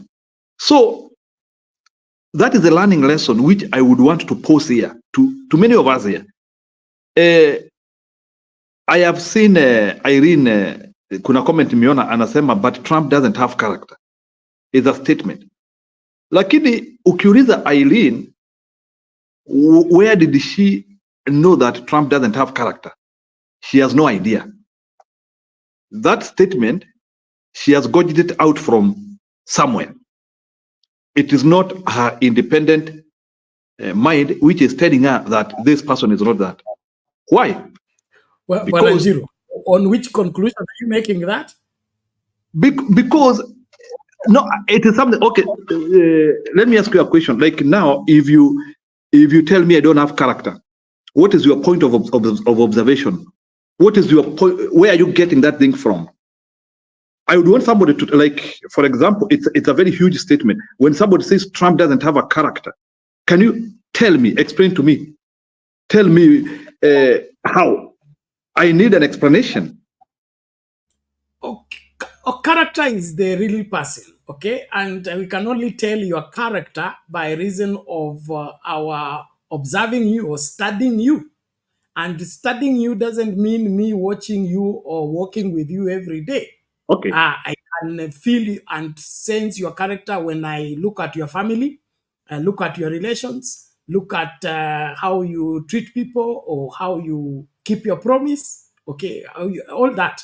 So that sums up that. So we can't say that you have to move to the same house with Trump to know that Trump's character What is the point? You see, that analysis which you have said, I don't think Irene has done that. I don't think. I don't think she has gone through that phase of thinking to conclude that.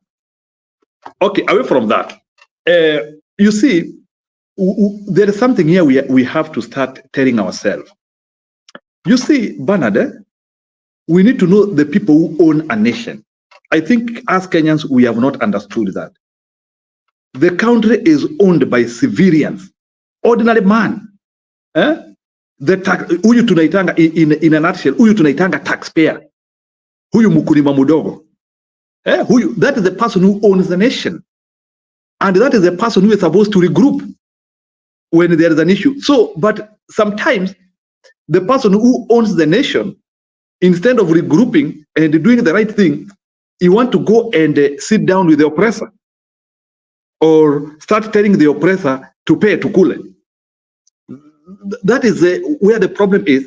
As the owners of the nation, as the people who are being attacked by the system, we are the people who are supposed. We don't need to rise up with the bows and arrows, but during the day of destiny, we are supposed to react the right. And it doesn't matter who the other crowd will support. And let me tell you, Bernard, if Kenya has to change, and this is something which I'm now saying, we have to reach a level whereby even a serious, we can go against a serious politician when we see the direction which he is taking us. We have to be independent. Like when you looked like during Donald Trump campaign, how many celebrities supported the other candidate? They were like many thousands of them. So, but it doesn't mean because you are being supported by people who people feel they have a name, that is the right trajectory. That is one thing which we have not learned. And that is why at times we end up in a cave which has no end, because we thought that a certain elite somewhere made the right decision and we think we can follow him. Instead of understanding that this elite who we want to follow is actually having soft life, he is having better life than us. There are so many favors he gets from the government, away from us. In fact, any person or any man who sits with the government for a deal, we are not supposed to be thinking for them, to be thinking with them now. We need to know that we are independent and let's think of our problems. Bernard, when there is problems in Kenya, ni watoto wetu hawaendi shule. Ni sisi hatuendi mahospitali tunapata dawa. Ni sisi tunatembea kwa mabarabara mbaya with our ordinary vehicles, which cannot jump a pothole. We have to understand that these problems have plagued us. They have plagued us. Members of parliament and some elite people, when they will get sick, their solution is usually to go abroad and get better services. Those are the things which we have now to start thinking. But what are we talking about here? We are talking about building a nation whereby you can enjoy everything in your original nation. That is what we are talking about. And when we are talking about that, is we only follow you when you are talking about the things which serve us, the things for the majority. That is when we are going to follow you. So I'm not expecting to see Kenyans following a politician who is on a trajectory of not fulfilling their human needs, and needs are many. So that is the bottom line of knowing which direction to go politically. Like we the people, sisi, raia, we are the people who should determine the direction which politicians are taking. And we have to start now agreeing with the politicians who are coming to us and trying to understand what is happening in our base. But kama kazi yetu tu ni kufuata tu watu simply because they have done a deal somewhere, we are really not changing much. In a nutshell, as I finish, there is a trajectory to change Kenya. And the trajectory which we are going to change Kenya, we have to look our uniting point. And our uniting point is simple. Ni mashida. That's our uniting point, mashida. And we have to understand, then after we understand ni mashida, the next question which we have to ask ourselves, who is the source of these problems? So 2 questions which you have to answer. What is the problem? Who is bringing it? And then the final question which you have to answer yourself, and it is the answer of your things. Who will solve this problem? Those are 3 questions which you have to ask yourself politically. And if you don't ask yourself those 3 questions politically, you will end up in circles. You will end up saying the statement which people always say, the more things change, the more things remain the same. Because you have only been changing the actors, but the issues are not changing. So in other words, what Bernard I'm trying to explain here, and it's a very pregnant point, is this. The path to remove Zakayo is wide open. But we cannot remove Zakayo through emotions. It will be a brutal war. It will be a total decampaigning, total defacing. And through that, we will be able to understand what we mean by removing Zakayo. You understand? Yes. Naona mama ni kama anataka kuongea. Okay, kidogo. I will be back. 1 minute. Okay, thank you. Thank you, Njiru, for sharing that, especially those 3 questions that we must answer in order for us to be able to get the solution to the issue. But defending somebody's character is something to me that is elusive, unless you are that particular person, because many of us are known for many things. We are living in a world of camouflaging, especially in the political space. Politics make people become what the electorate want them to become. And so we can't tell exactly who that person is. Probably I would just draw your attention to remember Martha Karua, okay? Martha Karua, the NAK Kenya party leader, and Martha Karua, Raila Odinga's running mate, are not the same in terms of appeal to the crowd. She's the same woman, yes, but when she's speaking as NAK Kenya party leader, okay, she doesn't look like when she speaks as Raila's running mate, which to me is, I don't say it's wrong, but that's how things work. So in the political space, we can have a particular image that we want to sell to the electorate and create that image, preach that image, and make people buy into that image. But that image is not always what that person is. But his character or their character will be seen when they get into office. Now it is no longer important to play in the gallery or win in the eyes of the people. We will now begin to see the office taking over who he is, not who we marketed him to be.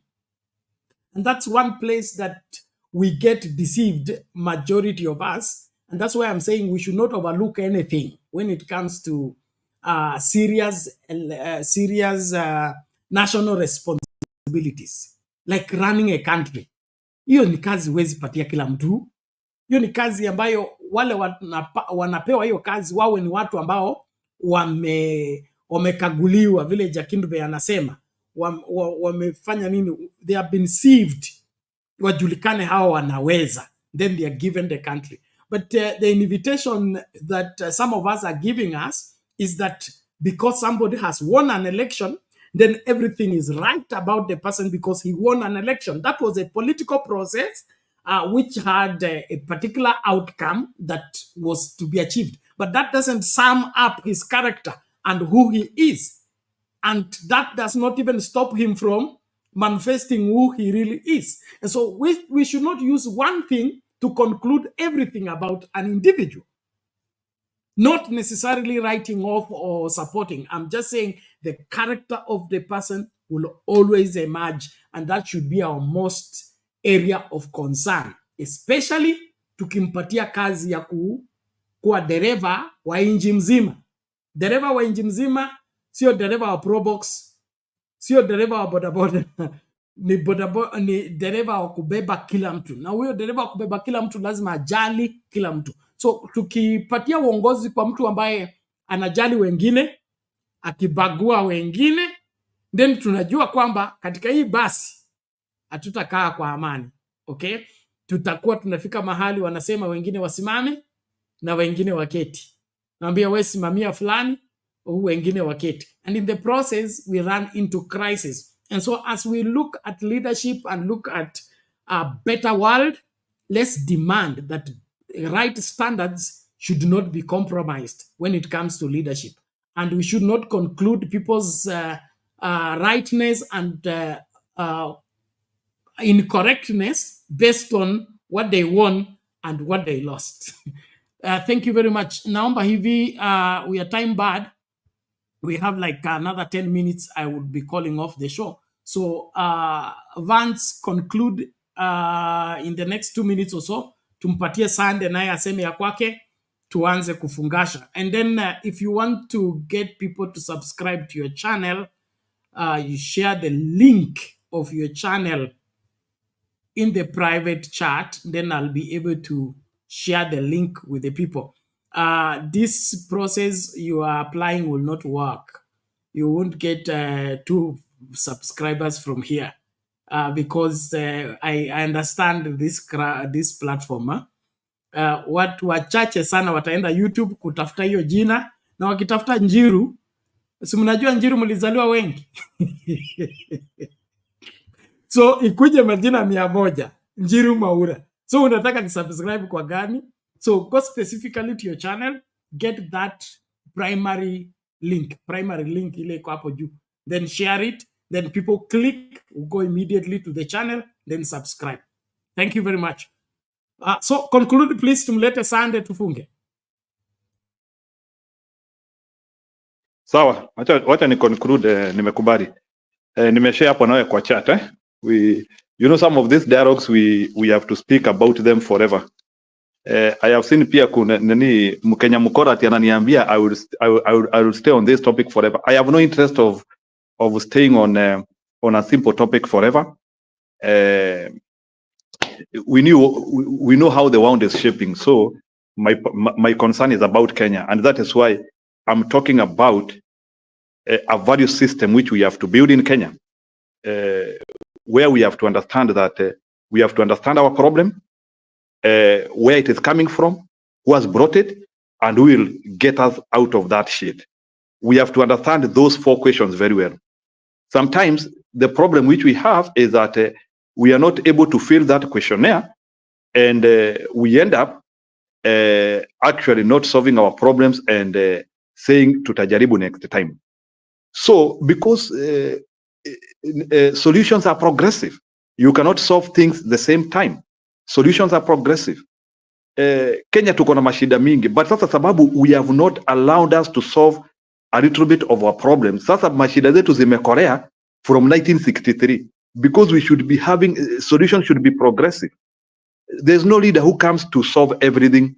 So every leader who comes, he comes and there is a small achievement he does. What we want is a trajectory of progress. Sasa sisi tuko na huyu anaitwa Ruto, who is destroying our country.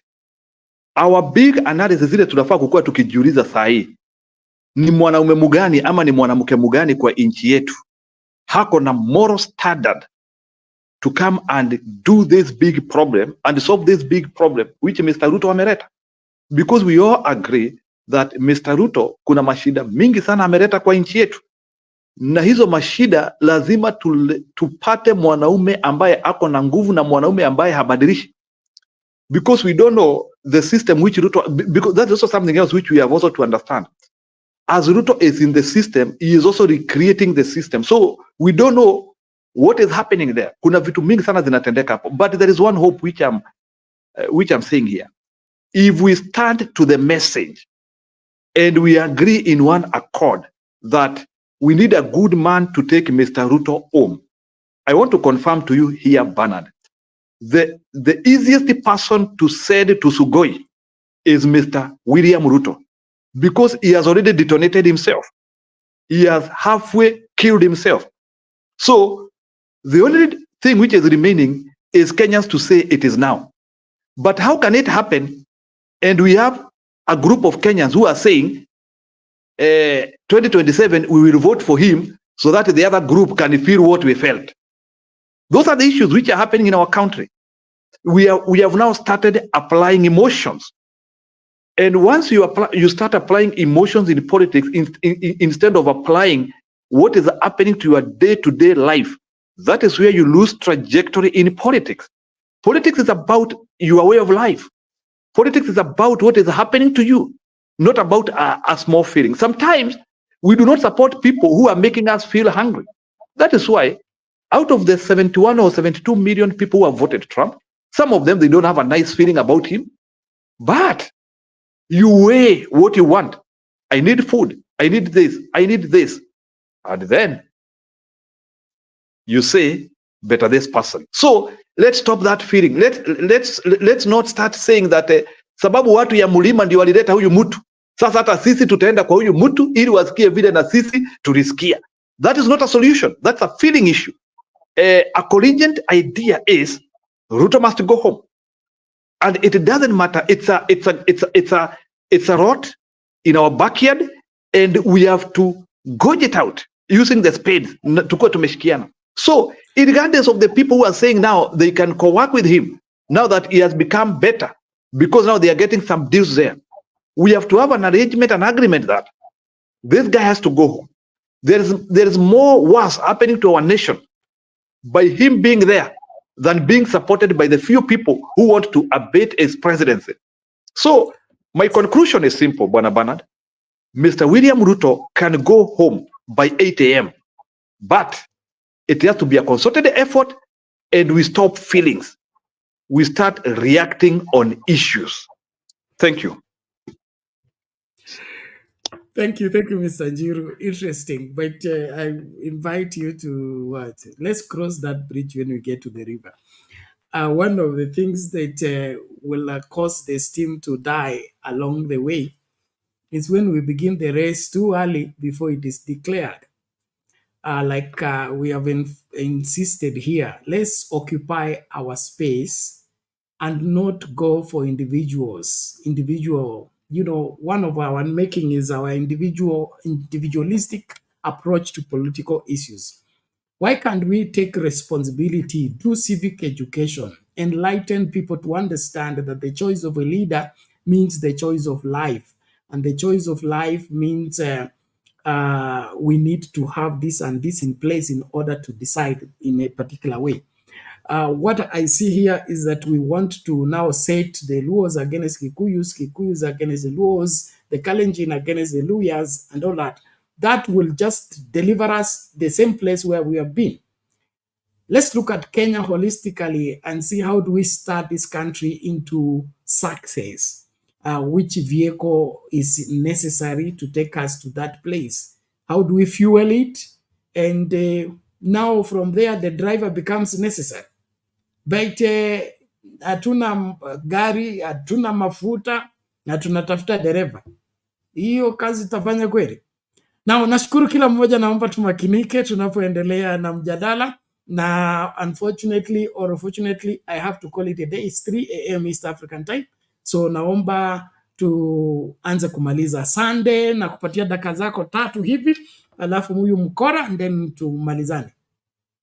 Sunday, karibu. Bernard, how are you guys doing? It's another day, and tunashukuru Mungu for the opportunity to have a dialogue with you guys. Asanteni sana for the good work you're doing. And it's a pleasure, and I appreciate you a lot, Bernard, for the good work, and everyone who's here. I'm here really briefly, and to be honest, I'm here just because I just want to interact with what Njiru has been talking about. And Bernard, I agree with you a lot when you say that character is something that you can't hide, or character is what you portray yourself as. That's what makes up actually your character. So everyone has a way of reading character. So, and I would like to have Njiru really respect people's views and what people, deem is a preferred candidate for who was actually the president that has been elected. And by the way, Njiru, congratulations to you for the big support and what it has become. Not that I support either side. Me, I don't support either side. I was not for the Democrats, neither am I for the Republicans. But me, I stand for what I feel is right. And what is right is President-elect is not a man of character. We've seen, we've read his history, we've gone through his books, and we've dug a lot about him. So character is one thing that he does not portray. So Njiru cannot come here and want to force us to see things from his angle. That one I have to put out there. So when somebody says their opinion, please respect it the same way you'd want us to respect yours. We all come here to learn and to be educated. There are some things you know that we don't, and there are things we know that we are sure you don't. So kindly, Njiru, your opinion is yours. Other people's opinions are there. That's one thing that I would really like us to respect each other on that. On the issue of Kenya, and like I said the other time I was here, and America, it's like comparing apples to oranges. I really don't even see how we can even compare the two, because one is a democracy that is over 200 years old and has systems that work. You know, America has systems that work, that no matter who's the president, there is a level of things he cannot go beyond. There are things he can't touch, whether he wanted or not. Our country, on the other hand, is a country where the president is actually supreme. You know, he can decide to change laws, and he can decide to come up with ways to change the constitution. So I don't know how we even try to compare the two. To me, as a person, I think we are really just comparing oranges and apples. We can compare the two. I agree with what Jakindubi said right back there when he said we have to find our solutions to our problem. Part of the issues we have as a nation is we copy paste. You come, take a system from this side, run it there, and force it down people's throats. And it has failed us. Look at the education system. This CBC thing is an all-American concept thrown on Kenya, whereas in America, education is free. You know, everything is provided. You know, books, lunch, transport is provided with the school district. You know, the schools are budgeted for in the district's budget. And this thing streamlines from the states all the way to counties, all the way to cities. It is funded out of taxes that people pay. Parents don't pay out of pocket for anything. So when we try to compare the two, the differences is like the high skies and the bottom of the sea, if you ask me. These are systems that work. Another thing that we need to look at, another thing that we copy is the county system. We have 47 counties. America has 52 states. There are some states like Alaska which are even bigger than Kenya, and it's one state. We will decide to take a small nation like Kenya and divide it into 47 counties, give county heads. The amount of budget we run in those counties is too much, simply because we copy pasted. The idea is good, but how we implement it makes no sense. So these are the kind of things we need to be discussing, because these are actually where the problem lies. The amount of revenue we generate as a nation against the burden the revenue carries is too much. You know? So we cannot try to compare the two. I don't see where we compare the two. We just need to find our own solution to our problems. That is where we should start. The issue of governance. Bernard, you're right. We should not try and say, overlook character in any way.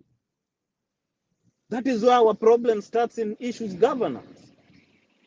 Character is everything. You've been mentioned in corruption case. You should not be given a platform, period. Then people of integrity will come up. But now we don't have people of integrity willing to come up. because the corrupt will step on you. The corrupt are so rich that you, who has integrity, don't stand a chance against them when they gang against you. Look at the Omutatas. If Omutata was to run for president, I'm sure even as much as we know he's a good person, maybe he won't even have the financial backing to do it. So this is the thing. That's why character is key. So we cannot overlook character, and nobody should come here and try and sell us that, you know, that we should not do that. Or this is nonsense, if you ask me. Sorry for using that such a hard language, but Kenya is failing because of things we are overlooking. We are a tribal nation. How do you compare that to America? We are divided in tribes. So how do you even compare the two? You know, this is one of those things that angers me when I hear we, the learned, the educated, try to compare things we shouldn't even be sitting and comparing. How do we even start comparing America to Kenya?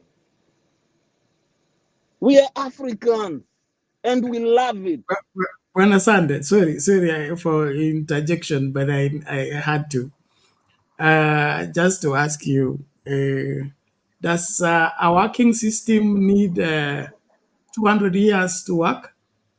A working system does not need 2 years to work, and that's why our problem is system. That's why we can't compare. We need to learn from them. Just hold on. My point is, you talked of Kenya being 60 years and American democracy being 200 years. So I'm asking, if we put up a working electoral system, does it need 200 years for it to work effectively? Or we can plug and play, and if it plays, we can still get the same results like America, even when we are 60? Actually, we don't have to wait for 200 days. I get your point. I get your point. Your point is we should not suffer because we're just a young democracy. And you're right about that. We need to learn from them. But we don't need to copy paste what they've done, because it has taken them 200 years to come up with these systems. All we need is to learn from them, not to copy them. So yes, I get your point. You're right. All we need is working system, because in America, they have working systems. So if the systems work, it really doesn't matter who becomes president, who becomes governor. The systems will protect the people. And the systems will take care and cross-check each other's system. I worked yesterday in the election as an inspector. That is my part-time job. I worked yesterday. I was in a polling station the whole day into the night. And their election is so simple. And I've been doing this over these years that I've been here. It's as simple as it can be. You cast your ballot and the machine tabulates right there and it shows on the screen. And it sends it there and then. So there is no one to come count and say this polling station was this. By the time I slot my ballot, it already counts wherever it counts. And the screen shows me your ballot has been counted. If it's rejected, it tells me it's rejected, and it brings it out back, and I get another one, and I do that. So these are systems that work. We don't need a Chebukati. And this is a county board of election running this election. It's not a bunch of, it's a simple county thing. So when systems work, you don't really need all this, sijui nani atakuwa wapi, Bomas alisema nini, aliona nini. No way. This thing will be straight up, easy and simple. Our systems are complicated because they are corrupt.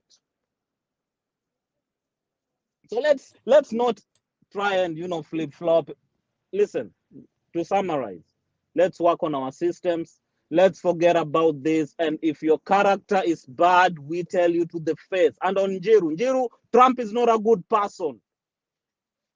And for my opinion, this is my opinion.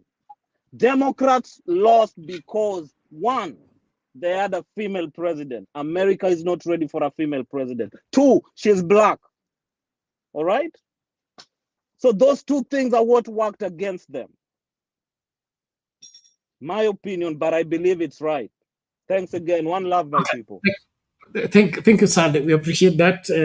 Ladies and gentlemen, let's learn and, of course, take notes. I would also suggest that as much as we poke holes on what we have, let's offer the alternative.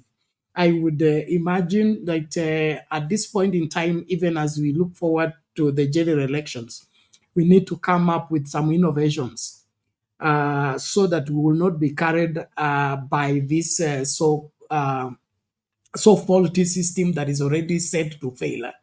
And so we are in the artificial intelligence time, we are in the technological advancement time.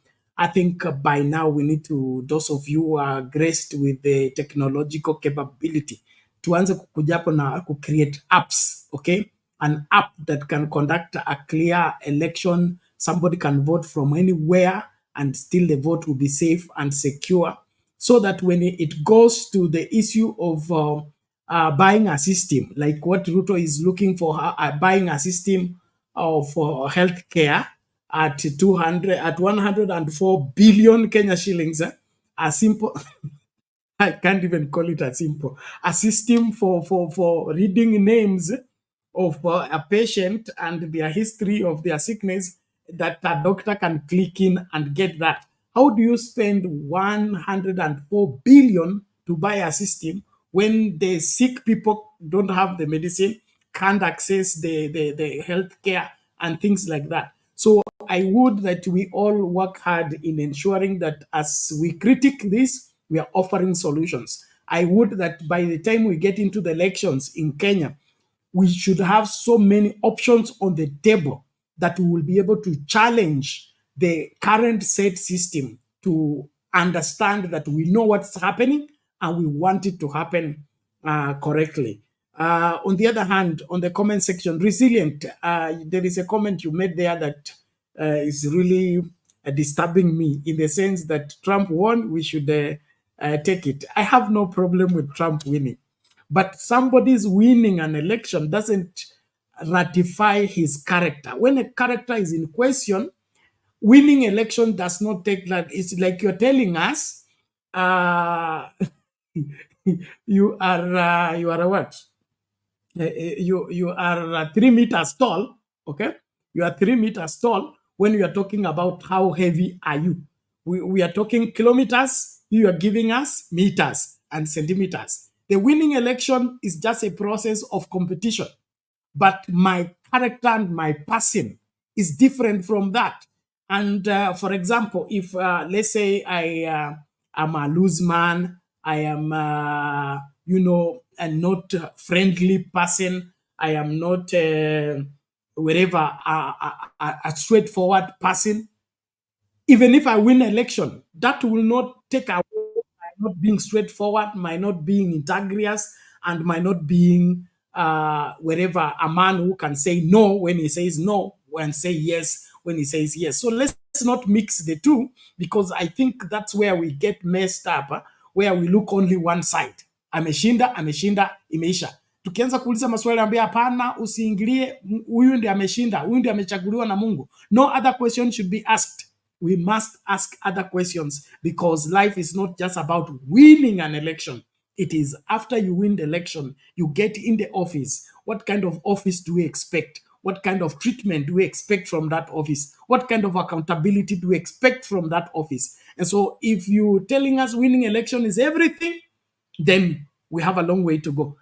Mkenya Mkora, nakupatia we dakika 1.5 leo huku kwa duty. Hapo umenionea. Dakika 1.5 nimeandika notes. Unajua niko na hapa hivi nimeandika mpaka ile hadi mwa Kenya ya kuiba. Hakuna shida, basi wewe kuja na Kenyan with love, mimi nikuachie show ukasome hiyo yako. Leo hata nilikuwa karibu nikimbie show. Leo mimi ni unajua ule mwizi anaibanga kama anaingia kutoka backdoor. Headmaster amekuja, so anza msomo. Utaki wewe unataka Njiru aniue? Mbona unipendi? Njiru hawezi ua wewe. Wewe ni chuma ya samani. Ni kofi tu moja unapona. Hiyo chuma ya zamani nimeona wanakuwa impeached pia. Ama nitakupeleka kwa ng'anga for special prayer.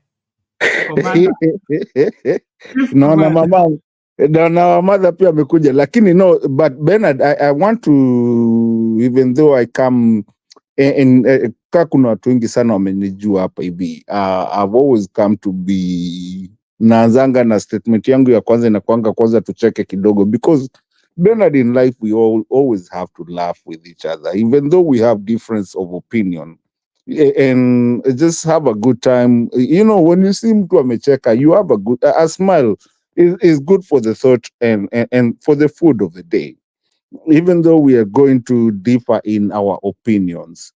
But Bernard, I'm gonna be serious today in a certain way. Yes. Let me start. Wacha nianzie huko mbali alafu nifike home. Yes, Donald Trump has won. And Bernard, you remember I was the first person huko kwa kitchen cabinet nikikwambia leo Njiru hatujui kule tutamshikia. You remember? But I do understand Njiru where he's coming from, because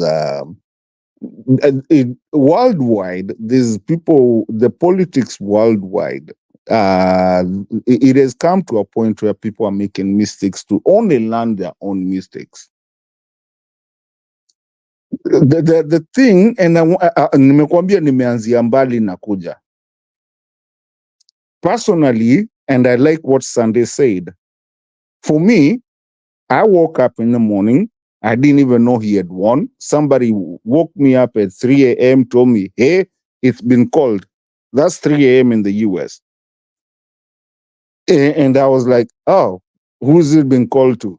Donald Trump has gotten it.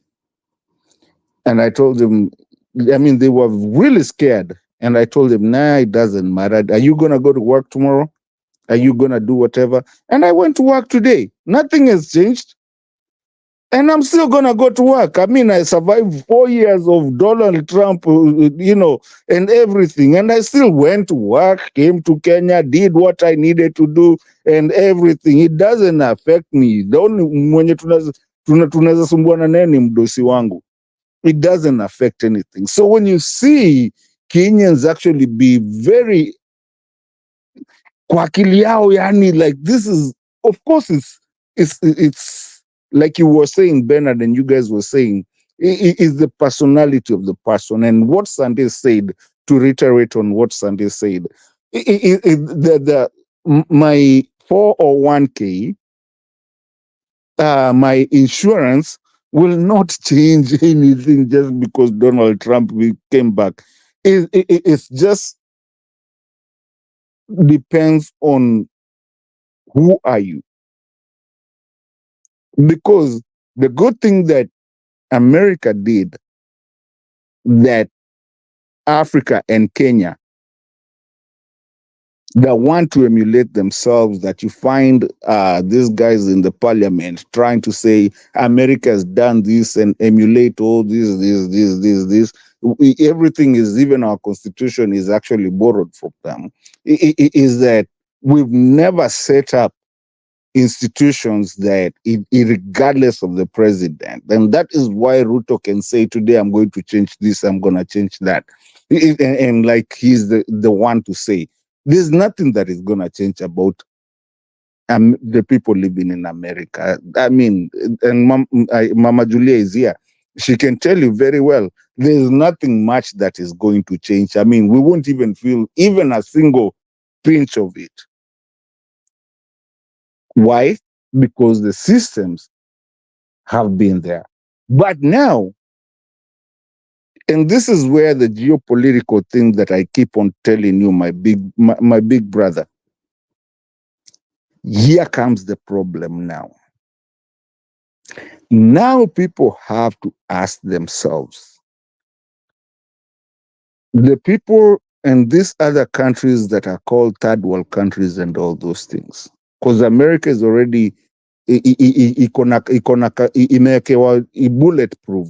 Hiyo hao wanakwaga wamejipanga, hao wanajua, hata they don't even care anyway, but because their constitution works for them. Now, these are the people that are trying to get their constitution emulating into the American policy that you find when you go to Senate or you go to Parliament. They are talking about America did this, so we have to do this, so we have to do boo boo boo boo. Story mingi zilienda zikakuja za jaba. Now, what is it that they are telling us? And Bernard, I'm going to be very hard on this, ndo maana nimeiacha ikuwe ya mwisho. They're telling us that they don't believe in a lady and they don't believe in an immigrant. But bet you what they're gonna do.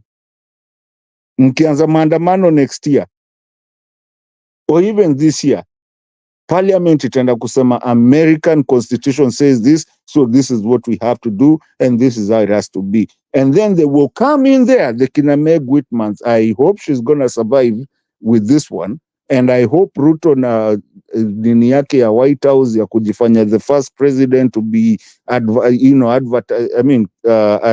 invited into White House. I hope sasa he has to now go talk to Mr. Trump, and that $1 million that he was given, or $100 million that he was given for the Haiti, our brothers in Haiti, I don't know what they are going to do. Maybe they need to get some citizenship out there. Maybe they need to apply for citizenship.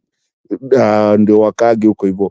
But now when they come to tell us again, because you will hear them telling us, we need to be gender sensitive, we need to be hizi vitu zote sijui democratic and all this nonsense zenye wanatupeaga wametuonesha venye ya kufanya sasa. So basically what am I trying to say, Bernard, in a nutshell? Najua nimepitia mbinguni na nikaenda jenamu na nikarudi hapa, na sasa wacha niseme, Bernard, it has come a time that we as Africans in general, and I'm not going to talk about Kenya by itself, it has come to a place where we don't be brainwashed.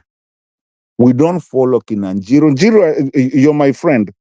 Lakini, wherever you are, unanisikia. We don't feel like just because you follow American way, and it's the reason you are hearing even the Haitians saying Ruto American puppet. And even as we did, we said he was a puppet. It has come a point of not even kushikana na America ama kufikiria mtu about American, but to get an African leader and get African leaders that actually make their constitution not based on first world countries, but believing that we are a first world continent, however first world we want to be. We don't have to compare ourselves to other countries that we talk about 200 years or whatever zilikuja zikakuja. Who's Vasco da Gama? Who's 14? I mean, these are the people that have come in there, and then we think that they actually walipata kitu ya kwanza. They were the people who founded the first people. 14. We need to actually vouch our way. And the moment we do that, Bernard, the geographical, political way of thinking, we will never have a way of saying, because we will always be told what to do.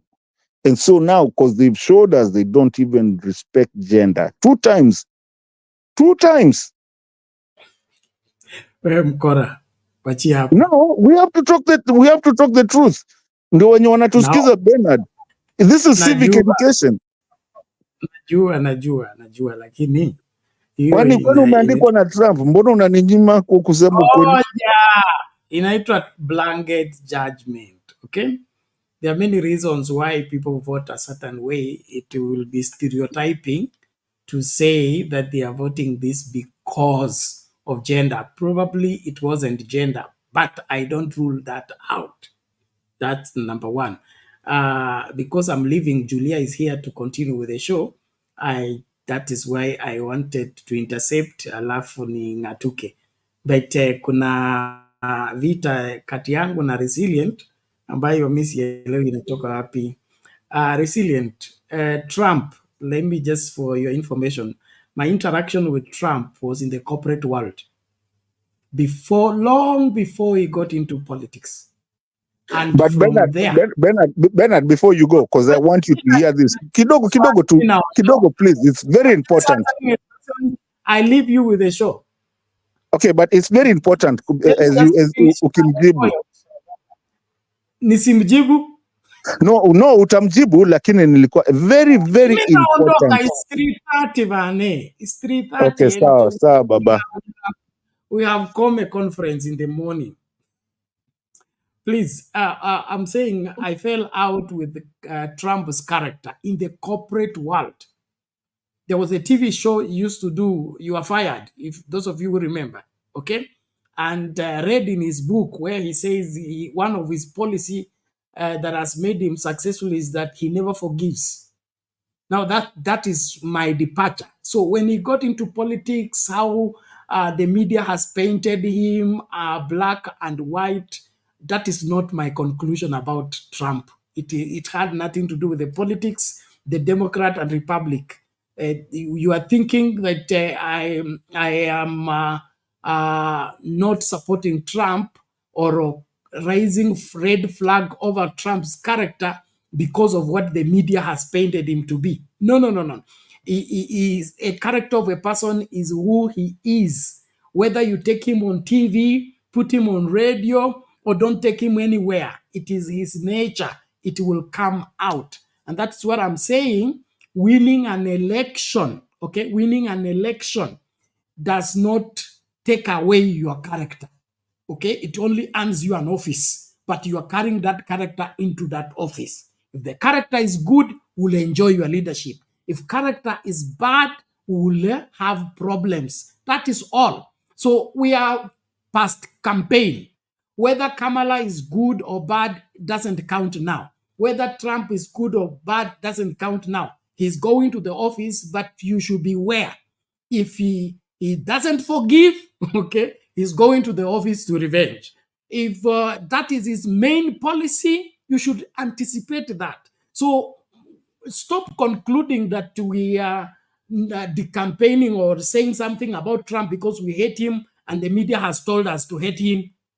It is not that. We have come a long way to understand some of these things. We don't just speak because we are saying. But all in all, the 47th president of the Republic of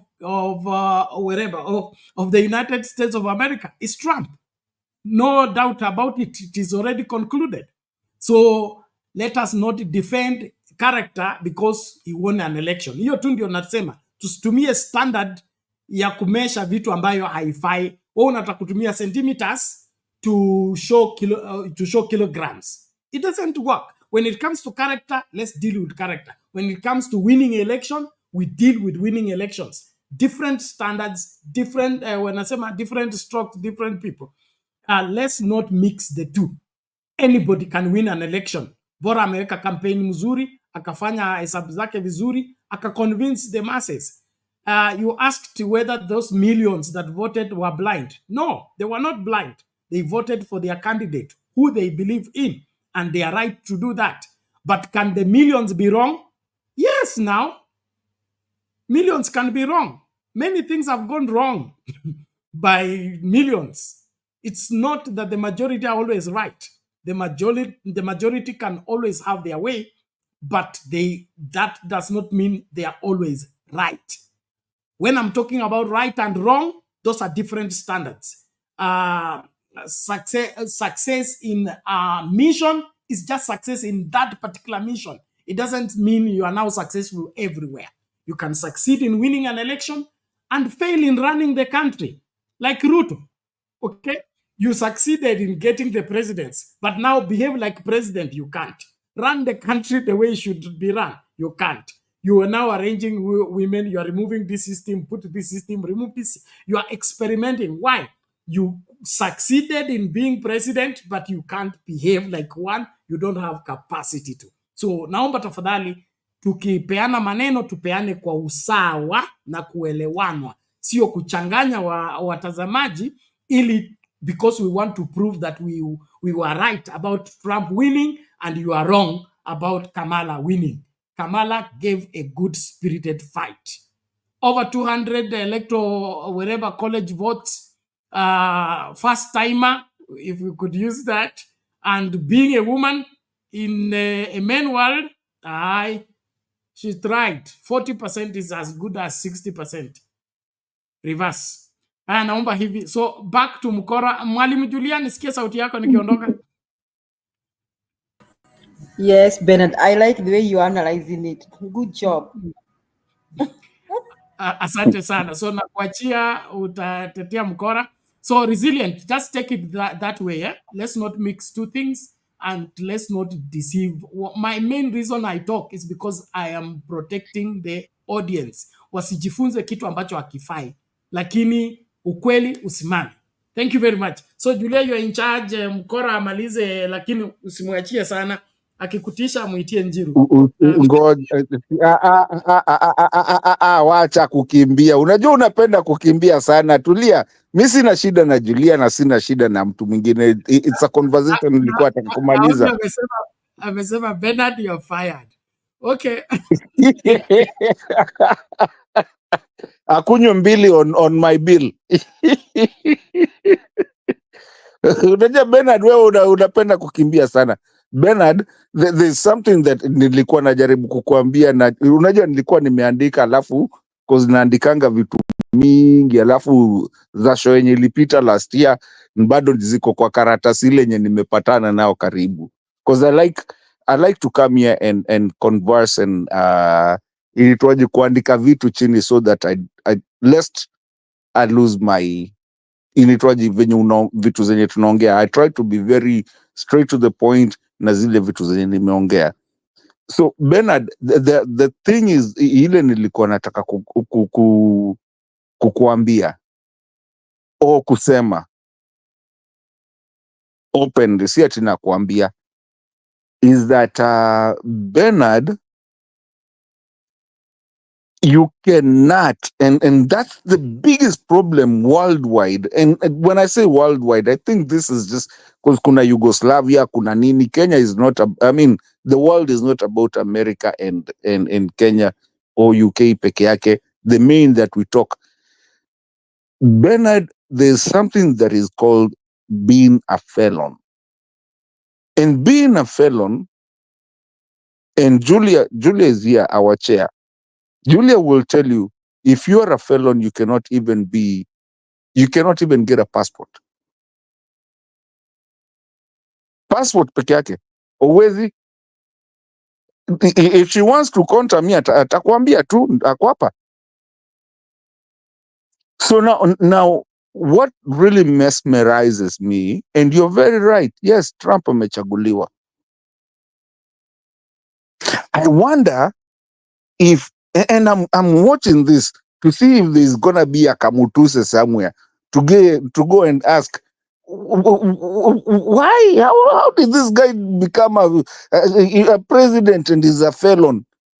I mean, how many counts does he have already convicted of being a felon? Julie, my dear sister, ama kuna mtu hapa hivi Sunday, niambieni, how many counts to be, he's convicted as a felon? Watu wa US mmeniacha. Julia, unauliza swali, una data ya kesi ya Trump ya felon ni counts ngapi? Okay, Bernard, mimi stories of Trump I'm not discussing, like I said yesterday. My interest is Kenya and wao wanajua vile wanafuata sheria zao, so I'm sorry Matu.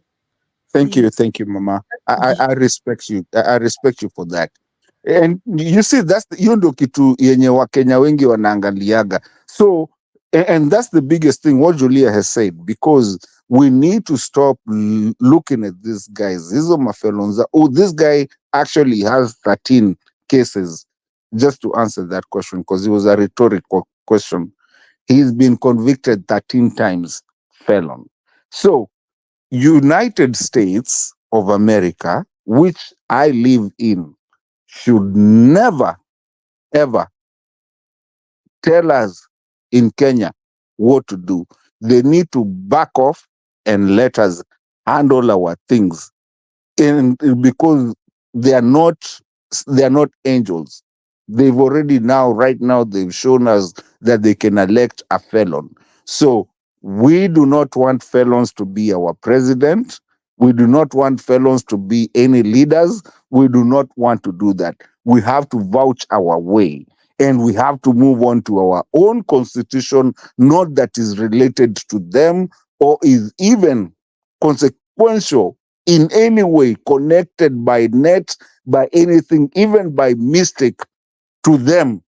United States, stay United States. Wenye kama sisi tutafungiwa hapo kwa barabara, wenye tuko huku hivi tutafungiwa kama kuna barabara ya kupitia I don't know, Indian Ocean. Kama sisi tutafungiwa huku, bas sisi tutakufia huku na tuziko huku kwa, I mean, they can't do anything. United States needs to stay away. And all these other countries that call themselves first world countries, they need to let Africa be Africa. And they need to let Kenya be Kenya. If we say we don't want it, Meg Whitman, tutakuchapia hapo hivyo, by the way. On a simple note, we don't want that nonsense. We'll do our own thing. We can make our own money. I mean, we already have our own money. We can do what we have to do. United States, this election should show Kenyans to really never listen easily to the angel from the United States. We are the angels. We can do whatever. Kenyans need to make their own constitution irregardless of other countries. Kenya be Kenya. All the African countries need to start being themselves. And that's what I'm going to say, Madam Julia. I know nimeongea vibaya, lakini I apologize. That is exactly what Kenya and the whole of Africa needs to do, and not emulate themselves to other countries. Wenye tukuku shida yetu sisi tutakufia kule tuko, lakini we have to look at our own constitution. In fact, we need to go back and start a whole new constitution that does not emulate the US. Sorry, ma'am. Mato, you don't have to be sorry. It's your right to air your feelings. Personally, like I said yesterday, I did not think this was a matter of importance to me. But I guess because it is being discussed, it's okay if people discuss it. It's what happened. There was an election in the US and Trump won. Now, if there's anything to learn about that, I just want to say that, okay, I will not say that I can confirm that the election is 100% credible, but I think they try very hard to use technology to improve their credibility. And I mean, they have a lot of apps and they have a lot of documentation, both physical, like those votes are physical at the same time electronic.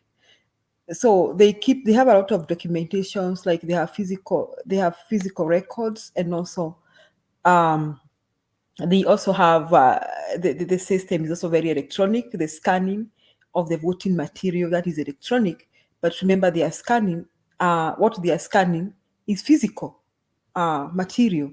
So if need arises, they can always go back and count the ballot boxes, look at the ballot boxes and find out what exactly happened. Also, the fact that they have machines that read data, and they can read a paper and just translate whether it's a yes for Trump or a yes for Kamala Harris.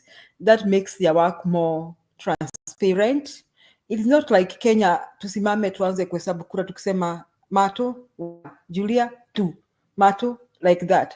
It's like the person reading can decide, okay, which vote goes to who.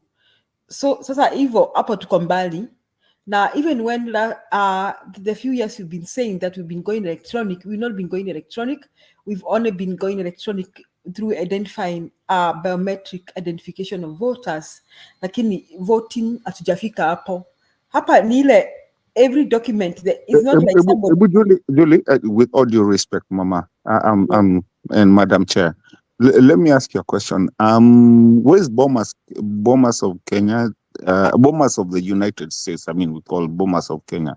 Where's the Bomas? Where did they sit down and say that they are calling it that we normally have to go to Bomas?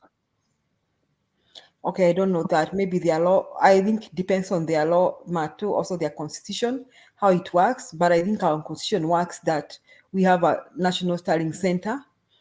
And those are the places, I think, that also create a loophole. Because these ones, another thing, they have allowed the press to count, to give the tallying. Sasa jana kama ungeangalia tu, ungefungua tu internet, ungeona hilo wanaita what press, it's the name they give to that press that just gives the data and it's just accepted, and the press could call the election, like could declare that this person has won. So I think that level of independence is very good, is helping them. So because there's no way all that press could make errors, I mean, the press had to agree.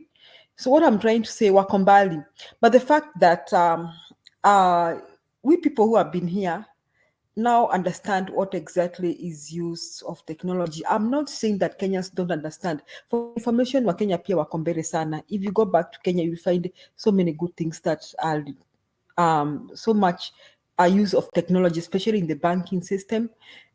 Even when I started working, I mean, not when I started working, later on when I was still working in Kenya, the banking system had improved so much and I was using technology so much.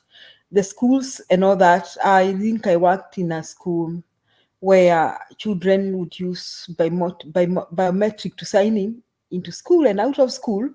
Yani mtoto wako akifika shule unajua amefika shule, mtoto wako akitoka unajua ametoka. Nataka kusema kwamba I'm not trying to demean that Kenya is not using technology, but then I think we need to up our game and think about what security systems we can use so that we don't have things like the information being related to bombers is not the information at the tallying center.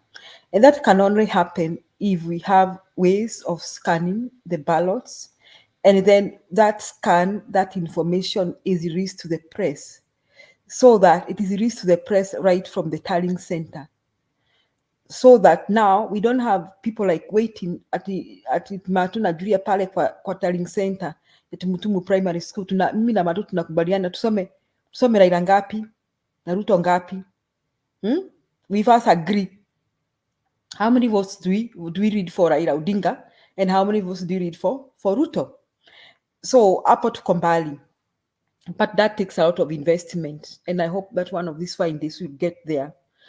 So however much they have questions, they have always questions. They have a few questions here and there about elections. I'm not trying to say that technology cannot be interfered. In fact, it can be hacked. I mean, high-level hacking.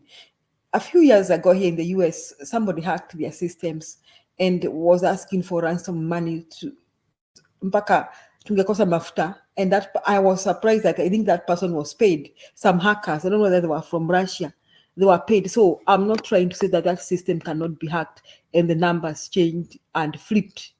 Now that is yet to be seen or proven, so I would not like to bring up that kind of an allegation. So I was just trying to appreciate the electoral system and how fast they move in releasing information. So if we could get there, I think kama wa Kenya tunaweza kuwa tumesonga. Now about and Julia, I think you're very right, because you're very right 100%, and it's so grateful that you bring this point to people, because ukiangalia mimi nimefika mahali mpaka naangalia maybe even though I don't know how possible it can be, but maybe you will tell us. You are our chair. Is it possible to actually do electoral college kind of thing the way they do it over here? Ukigongo Megongo, my friend, I mean, if we say Rift Valley has 4, Ukambani has, I don't know, 2, in another thing. Do you think this is something that we can do in our African side? Because ni kitu imenisumbua leo, because you've seen Hillary Clinton win by the popular vote, but then again lose by the college vote. So is this something we need to start talking about, even with the 47 counties that we have? Because hata sisi tukishinda tunapiga story juu ya Trump already is gonna be the president. Mi ani affect chochote. Julia I know aku affect chochote. Mi kesho bado nitaenda job. So who cares? Whatever. Hata sita just feel the pain. Is my hard work that is gonna make me go to work and wake up in the morning. But what do you think about the politics of it? Do you think it's something that we need to do that, so that we don't have the Gashaguas being ametolewa, or people saying that huko ndio kuna all this nonsense that we do in Africa? Right now we have somebody mwenye ameingia. Okay, this time maybe ameingia venye ameingia, I don't care, but who cares? Me, that will not affect me if I want to go to home, kwenda Kenya kesho. I'm just asking, can we relate this without kuwauliza kukani kama tunawaabudu? Can we relate this and actually bring it home to where that maybe we might need electoral votes because we are a diverse community? I don't know, Mato. I'm not sure we need that, because also you remember that Kenyan president, for you to win, you must win 24 counties. That I think it's something similar to electoral college. It means hata kama when you're number 1, hakuna vile unaweza kuwa president if you don't win 24 counties. Another thing, you must win 50 plus. That's also a good thing. So if you don't win, even if you are number 1, still you have not won. So I think it's a good representation according to me. But I was just saying that probably we need to develop our systems and try and dream big, that and aim higher and say, but that one we need somebody who is determined to do the right thing. And that one, like I always say, the bulk still stops at the presidency. If we have a leadership that decides that now, for once, Kenya, we're gonna make milestones and step forward and do 1, 2, 3, so that we make sure this system is very transparent. Yes, somebody has given me the name. They're called Associated Press. So yesterday, you guys need to go and look at the Associated Press, and you would see the numbers. And I think I didn't see here Kamala Harris complaining. She accepted the defeat, and I love that. So watu wamesonga, wacha niseme hivyo, in terms of use of technology and transparency. But I'm not saying they don't have errors. Probably they have a lot of errors they need to work on, and inconsistencies maybe. But that being said, let's give credit where it deserved. As for the character of a person, me, this is my take. I don't know what reasons they have for electing Trump. They probably have good, reasonable reasons, and Kamala Harris winning. And I don't want to judge them and say the American person thinks like this. But I want to just say that I hope they don't regret the way Kenyans are regretting now. I want to use an illustration of Ruto, mtu yetu, mwizi wetu, wezi wetu. The people who voted for Ruto, they said ni mwizi wetu, na Gachagua and Ruto wezi wetu wawili. And they didn't care. Me, I would still repeat here. Hata kama baba ametubo, mimi baba amenibo sana, Raila Odinga amenibo sana. Lakini I still feel that Raila Odinga and Mother Karua had the character that was going to transform Kenya. But then, even though tunaamini kura zilimbiwa, kuna watu bado walisema kwamba ni mwizi wetu. Unaona hiyo euphoria. Wengine, kuna kasuba ingine ati mtu wa God. Me, hizo vitu, me, I just hope people one of these fine days will wake up from their deep sleep. I mean, you cannot speak about, tell us who, your character tells us. I don't have to tell you who I am. I don't have to keep saying here I'm a good person. and I'm going to change your life. You need to watch me and watch my behavior and the things I do. And then you can decide what kind of a person I am. I am not playing holy, but I'm just trying to say this thing of our thief, our thug, our criminal, our what, that is what is going to waste many nations. So I hope that these people, after 3 years or so, will not regret, like people from Mount Kenya and Rift Valley are regretting right now. You see, sometimes when people here come here and banish and start try and really pick a fight with Mount Kenya region and Rift Valley, watu wanakasirika, lakini saa zingine watu wako na sababu mzuri of doing that, because before the election of 2022 we really argued with people here. We really argued. Kama tukijaribu kuwaonyesha, tunauliza mtu mpaka amepelekwa Hague, mtu mpaka tuna suspect dia alichoma watu kwa kanisa. Unaona, we brought all sorts of arguments, yet people still bounce back to tell us ni mwizi wetu, muacheni ni wetu, ati we punish Uhuru, na sijui we punish Raila Odinga. Raila Odinga should never be president. Sijui Raila Odinga ni mchawi. Some people here using some stupidity saying that Mother Karua hananga kura kwake.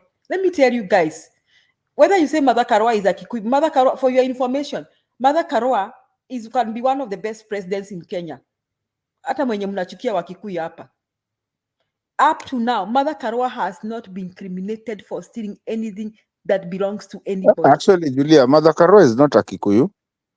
No, let us not stop there. Mother Karua is from Mount Kenya, and you people hate people from Mount Kenya.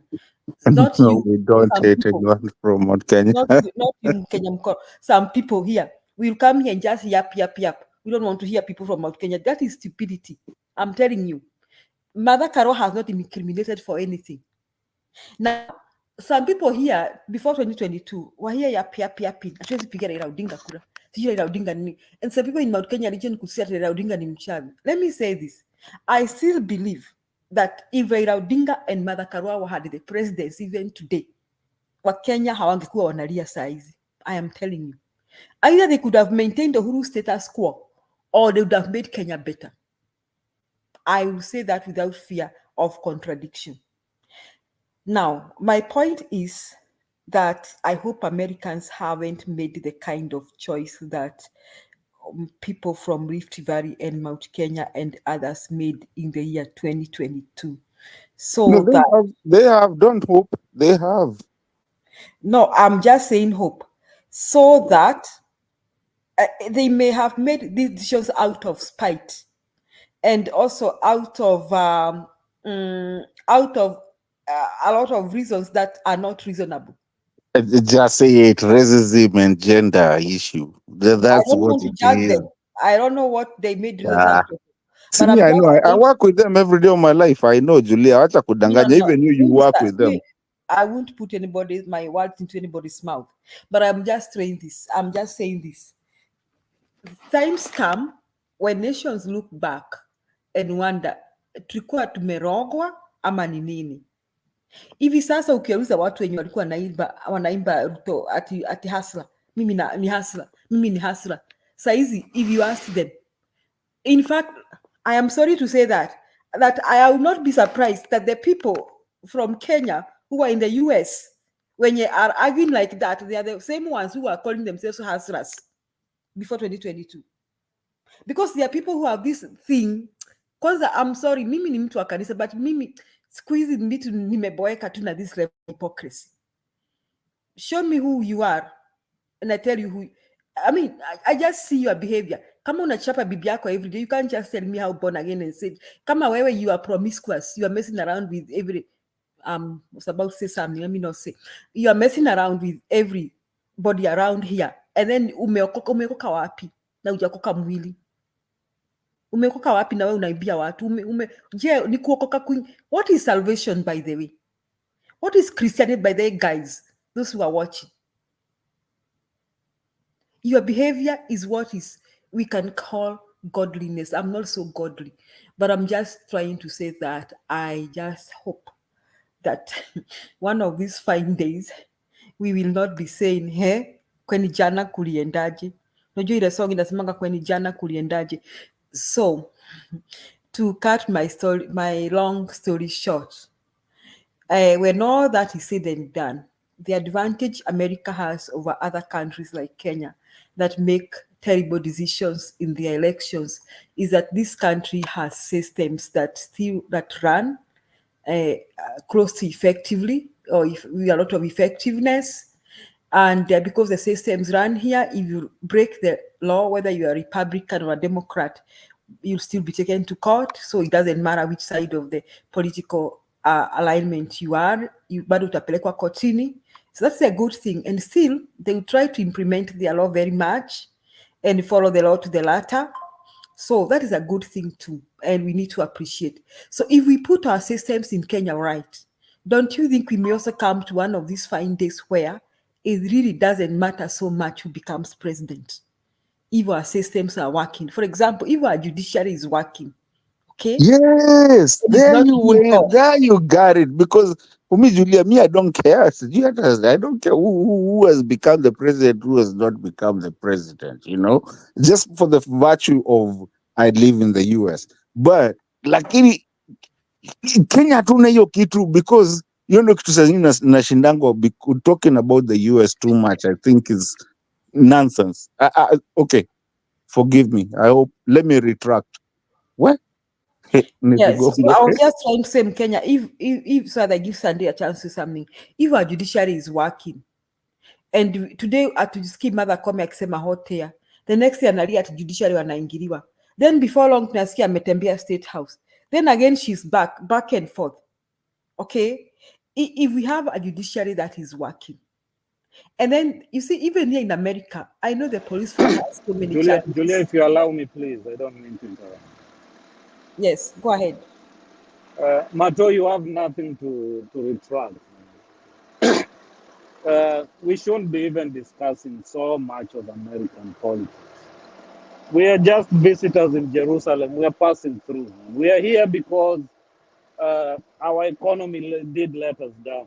If things started working back at home, all of us, I'm sure, would be home. So you have nothing to apologize about, bro. So yeah, we should discuss home. Hii maneno ingine nyingi ati sijui nani alifanya nini wapi huku kwa wenyewe, si ni wageni.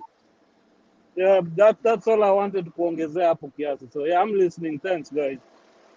Yeah, sawa. Thanks, Sandy. So if our judiciary is working, and then we have the judiciary and then the law enforcers, which are the police department. Now, I have been here. In fact, let me say this. I'm not bragging, and I hope I will not be stopped tomorrow. I've never been stopped by any police in this country, because they only stop you when they have reason to do so. Sia mtu akaye afanya hesabu, aone kagari kako, aone kale nika gari kampya. Wacha nisimamishe huyo mama huyo. They won't do that. And instead, I've also been in a situation where somebody knocked on my door, a police officer, and he said that somebody made 911 call around my place, and they're not able to track which house it is. And then because I was just nikamfungulia tu mlango hivi na sifungui, he insisted he wants to see inside. And then I was like, huh? See what? Then I realized, he explained to me later that sometimes people are at gunpoint, wakifungua anasema niko sawa, kumbe amewekewa bunduki kwa kichwa nyuma, unaona? So he's doing his job. He wants to make sure this lady is safe. He's just doing his job. He wants to make sure that huyu mama, hata kama anasema ako sawa, wacha nihakikishe kwamba ako sawa. Now, but Madam Julia, with all due respect, yes, there's two ways of looking at that, because that shows like a system that kind of kidogo works. Because yeah, ni ukweli afai kuingia kufanya nini, lakini akitembea atoke nje aende tu, umemwambia uko sana, kumbe ni ukweli ulikuwa umewekewa hiyo bunduki hapo, umeambiwa sema hivi. And you called him. You see, you called him and he didn't do his job. So what I'm trying to say, that they do their job. Now, the other time, I think something happened to my phone. You know, you might find your phone calling 911 for no good reason. I mean, those things are accidental. So mimi sikujua kumbe simu yangu ilishaita 911. Then nikotupa I'm driving, they call back. Okay? So they are calling back and I'm seeing a call back is from 911. Then they are saying, ma'am, you called us. Is everything all right?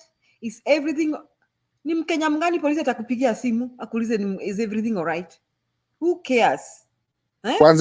Kwanza by the way, let me ask you na naukuuliza hata nauliza pia Sunday, which is the what's the emergency number? Na wanatusikiza wenye wanatusikiza, 999. which is the It's 999. Kenya ni 999. Ujuangi. Inafanyanga kweli? Sometimes we used to call when I was in college. I have to know Atusi.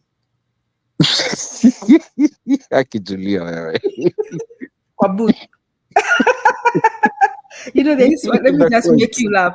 They used to this girl who was my friend Wangari. Na wasichana wengine tunaenda hapo kwa booth. Tunapiga tu. Hello. So they pick. And then Wangari from nowhere starts. Sasa niaje. They pick. Wanachukua hizo simu lakini hata wakichukua, let me tell you, they don't act. That's why the university students, now this bad person called me a fellow. Okay, that's why they don't act. Do you know, Julia, I had and I think you saw it. It was in our group, in our admin group, and someone who called Safaricom kuuliza story ya Ruto, kusema Safaricom ati msirudi tena kuweka nani akuje kwa show sijui. By the way, you know, I thought that was a funny thing, but it was actually a true thing that actually they called Safaricom. But on a serious note, we don't have an emergency line. Oh, you know what they do, Mato? Wacha nikwambie, Yes. somebody in my church sometime back when I was living in Kisumu alinvediwa na thugs, akapiga tu 999 wakachukua tu, and the thugs were actually breaking home by home and harassing people and hurting them, and people could hear wakachukua tu. Najua alimwambia sasa wewe unataka tukuja, hatuna mafuta sijui nini, you know, finally kwanza ukitoa mafuta kwani tunalipa tax ya nini? Finally he had called the pastor who alichukua gari yake akaenda akachukua polisi na gari yake to come and rescue this lady. That is how they behave. So it's not that 999 doesn't go through, it goes through, but they will not help you. So I was just trying to say these people have law enforcers that try their best, in fact, try their best and their very best to be to the service to mwananchi. Okay, they have challenges of discrimination in many instances, but I think the benefits and the advantages overdo the negative side. So if we have the judiciary that is working, the law. Okay, so Julia, I'm going to ask you a question. You and Nani, please. You and Sunday. And Sunday, I know you're on the road, but it's an open. Irene is asking, ngoja nijibu Irene kwanza. Irene is asking how many lives Algeria lived. Irene, nakwambia mimi kwanza nimeishi kwa Jaluo miaka mingi. Naongeanga Kijaluo na ile accent ya Kijaluo. Wacha accent ya Wakikuyu. So mwambie akuje achome. Unajua, I like Irene so much because she doesn't baby. Hajagi kubabysit. Huyo mimi akinikujia najificha. Ati napea Steven compare. Irene, don't start. Now, so what I'm trying to say is that these law enforcers hatuna. Haya, after law enforcers, sasa twende kwa parliament na senate. Julia, patia Irene nini link akuja hapo hivi akichape. Haya, sasa unaona law enforcers hatuna. Sasa wacha tukuje kwa nani? Kwa parliament. Okay, you see the American election. You see they have a senate right now and they're going to have the other house, the bigger house. Let me tell you, irrespective hata kama itakuwa Republicans ama Democrats, watu wanakaa wanaunda sheria And a lot of times they try to interrogate whether this benefits the country or not. That is why sometimes you have seen sometimes Senate and a Republican na is not agreeing with Republicans. Ama jamani ni wa Democrats na akbarini now. Because they are not easily kind of bought, even if they buy each other. At least we can praise them and say that their Senate and their House of what tries to do their best. Congress inafanyanga bidii ku do their best, okay? Kwetu mniambie ukweli kama kuna Senate ama kuna parliament. Hii au ni akina nani wako huko? Ni wanyama ama ni kondoo ama ni nguruwe ama ni nguruwe na kondoo? Wako kwa Kenya parliament na Kenya Senate.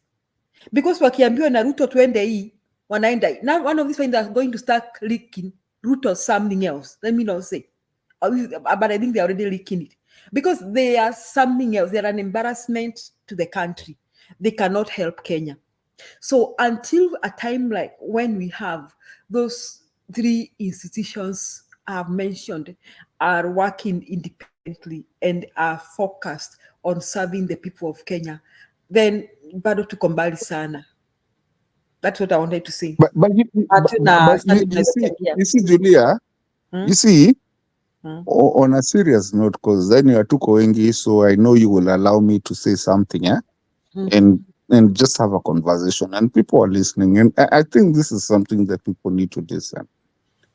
I in my life, I have come to see kitu yenye tuko na inaitwaje kale kamuosho ka ushindi ama ni omo kale kamuosho tu ka ufala, yani mtu anajua tu ile kitu ya kawaida, you know the truth where it is. I can bet you today in Kenya hakuna mtu ajui where the truth is. Even as we talk here, hata sisi wenye tunakujanga hapa hivi tunajifichaga sana, lakini hatutaki kusema ukweli. Kwanza ako kwa ukweli, yani mtu, yani ukweli is shetani ali brand ukweli ikakuwa brand ya shetani. No one wants to talk the truth ever, yet we know the truth. Julia, we know the truth. Me and you know the truth. Nani Sunday knows the truth. Even Irene huko hivyo nyuma, and Irene tries to bring it out, and sometimes she will come out like she's ni kama ni ako hard, lakini she's not hard, she's just saying the truth. The truth is there. Julia, sisi saizi tukie kwa mahali pamoja, sisi wote, especially wenye tuko hapa hivi watatu, tuambiwe semeni ukweli juu ya Kenya. We are all friends.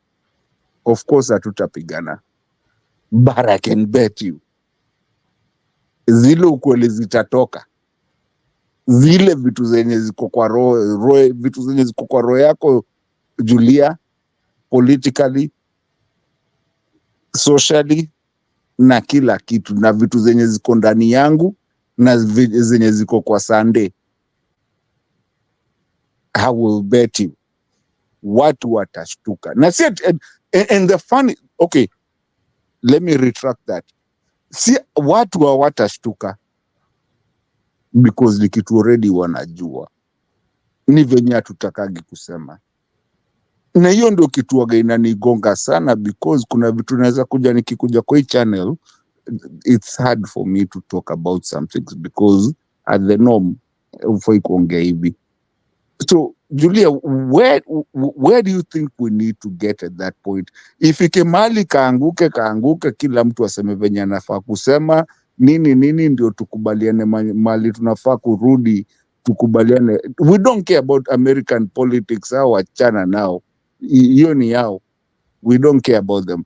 Lakini sisi kama wa Kenya, Madam Julia, how do we handle this? Because every time ukienda kusema umeguza Wakikuyu, umeguza sijui wanawake, umeguza sijui nani, umeguza, you know, so it has come to a point that I think we need to really, I don't know. Julie, I think Sunday, unless you want to say anything, we are open. Mimi na Julia tunaongeanga. Sunday, umesikia swali la Mato?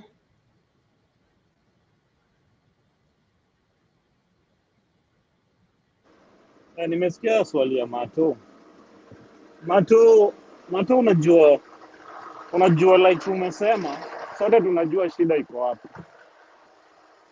Na si ati hata watu wako in leadership si ati hawajui. Shida yetu ni greed bana. Shida yetu as Kenyans, as leaders, as wananchi pia tuko na tamaa. Alafu hii pia mtu wetu syndrome is a big problem we have. That's why unaona ukiguza Raila Wajaluo tunaenda Kisumu kunawaka moto.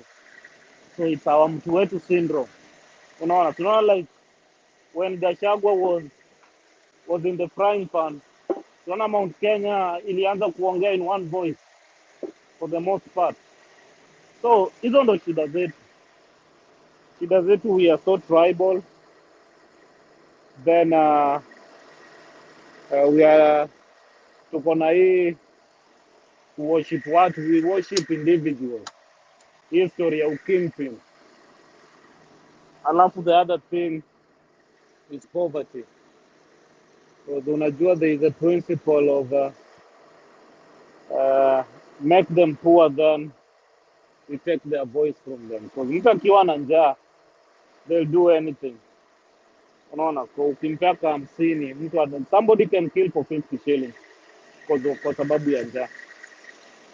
The other day I was discussing with a family member about insecurity in Kenya. Akaniambia it's so bad now that for 5,000 shillings you can get someone killed. That's how desperate the youth are. So shida yetu kubwa ni hizo. So the day we will speak in one voice, and that's why unaona Gen Z was a threat to the establishment. Because Gen Z brought that out.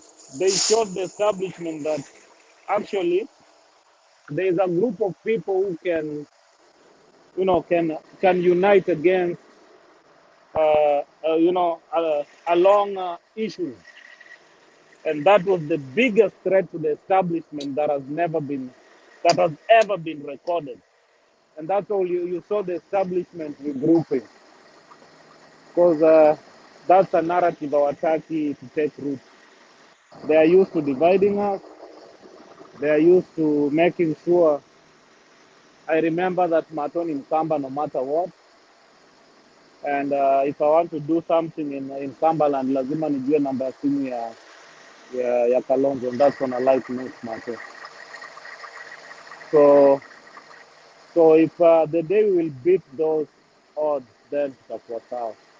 And that's why unaona me, I always say every day that sisi the informed and the educated, sisi ndio shida kubwa in our republic. Kwa sababu when I go visiting the village, if it's around the election period, it's me to educate my uneducated grandma.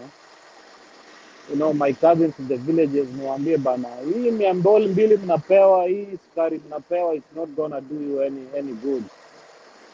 You have to look at issues. It's me to educate them. So it's us the informed, unajua, the middle class to come up and say, hapana, enough is enough. Unaona? So we, like you said, tunajua shida iko wapi. Na shida yetu ni hizo. We don't have a lot of it. And even corruption is just a thing kwa sababu tuko na, the citizens wako na njaa. Unaona?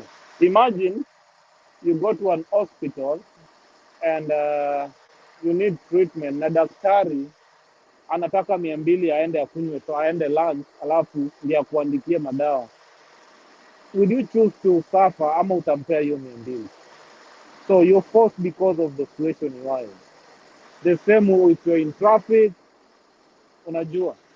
Those are the things, and that's why the same if you use traffic as another example still is mtu ata overlap because anajua polisi akimshika huyo tu 200 ni mtoto.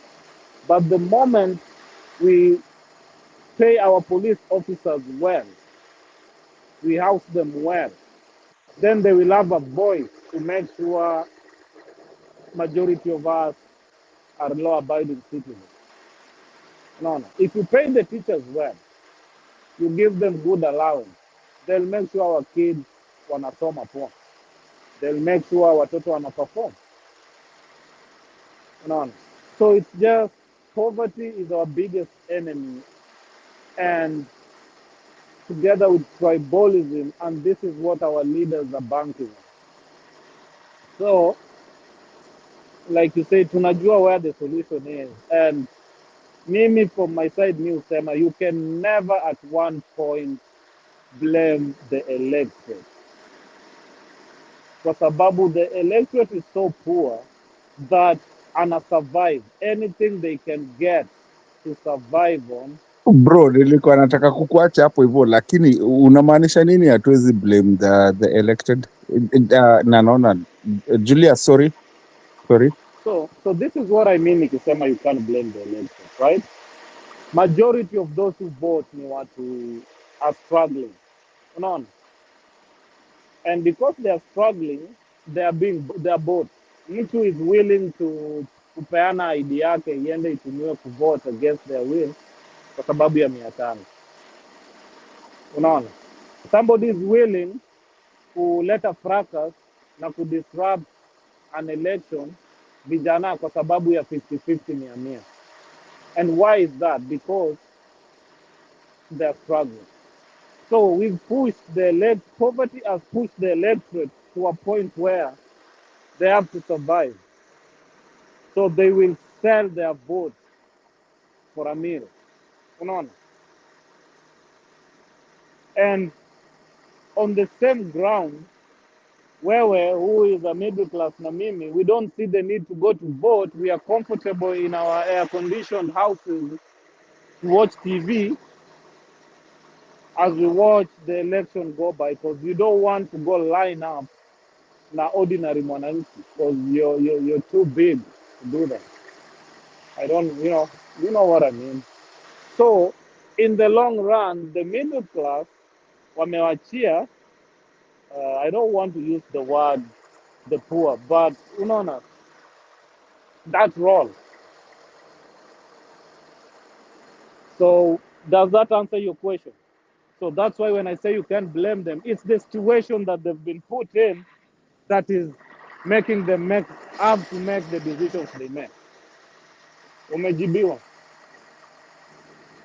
Yeah, I mean, I think I'm comfortable. I can see nani amerudi hapo hivi. I mean, amekuja. Thank you, Irene. Lakini this is not my show. Moderator, kwani umeenda wapi? Yes, karibu Maunga. Thanks. Kuna sijui kama ni simu ya nani napiga kelele. Ni yako Sunday, wewe ndio uko na background noise? Mimi ndo bado niko.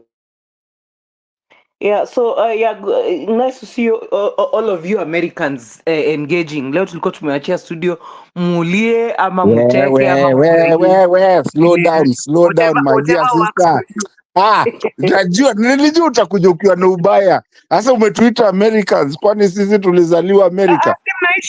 Mnaishi huko jameni. You know the truth is mnapata unga huko. Na by the way, kwanza salimia watu, acha kuingia na ubaya.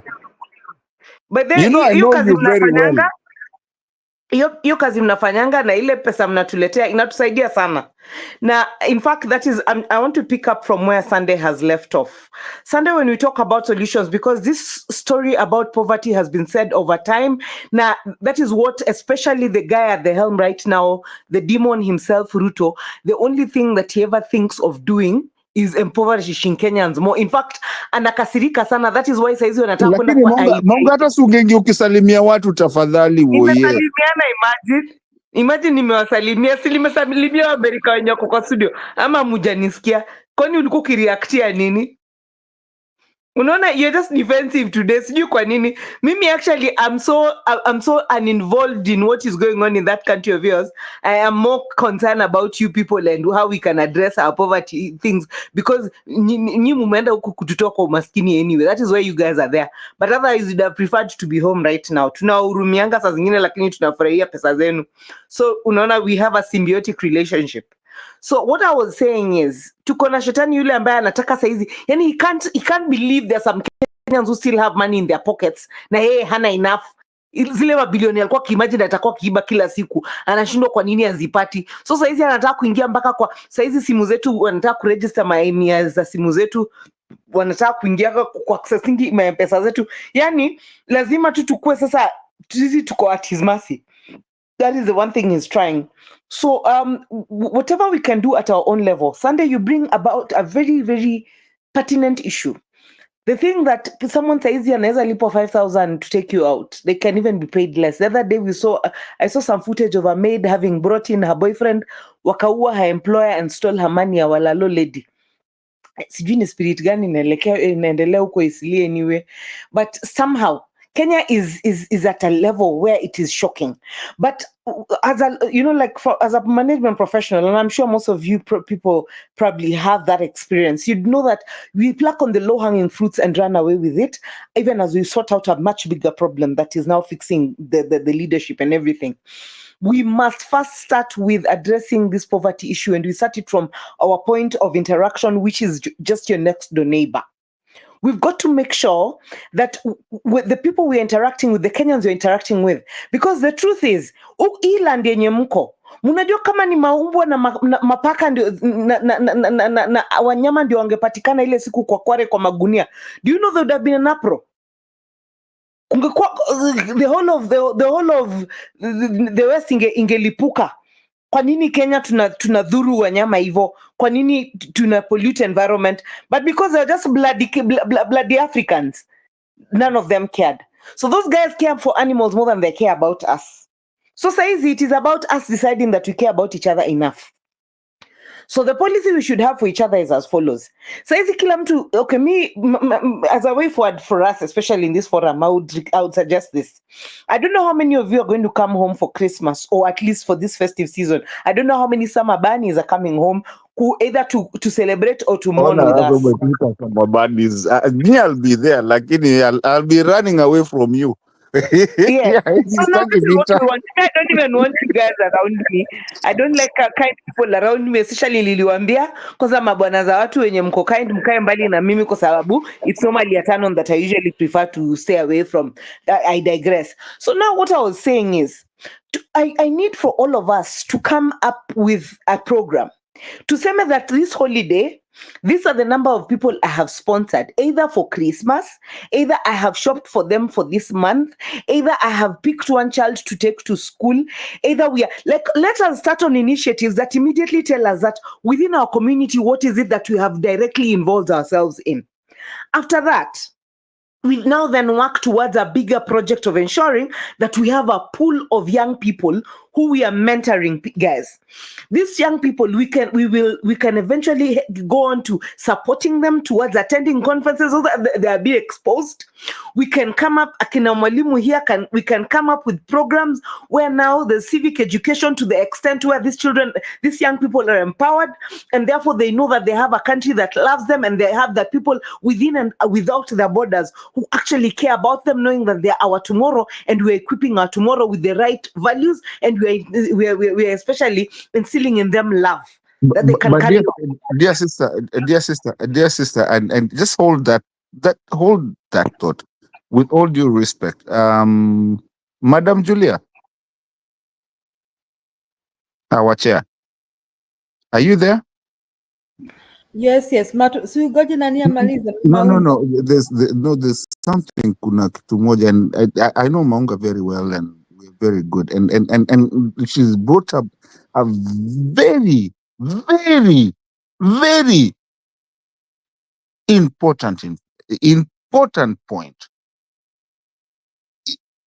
What she's saying about, kwanza akiuliza watu wangapi mtakuja Kenya, and what she's asking And Mama Julia, thank you so much. You've always been our leader here. This is the most important point that I've ever had for the longest time, because hii ni kitu yenye tunafaa kuwa tukifikiria. What she's talking about ni kitu muhimu sana, because tunaweza ongea tukiwa mbali, hatufanyi chochote, but what she's asking, she's saying, listen, come home, let's do it, let's do it. And I've wanted to say this thing for a very long time, lakini unajua hii channel saa zingine unaweza chapwa kiboko, na ukichapwa kiboko unachapika. Mi already nishaisha. Mi nilichapwa, nikazikwa na nikazikwa mara mbili, because I don't talk what exactly needs to be said. But when it comes to the real things is what Maunga is saying right there, because yes, I can live in the United States, I can live in wherever I want to live. But at the end of the day, I can complain 24/7 about my country. And I can complain from afar, because I know no one is going to take me to Kwari. Okay? And that's just because kwanza ukisikia mtu amepelekwa Kwari ama amepatikana Kwari, you're scared. But it has come a time that we don't have to be scared. I think that is, Madam Maunga, if I have misrepresented you, I apologize you, and maybe you will say it. But I think that is what you're saying, is that even us, the people in the United States that talk from afar, the cowards, and sometimes you're not cowards for our making. It's cowards because of what we do in our lives and what we can do, and we try to help of what is happening in Kenya. Most of us want to go back in Kenya. So I like what you said, and I feel that people need to really understand what you said. Maybe you can say it again, but Madam Julia, I apologize for misbehaving.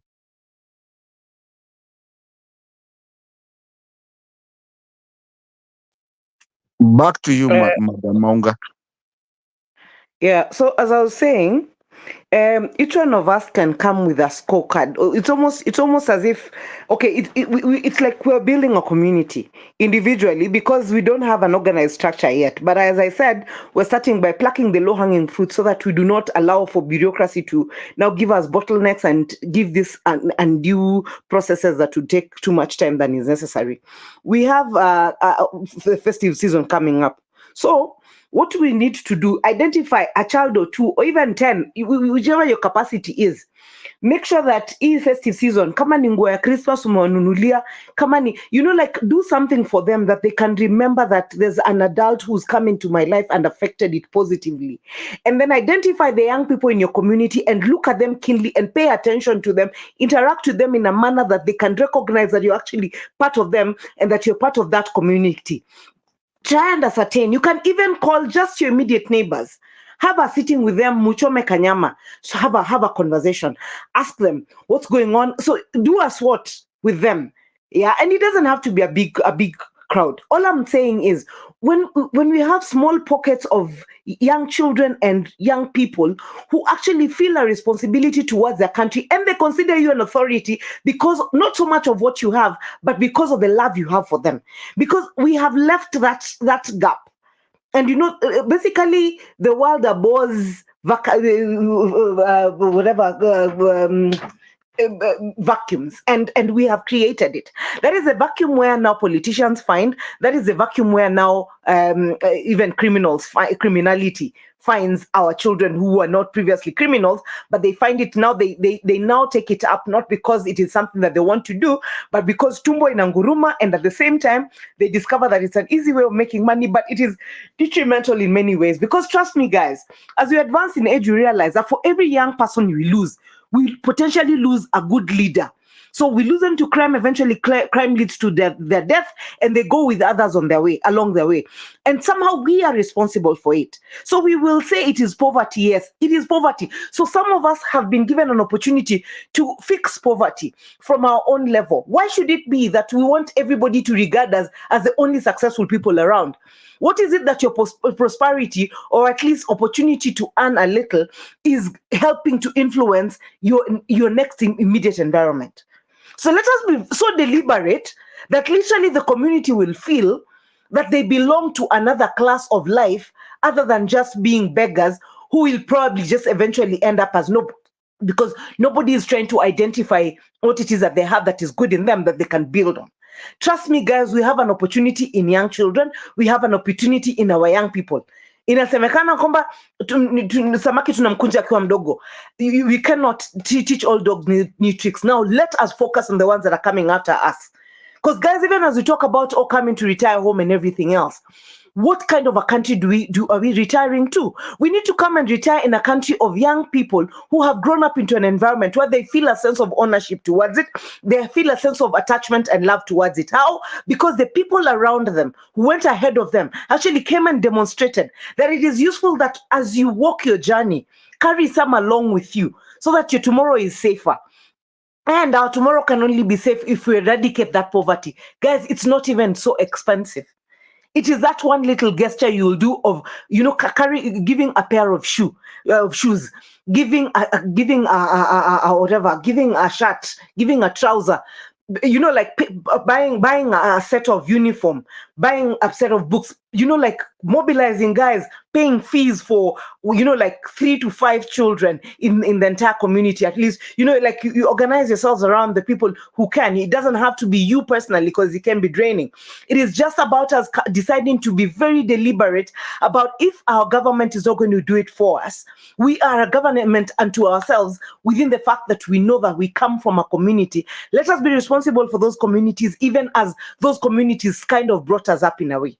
So in our own very small way, if we identified that little way of doing that little, let's be the hummingbirds, do the little we can, the best way we can to make a difference, however small. And more specifically, let us identify those children and those young people. Guys, we will go a long way.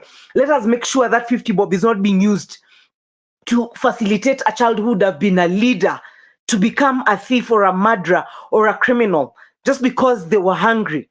And as such, they needed to buy something with their money, and yet we're existing. And that is nothing for us, but we're not organized enough. But who is going to organize it for us? We cannot agonize all through. We've got to now get to a point where we're seeking solutions. And our solutions are local. Let us be so local to the extent that tomorrow, whenever you are walking out and you find a child, you literally take time with them, say hello to them, and just take a little bit of time, find out how school was, find out what they ate for supper last night. And, before you know it, guys, we will be fixing our communities to the extent that you are an authority. When you speak to them, they listen. When you tell them why bad governance is not necessary, they listen. When you tell them why they should not attend those rallies, they listen. When you tell them why they should elect such a person, they actually listen. Why? Because you're actually participating in their lives like these politicians do, only now you're coming with a long-term solution in their minds, because you're fixing their minds and not just the immediate need. That's my contribution. Yes, that's awesome, Maunga. In fact, tunatakana tujiulize wherever we are, whether in Kenya or America, what impact do we have in the society? There's a saying that goes, charity begins at home. So hatuwezi kwenda tukipreach kwa wengine, and really we cannot be counted wherever we are coming from. I know people do a lot of stuff, people support their schools and all that. Yes, that is good, and we can do more. I really appreciate that, Maunga. Yeah, we need to be solution finders. And personally, I'm just hoping that one of these fine days things will change so good that, like Mato is saying, a lot of us would want to come back and serve our country. So, Julia, what I'm saying, holidays are coming up and some of you guys are coming home. So you take a photo. You take a photo, give us even a name. so that we can relate. See, we have a WhatsApp group, so you can post your photo with your adoptee. For lack of a better, and it doesn't have to be something big you're doing. You can even claim that is now just your friend, that is an adopted friend you have adopted, and you're going to, it's a mentee of sorts that you're going to walk with through. And so we can form a community of them, and say even during the holidays, Bernard, being that he has a background of clergy, of teaching, really, we can then bring them together. We can then bring our mentees together from this forum. Now everyone with their mentee, with like whatever number, the more the better, the more the merrier. We can bring them together. They almost have something like a conference. Then we get to interact with them. Then they also tend to get to have a town hall meeting. Then they also get to voice their opinion. We get to know where their minds are. Then before you know it, guys, we will form a community of a formidable future for Kenya. Thanks. Yes, that's awesome. In fact, kuna siku, before this government got into our heads, na kama kila mtu akaonekana kama amekuwa basak, na I mean people are getting so mad. Bernard was coming up with like programs like adopting a school. I remember when we were in the other show in Mutembe, like the family of this show could adopt a school, could adopt a hospital, just make an impact. Just decide that this year we are transforming this school. Okay, next year we are transforming this dispensary. And he was coming up with such good things. Even on personal basis, like you are saying, people, I really love that. People could make a difference and be counted that you made a difference in somebody's life. In fact, you can call the program MAD, make a difference. Yeah, make a difference. So we call it MAD, the MAD program. So when like each one goes and says my mad mentee, well, I don't know how that would sound, but we can add something on. But it can, so that it has a ring to it, so it's easier for us to, like we can crown it that. So like each one of us can come up with our groups of them, then we provide footage for the same. We say what you're doing, and then in case of any needs that then we can share within the crowds and just make sure that we are supporting in a bigger way. And yeah, read the community. Thanks. Paula, Julia, for intercepting. You're right. Thank you so much. Naona keep. Umehamia Amerika ama unataka kuhamia Amerika? Bana, no. Nilipiga kelele yangu juu ya Trump. So unataka kuongelea nini leo? Unajua tu nilikuwa nataka kusema kwamba I was just explaining to people that American presidency is useless. The presidency of the US is a glorified ambassador. That's it. Powerful people are the House of Representatives and Senators. Those are the people who make decisions for that country. That is why the lives of Americans will always be okay. It doesn't matter who it is. Why I was this time, because I've been against the fellow for a while, but I was with him this time because of his international policies, which is at most geared towards anti-Africa, anti. He looks down on us, and when he looks down on us, it just means that he does not interfere with any of our things. I don't care what he thinks about us. I don't care how he feels about Africans. I just rather the devil. You see him, you understand what he does. So long as he does not interfere with your stuff, that is all right. That's why Uhuru had a very difficult time.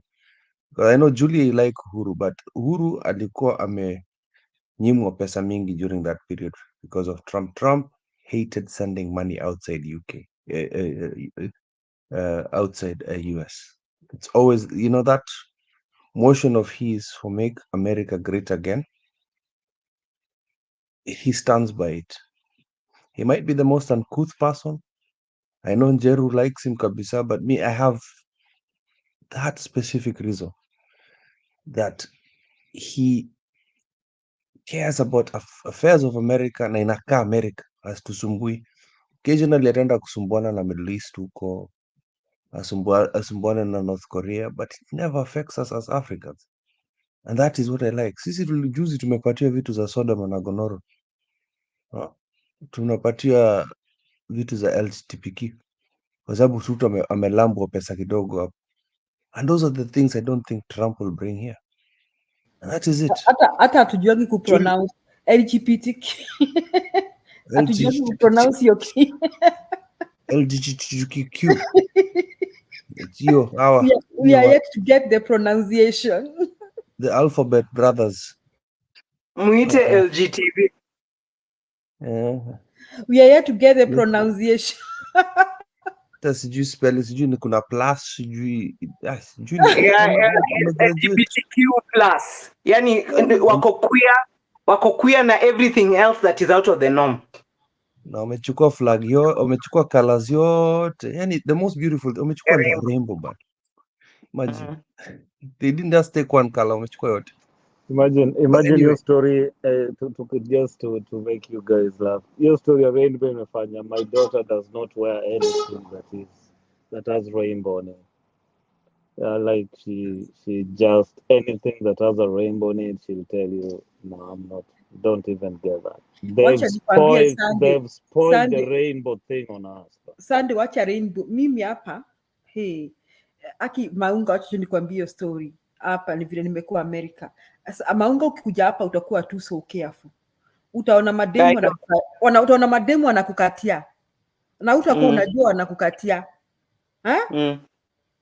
Utakuwa aware. But you know, and you know it's even worse up north with Canada. Canada ni kama wako na steroids hizo ujinga.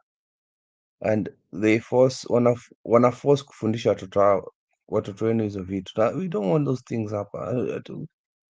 Maybe when you are ready in future, acha tukue backwards na vitu zetu. Just leave us alone with the African stuff. That's good.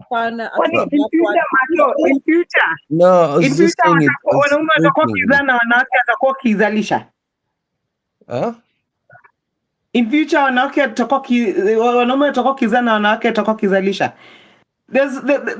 As in it wouldn't change anything. As in ataka ni future gani? As in hakuna kitu. It will always be out of the norm. No, yes, it doesn't matter.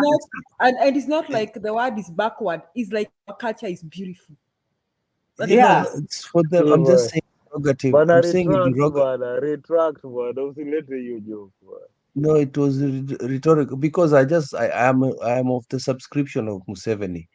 Aliambia wale those two men, I'll send you to prison until one of you gets pregnant. I like that.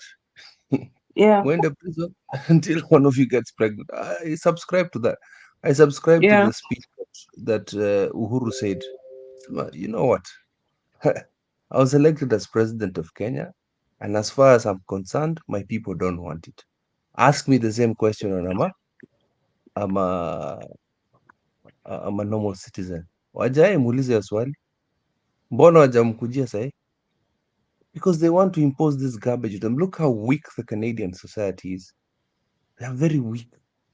And for me, let me just tell you, this is my opinion. Those people of the show who are watching this, it's an opinion.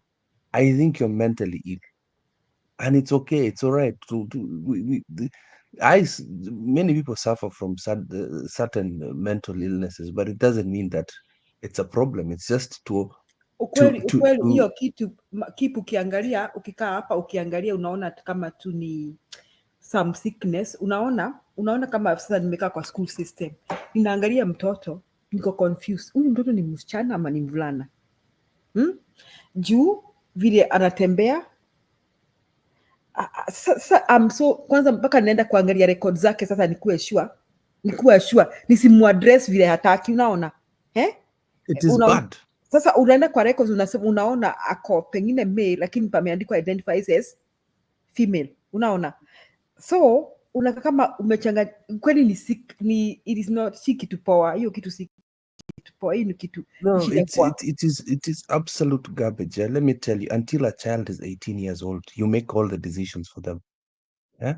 How come it's easier for them to make decisions for a sex change or hormonal a treatment for children, but they don't allow them to drink or do not carry a gun. It's because you make those decisions for them. Their brains are not developed enough. Utakuja kujua msichana anavaanga jeans akiwa mdogo, you'll know it's just a phase. By the time she's 18 anaanza kupenda vijana, it's a phase. Kuvaa vijana, just because she admires how hata what si do you call kuvaa it? jeans. Watoto wetu wanakuanga tomboys, lakini si kumaanisha wanataka Tomboys, kuwa wavulana, exactly. And it's a si phase and it's kumaanisha wanataka kuwa okay. wavulana. Ni vile tu karakta yao iko, they are rough, wanapenda kupanda That's miti. it. Lakini Na si hata atienda kuwa mvulana sasa waweze kusema atina sasa wewe ni kipu, naweza kusema mtoto wangu nafikiri ana identify kama mvulana. What is that rubbish? and that is what these people, when they voted for Trump, are protecting. They're protecting their conservative beliefs. Na ni sawa, that is them. That is why you see a lot of Arabs voted for this man. That is why you see a lot of Latin Americans voted for this man. And that is it. But let me take a step back. I'll take a step back to show you why hii presidency si kitu mingi sana kwa hawa watu. Because Julia, when you went to vote for your House of Representatives person, it's the ideologies that you had and you trust the person you had voted for. Na atenda kuchunga hizo ideology zako. Ule senator ako kwa hiyo state yenu atakuchunga wewe. Atakuchunga. By the time an actual bill has passed through the American system, it is headache. Julia, you know that. These things take months. And they work for their states. They work for their states irrespective of the party. Of the president. They put their best foot forward. Yeah. There are just certain things that as a Republican utavotia utakataa as a group. But then there are certain things utakuja useme kwa district yangu hii kitu hatutaki kabisa. We don't want to waste money because my district needs that money. And that is how it's supposed to be. That is why you see Americans, life moves on, it's normal. Because presidency is a glorified ambassador, like I said. But now I just like the fact that Ruto no longer has his sugar mommy or sugar daddy. Wametoka sahi. That is the most beautiful thing. In 2015, Trump called Kenya specifically lazy. A lazy community, a lazy society. He mentioned this. So this is a good thing for us. It just means they don't interfere with us. The only problem, you guys, and I said this in the beginning of the show, the only problem is the fact that Whitman and Trump belong to one club, and that is the club of billionaires. So I hope she doesn't whisper something on his here. Asikie kuna gold huku Kenya. When I say gold, we're a very lucky country, by the way. Ambio kuna madeals huko unaweza kufanya huko Laikipia. So Trump, you can create something in Malindi, in my hotel zako. We fanya madeal if you could get Trump. So those are the things I don't want to hear. I don't want her to lobby to him. Let us get a stupid Republican ambassador akuja asinterfere na vitu zetu. Yeah? And we don't. And I mean, this is an idea I have in my head, actually. You people, like the way Monga said, I wish I could start a non-governmental organization that lobbies against countries giving money to poor countries where it goes into corruption. I wish I could. That is my dream. If I could just start an organization where I lobby against this, what you call loan sharks for countries and loan sharks for so-called private organizations like such as World Bank and IMF. We need to lobby because there has to be international regulations against this stuff because this is very predatory. It is very predatory. They know what these people are doing to us. They know what Ruto does to us. Hata najua unapenda Uhuru. Uhuru did the same to us. Wanachukua pesa, wana siphon on top, and it is hurting us. I wish there was an organization like that we can form as Africans where we regulate this garbage, where we look at money that is coming in and it is spent for what, something. Julia, when you take a loan in the US, unless it's a payday loan, you specify you're going to use it for a house and you'll use it for a house. If you specify you're going to use it for a car, you use it for a car. You specify if it's short term loan for your wedding, wanakupatia ile kidogo ya wedding na unarudisha hiyo pesa because you spend it for what you asked the bank for. Here tunasema tunaenda sijui development, yet development mfuko ya kina Ruto, ya kina Oparanya, ya kina Opiyo Ondaya, ya kina all those people. So I wish there was an organization that could regulate this. You know, the West always has regulations to protect themselves. Why can't people like Raila talk about those things? Anakimbilia AUC. So akikimbilia AUC, that is one of the policies it should be part of his campaign, to get rid of this predatory behavior, like what Gaddafi used to say. Although Gaddafi was a bit of a monster, but he had this edge of Africanism, Pan-Africanism, where we tunajitegemea sisi wenyewe, where you know, when I talk about the EU, I know the EU protects European values. When you hear US connecting with Canada, they protect that your Americanism. Oceanic countries do the same, but sisi wa Africa, we just elect fool after fool after fool, and we allow them to steal. Yet the people who've made it up there, people who are in to Mekau, we cannot come together to form such organizations where we lobby against this damaging stuff. Sasa hiyo ndio dawa peke yake. Tunaambia watu msitupatie hiyo pesa tafadhali. We are rich enough. Just don't give it to us. Uganda is doing very well without IMF and the World Bank. I think we can do the best. We can do the same. Because Mbadi is saying we need 400 million for what? I think to run the government, we just need 100 billion. What do you need 400 for? And you borrow trillions and trillions. Yet only 10% of the population actually works. The rest of them are just dependent on each other. Don't tell me about these small hustles people do.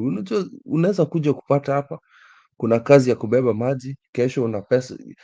I'm talking about reliant money. Ile inakuja utajua at the end of the month I have money to actually pay my rent, to do all those things. Because 90% of Kenya's population is borrowing from the rest. Money they will never see again. I'm not even counting the diaspora. And it's because people want big cars. People want to be seen in like there's an event every day that you'll see Ruto shaking hands of I don't know what. Kuna picha kila siku ya Ruto. I don't know what events these are for. Sijai muona Harambee House akifanya kazi. That is where the official office of the president is supposed to be. Yet he'll go take a picture somewhere here. Now it's going to be Kindiki who's going to be following you like a flower girl, kumfuata tu kila mahali na hizo magari zote, sijui ataenda development. Even if it's this garbage of talking about development, if it's development of a certain region, send your CS of that particular docket to go and do it. Kama ni ya barabara, send huo CS ile kazi imeisha, enda afungue hiyo barabara. Hiyo ni kazi yake. If indeed you want to show your stuff, why does he have to go to those areas? We are a multi-religious country. Yeah, we've got Hinduism, we've got Orthodox, we've got Catholic, we've got SDA, we've got Hindu, we've got Muslims, got all, even the atheists. Tuko na hii watu wote. Mbona wewe anaenda kanisa za church peke, the Christian peke yake? Ile siku ataenda kuona Waislamu ni tu kuvaa nguo kama costume, aende Eid. Ama ile siku ataenda kuvaa nguo za wakalasinga during Diwali. And it's just for the photo shoot. It doesn't make sense to me why we have to televise somebody going to church. What for? I don't even see. Hatuko tunaona Obama akienda kanisa, but he used to go to church. It doesn't need to be televised. It doesn't make sense to me. You know how much uprooting the space he stands in. Those are tens of millions of Kenya shillings just for him to have an appearance. The country hemorrhages those. Hiyo pesa ingetumiwa kwa university ama kwa hospitali somewhere ama kwa some classrooms because teacher Julia is passionate about schools. Ingetumiwa kwa shule hapo karibu hapo Sugoi. One trip could fund 5 schools.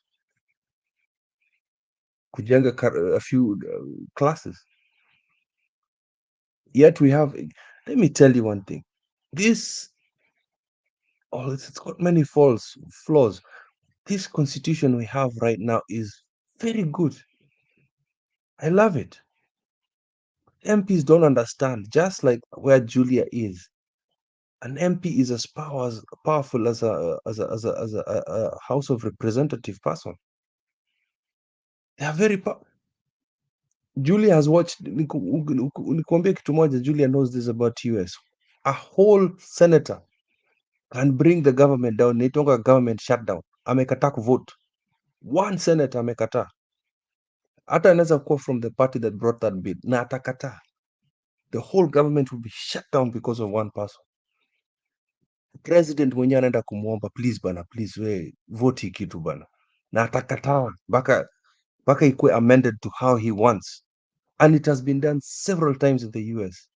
Because that guy is independent thinking and he knows he was voted for a specific reason. Naweza sema staki hii bill. Staki. One person. Yet here we see ODM, Jubilee, UDA, watu wana vote tu kutoa Gachagua very quickly. I was expecting at least a bit of resistance, a little bit of debate. Tell us as Kenyans, why are you voting for this? When I saw Sifuna do his thing, I was like, good, amekataa second. But no. Voted like sheep again. I wanted to see a lot of evidence. I know we're going back to this Gachagua thing. Good riddance, by the good riddance to him. I'm just saying, there were no independent thing. There's no independent thinking in Kenya when it comes to people who are coming to be so-called servants, public servants. We've got a justice calling us hot hair every day, where this is separation of power. Lakini anatembea kama ni yeye bibi watatu wa Ruto. Kahome. Just see rulings like nowadays in Kenya. I think Maunga can tell you this here. In Kenya, don't look for a good lawyer. Look for a good judge to bribe. That is how it is in Kenya. Don't look for a good lawyer. You can actually represent yourself. Look for a good judge to bribe. And that is Kenya right now. That is your justice. Going to study law is just absolute garbage nowadays in Kenya. So long as you know who to bribe, even before you get into court. I'm guilty of such kind of behavior. Nasimamishwa na gari, nasema unataka ngapi? Unapatia. You give the cop. That is not justice served, and that is me. And I'm so used to this habit all these years in my life. But anyway, that is why I say, Mr. Guys, this is the sad thing. I might not see change in my lifetime. I might not see it. I will keep fighting by then. I'll keep saying what I need to say. Maybe I'll see it, maybe I'll not. Because right now, people are rushing to leave the country. That is why I said sometimes I admire people like Maunga. They're like, hata kama ni nini, niko nyumbani, I'm home. I'm a coward. I'm an economic refugee. I wish I could be home. You're not a coward, keep imagine. You've gone to earn a living. It would have been worse if you're here and you're toiling and there's nothing you're doing. So now you're losing your time, you're growing older and you cannot provide for yourself. So you went to do what was available to do. So there's nothing cowardice about that, imagine. There isn't. Yeah, but anyway, it's a shame why we all have to be here. It is really bad.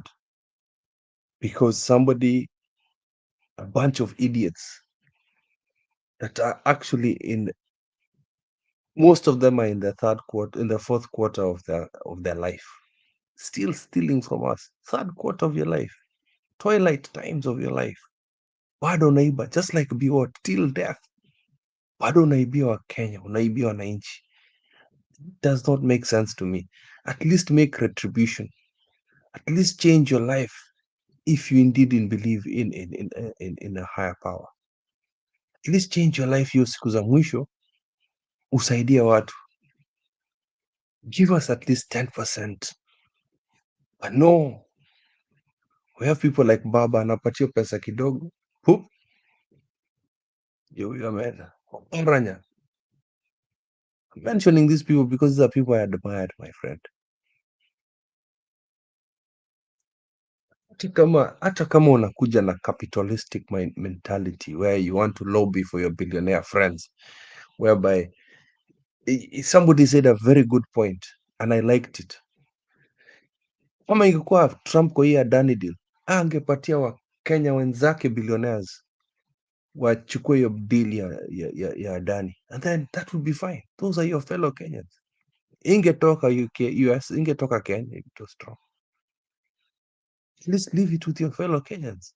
So that at the point when you know, Mato, Keep, you know, it's Ruto buying. It's Ruto buying the airport. It's not that he's giving it to anyone. Yeah, but oh, yes, true. Okay, that's a point. That's a point. But then at least at a point where we can justify getting these things back when government is changed. This is the idiot that is telling us that after he's finished his 14 years, because that is what he's planning to do, and it could be longer, that he wants to be an evangelist. Sasa nani atasikia huyu mtu? Who's going to listen to this person? You know, sometimes you can actually kind of sense that the atmosphere is not actually, it's not at par with you. You know, saa zingine unaweza kuwa kwa place una feel hapa sipendwi, there's something wrong, wacha nijitoe. Even when you're at a state of inebriation, when you are younger, umekuwa kwa klabu umemisbehave kidogo, unakaa hivi unasema hapa tutakikani hapa, na unakuja tu unatoka hapo na hiyo nini, embarrassment, and you just know you did something stupid or you acted funny and you leave the place. This guy does not have that sense. Ni kama ana sense. Yeah, he does not have a sense of shame. Shame is not in his blood. How many times has he heard that phrase, Ruto must go? And it's a big chant. Ama nafikiria tumelipwa. Nani anatulipa? Nani anatulipa tuseme hivyo? Nobody. To the point you're killing some of us for saying that. People are disappearing every day. Don't give me the hundreds. These are thousands of people. Hundreds is what you've seen on TV. These are thousands of people I'm sure have disappeared. Just because of somebody's pride. How important is this person? What? Nini? I don't know. Anyway, I'll thank you for giving me the opportunity to rant.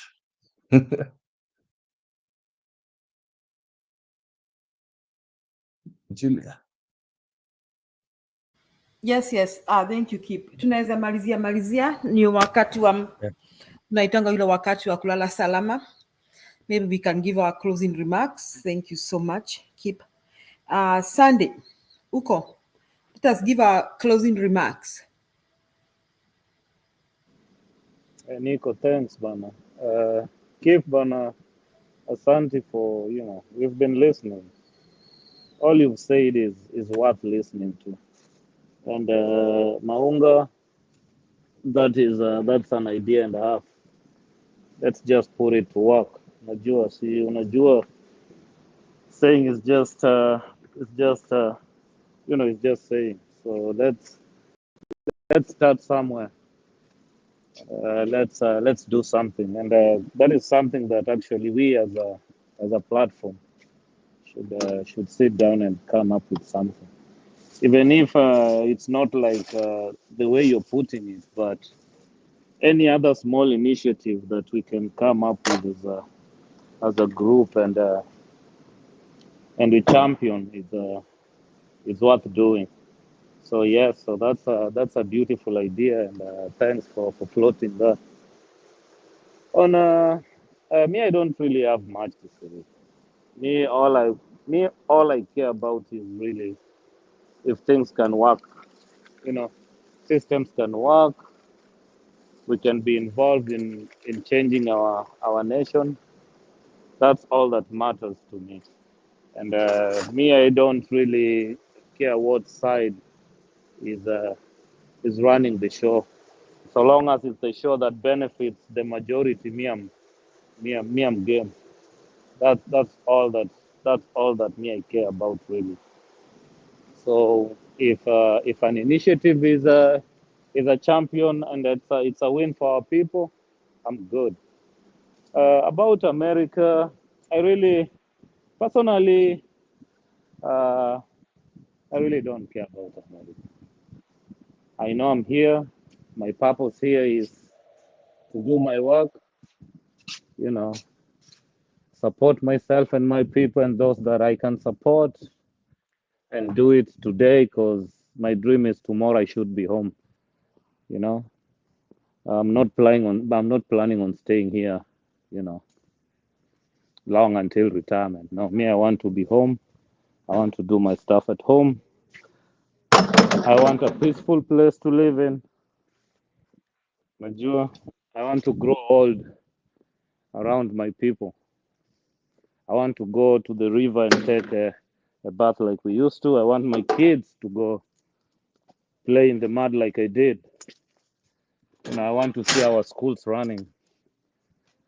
You know, I want to see my culture flourish. That's all I care about.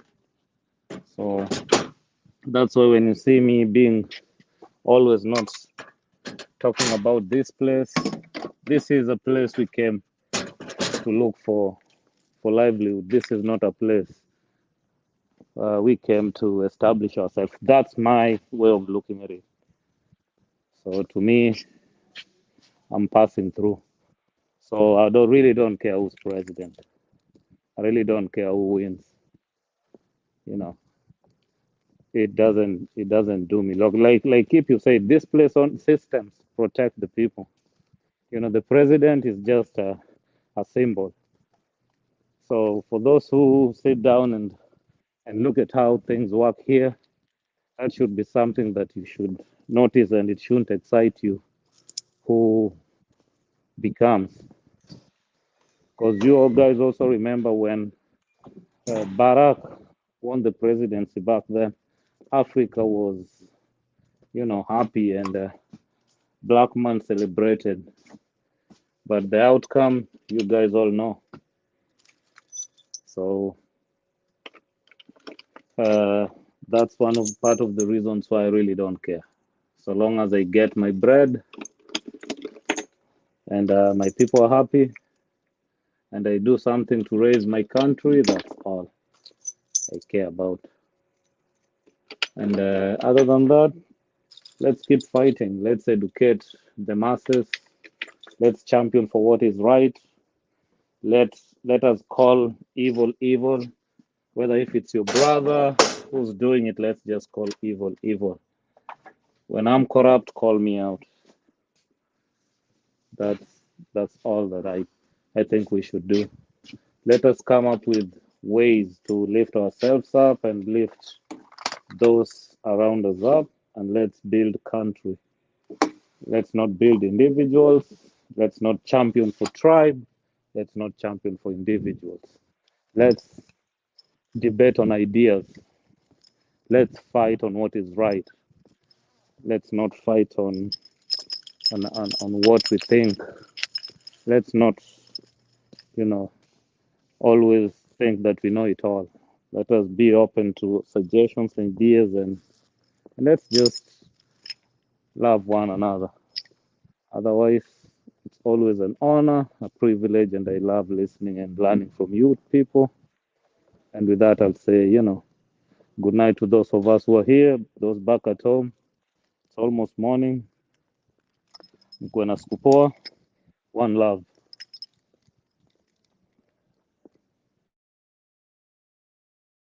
Asante Sunday. Maunga.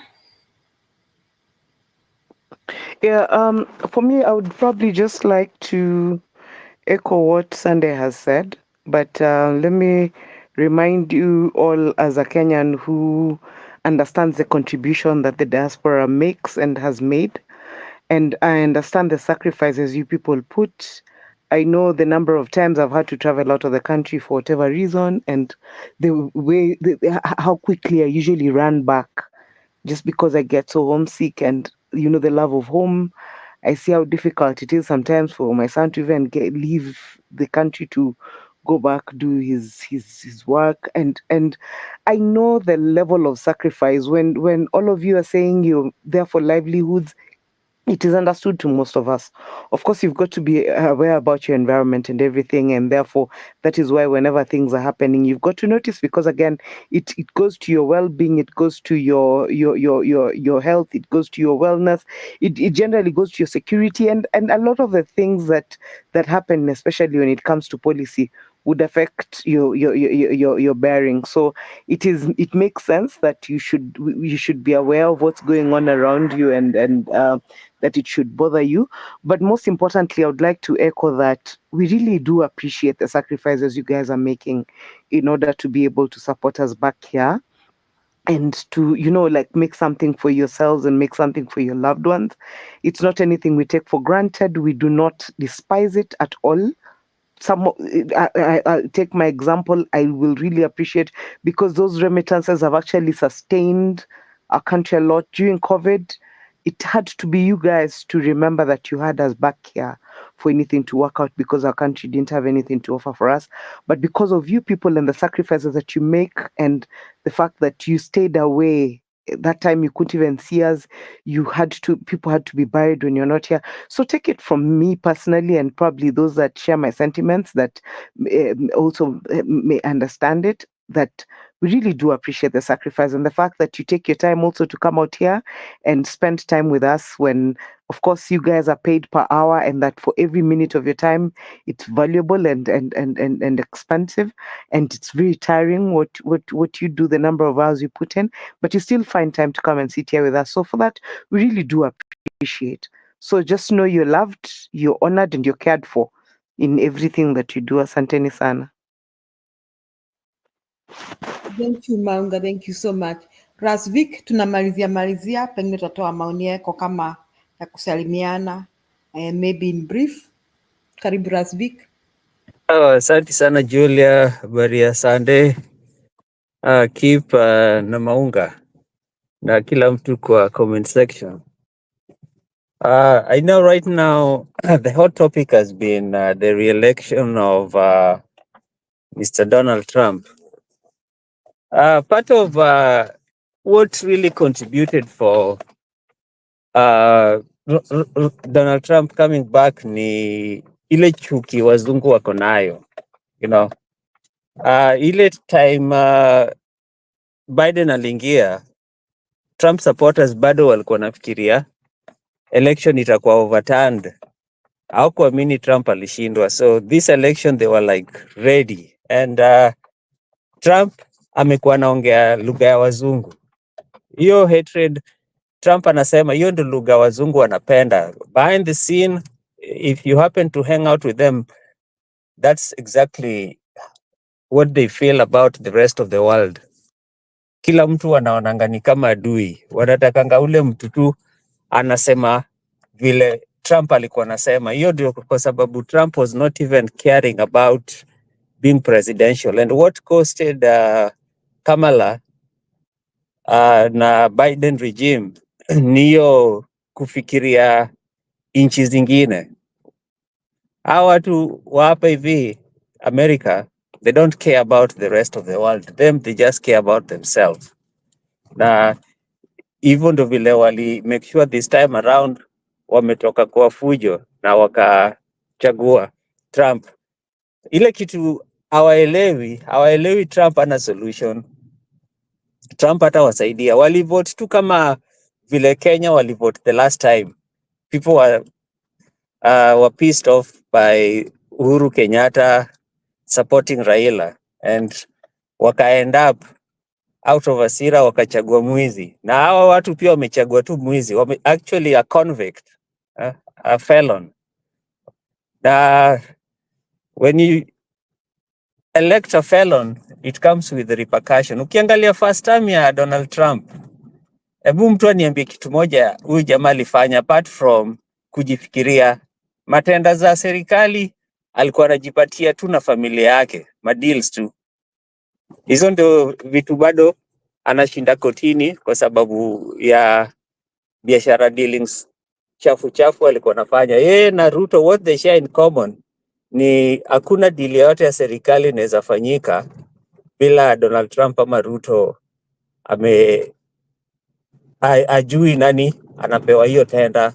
That's what they share in common. Kuna details zingine siwezi toa kwa mtandao.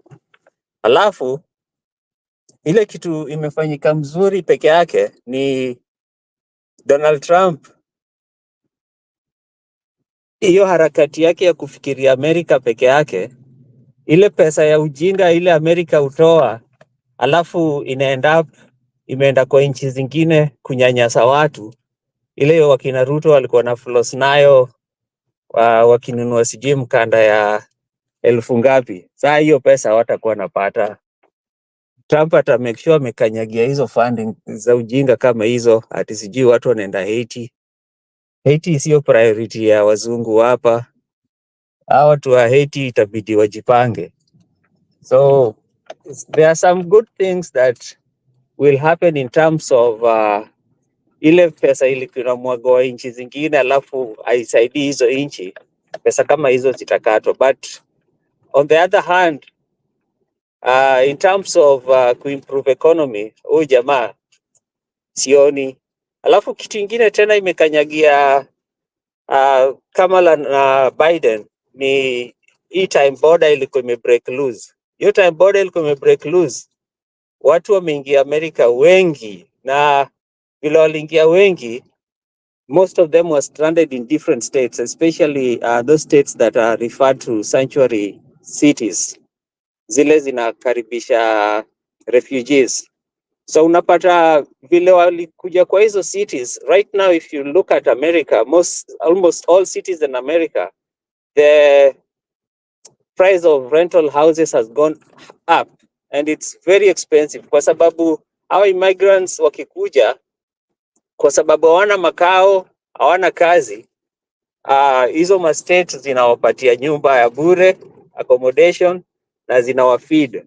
Alafu wengine unapata kama in Massachusetts, there are some sections that kulikuwa na ma recreation centers kama ma gyms za public zilifungwa zikatengenezwa zikuwe ni kama ma home shelters za ku accommodate watu. So watu wa cities kama hizo unajua walikuwa nakasirika vile mtu anaweza toka kwao alafu mtu hapa anakanyagiwa hawezi tumia recreation facility yake kwa sababu ina accommodate watu wengine walikuwa naekwa kwa mahoteli, na unapata watu hapa wengine wanalala kwa street. So hiyo ndio ili trigger what happened. But all in all, uzuri America atapatiwa miaka mbili asipo deliver midterm election, pia watu watatokea kwa fujo to make sure that ana control ya Senate na Congress.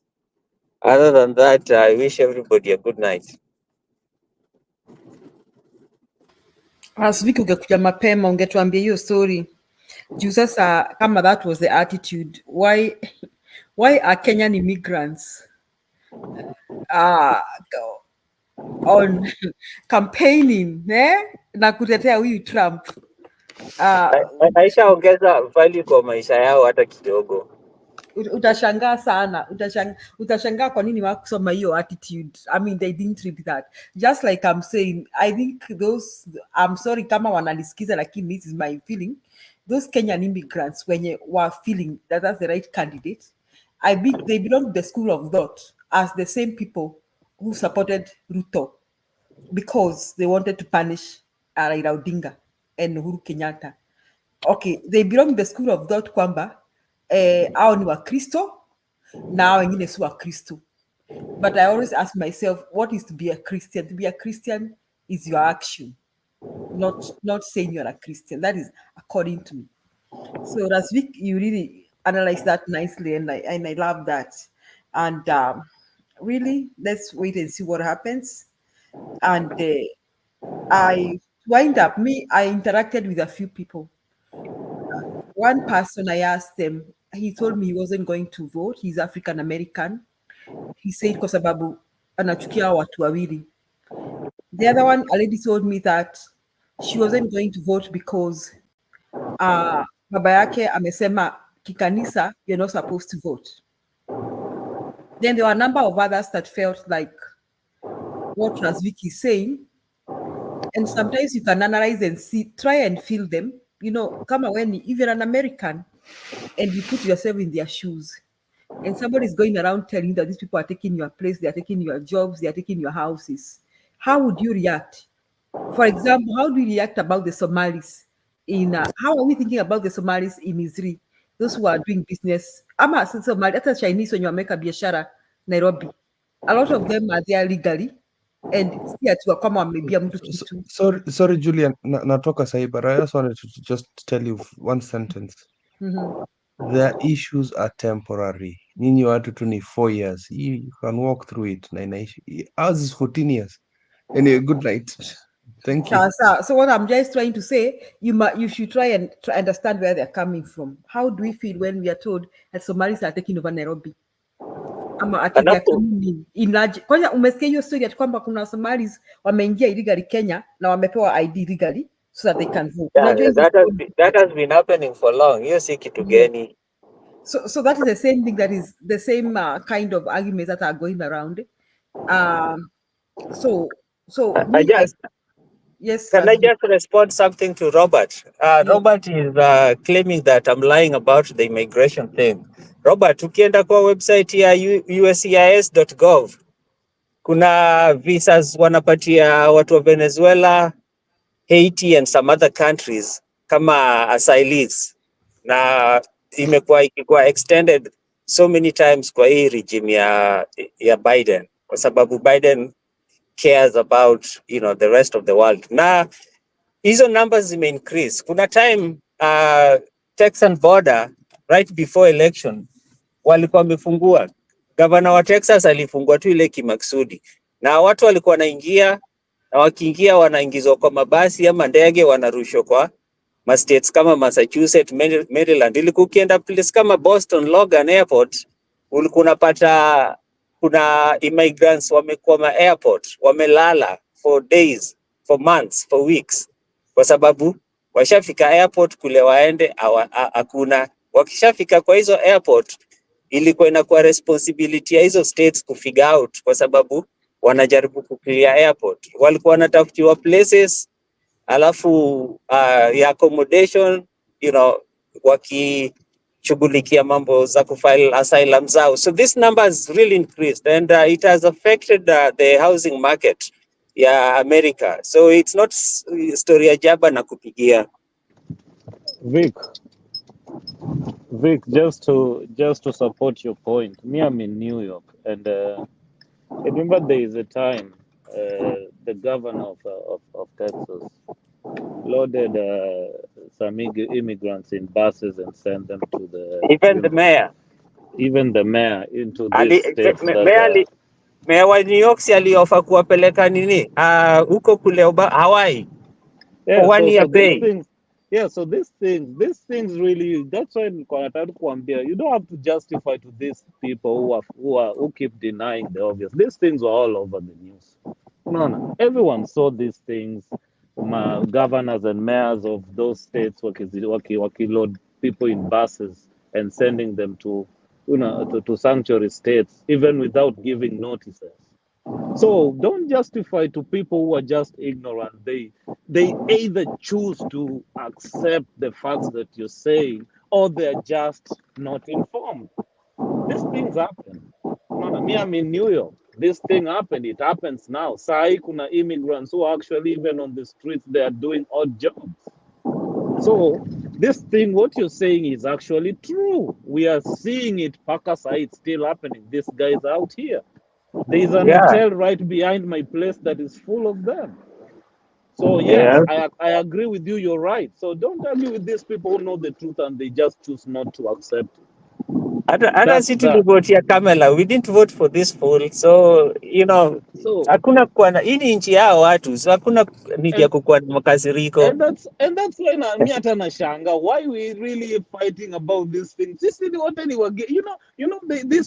is my opinion. Mimi ni mgeni hapa. I could be a citizen through either means nimekuwa, but in the bottom line, hii watu wakianza kuonyeshwa mlango, they'll find a way to come even for me in a way. Unaona? So Not wewe even that, Sunday.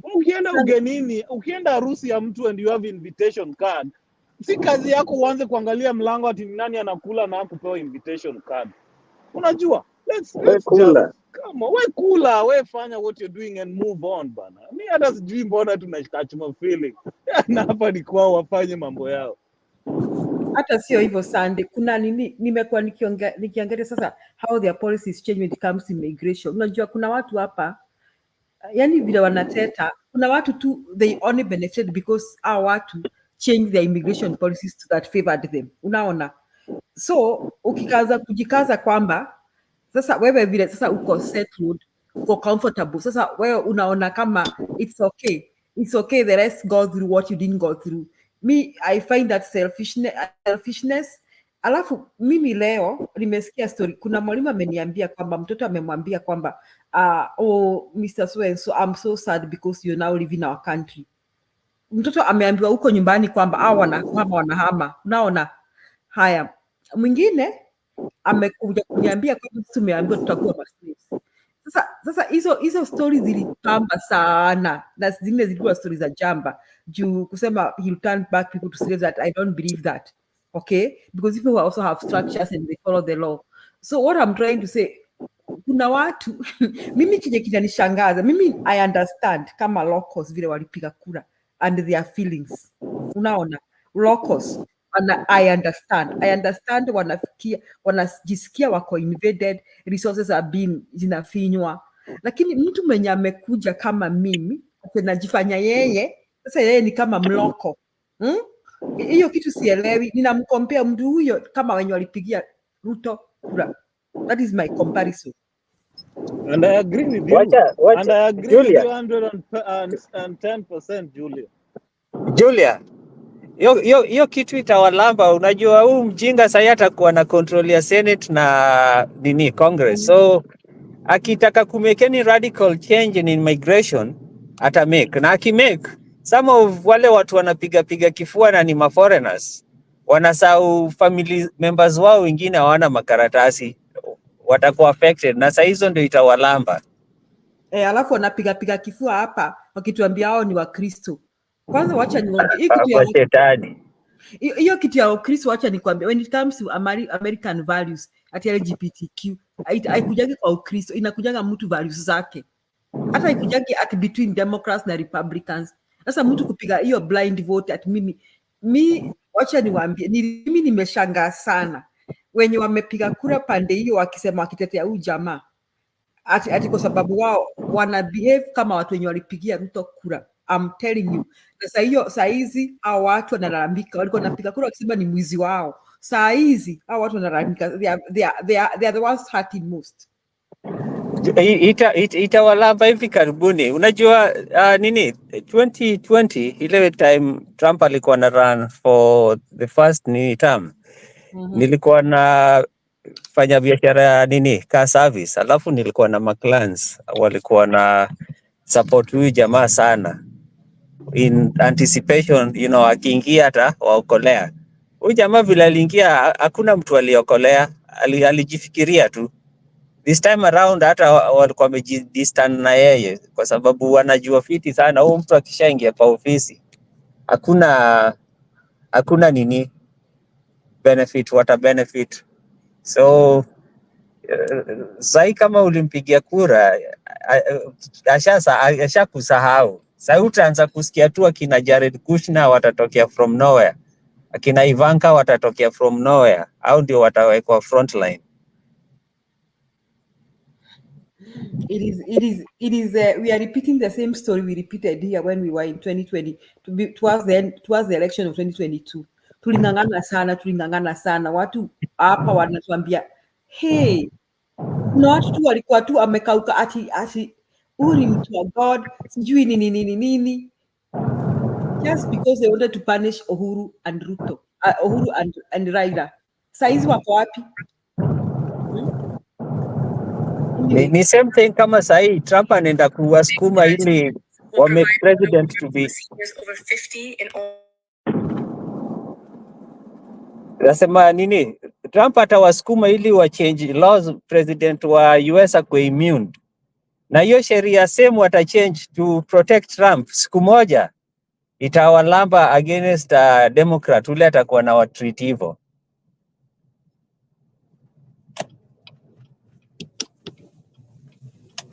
Yeah, so my take is, before we even say tunatetea fulani, unajiangalia. I think it is selfishness kufikiria kwamba mimi nimesaidika kwamba, and therefore wenye wajasaidika I don't care. I find that is very selfishness. Lakini what goes around comes around. To wind up, leo nimeona akina sijui Ndindi Nyoro anatolewa. Nyinyi mmeona hiyo story? Ndindi Nyoro is being kicked out of the party. I don't know, parliamentary what. Now, the other day there were rumors that Weta was going to be kicked. So my take is, what goes around comes around. Ukingangania kufinya mwenzako, wewe pia chuma chako kiko motoni. So for fellow Kenyans, I guess we can talk a lot about the American election. Lakini we also have learned the positive sides, that maybe we could also try as Kenyans to improve transparency in our elections. Maybe we could try and implement accurate use of technology. But again, that depends on the people in power, because the bulk stops at the executive. Asanteni wa Kenya, we thank you so much for your contribution.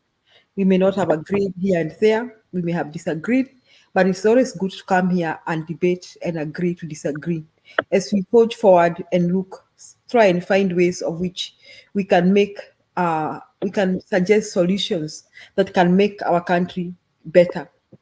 I want to acknowledge the people in the comment section. Nashukuru sana President Robert Oino, KK, Douglas, Eli, asante sana, Esther asanti, asanti Robert, nakuona tena, Gesare asanti, Angie asanti, John Muhia asanti sana. I see Phil MG, Jane Parish, thank you so much. George Mugambi, Resilient, thank you very much. John Obesa, tulikuwa hapo na sisi, na a lot of people who joined us this evening just to discuss. We always come somehow, at the end of the day, we come up with the way forward. And today I want to emphasize on the way forward that was given to us by Maunga tonight, that when we're all saying all this, perhaps we could make a difference in Kenya. We could just say we want to do something that will change Kenya. We want to go home and touch the life of somebody, one person, the life of people around us. Charity begins at home. Even as we look forward to seeing a change in government, or a government that cares for the people of Kenya, we may also want to make positive changes at the grassroots. Maybe touch the lives of children that live in our homeland, those who cannot go to school. You could maybe just take one child, make sure they go to school, they complete their education, and maybe when you grow old, you'll count yourself like you did something. You did something for somebody, you made their lives better. Asanteni sana, tungetaka kuwashukuru, and we want to say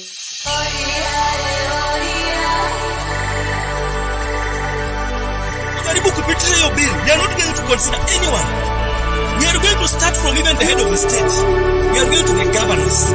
We are coming to the senators, to the members of parliament, to MCS and women. We are going to deal with you. Hata mkikuwa wapi, tukiona tu gari yenyu tunashikoni hiyo gari. Mkipitia hivi dustbin, mtaona, mtajua ni nyinyi ndio tumeweka kwa hiyo.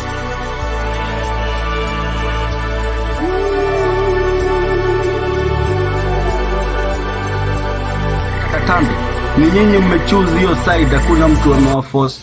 Wacha Katambe, kama unitambui pia mimi sikutambui boss. Wacha Katambe, mnasema mnataka kupea Kenya bright future. True, juu Zakayo akishuka nirudishia kila mtu mali yake times 4.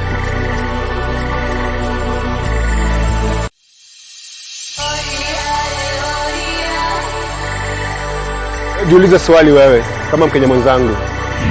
Dedan Kimathi, Achieng' Oneko, Martin Shupuku, Matiba, JM Kariuki, Helena Chelagat, Wangari Maathai, George Anyona, ungekuwa wapi sasa? Ungekuwa hapa nje ya bunge ukirepresent sauti ya wananchi. So on Tuesday tunataka kuchunga hii building. Tuambie mkinge kwa hiyo bunge, you vote the way people want. Wao Ruto aende angalie budget yake, aseme kitu ambacho anataka to reduce. Hii nchi ni yetu. Nchi si ya Ruto ama mama ya Ruto. This country belongs to all of us. So the sovereign power belongs to the people. Sisi tumepatia Ruto kazi. Na tumesema kama as taxpayers, we have to listen to our voices, because the people's voice is the voice of God.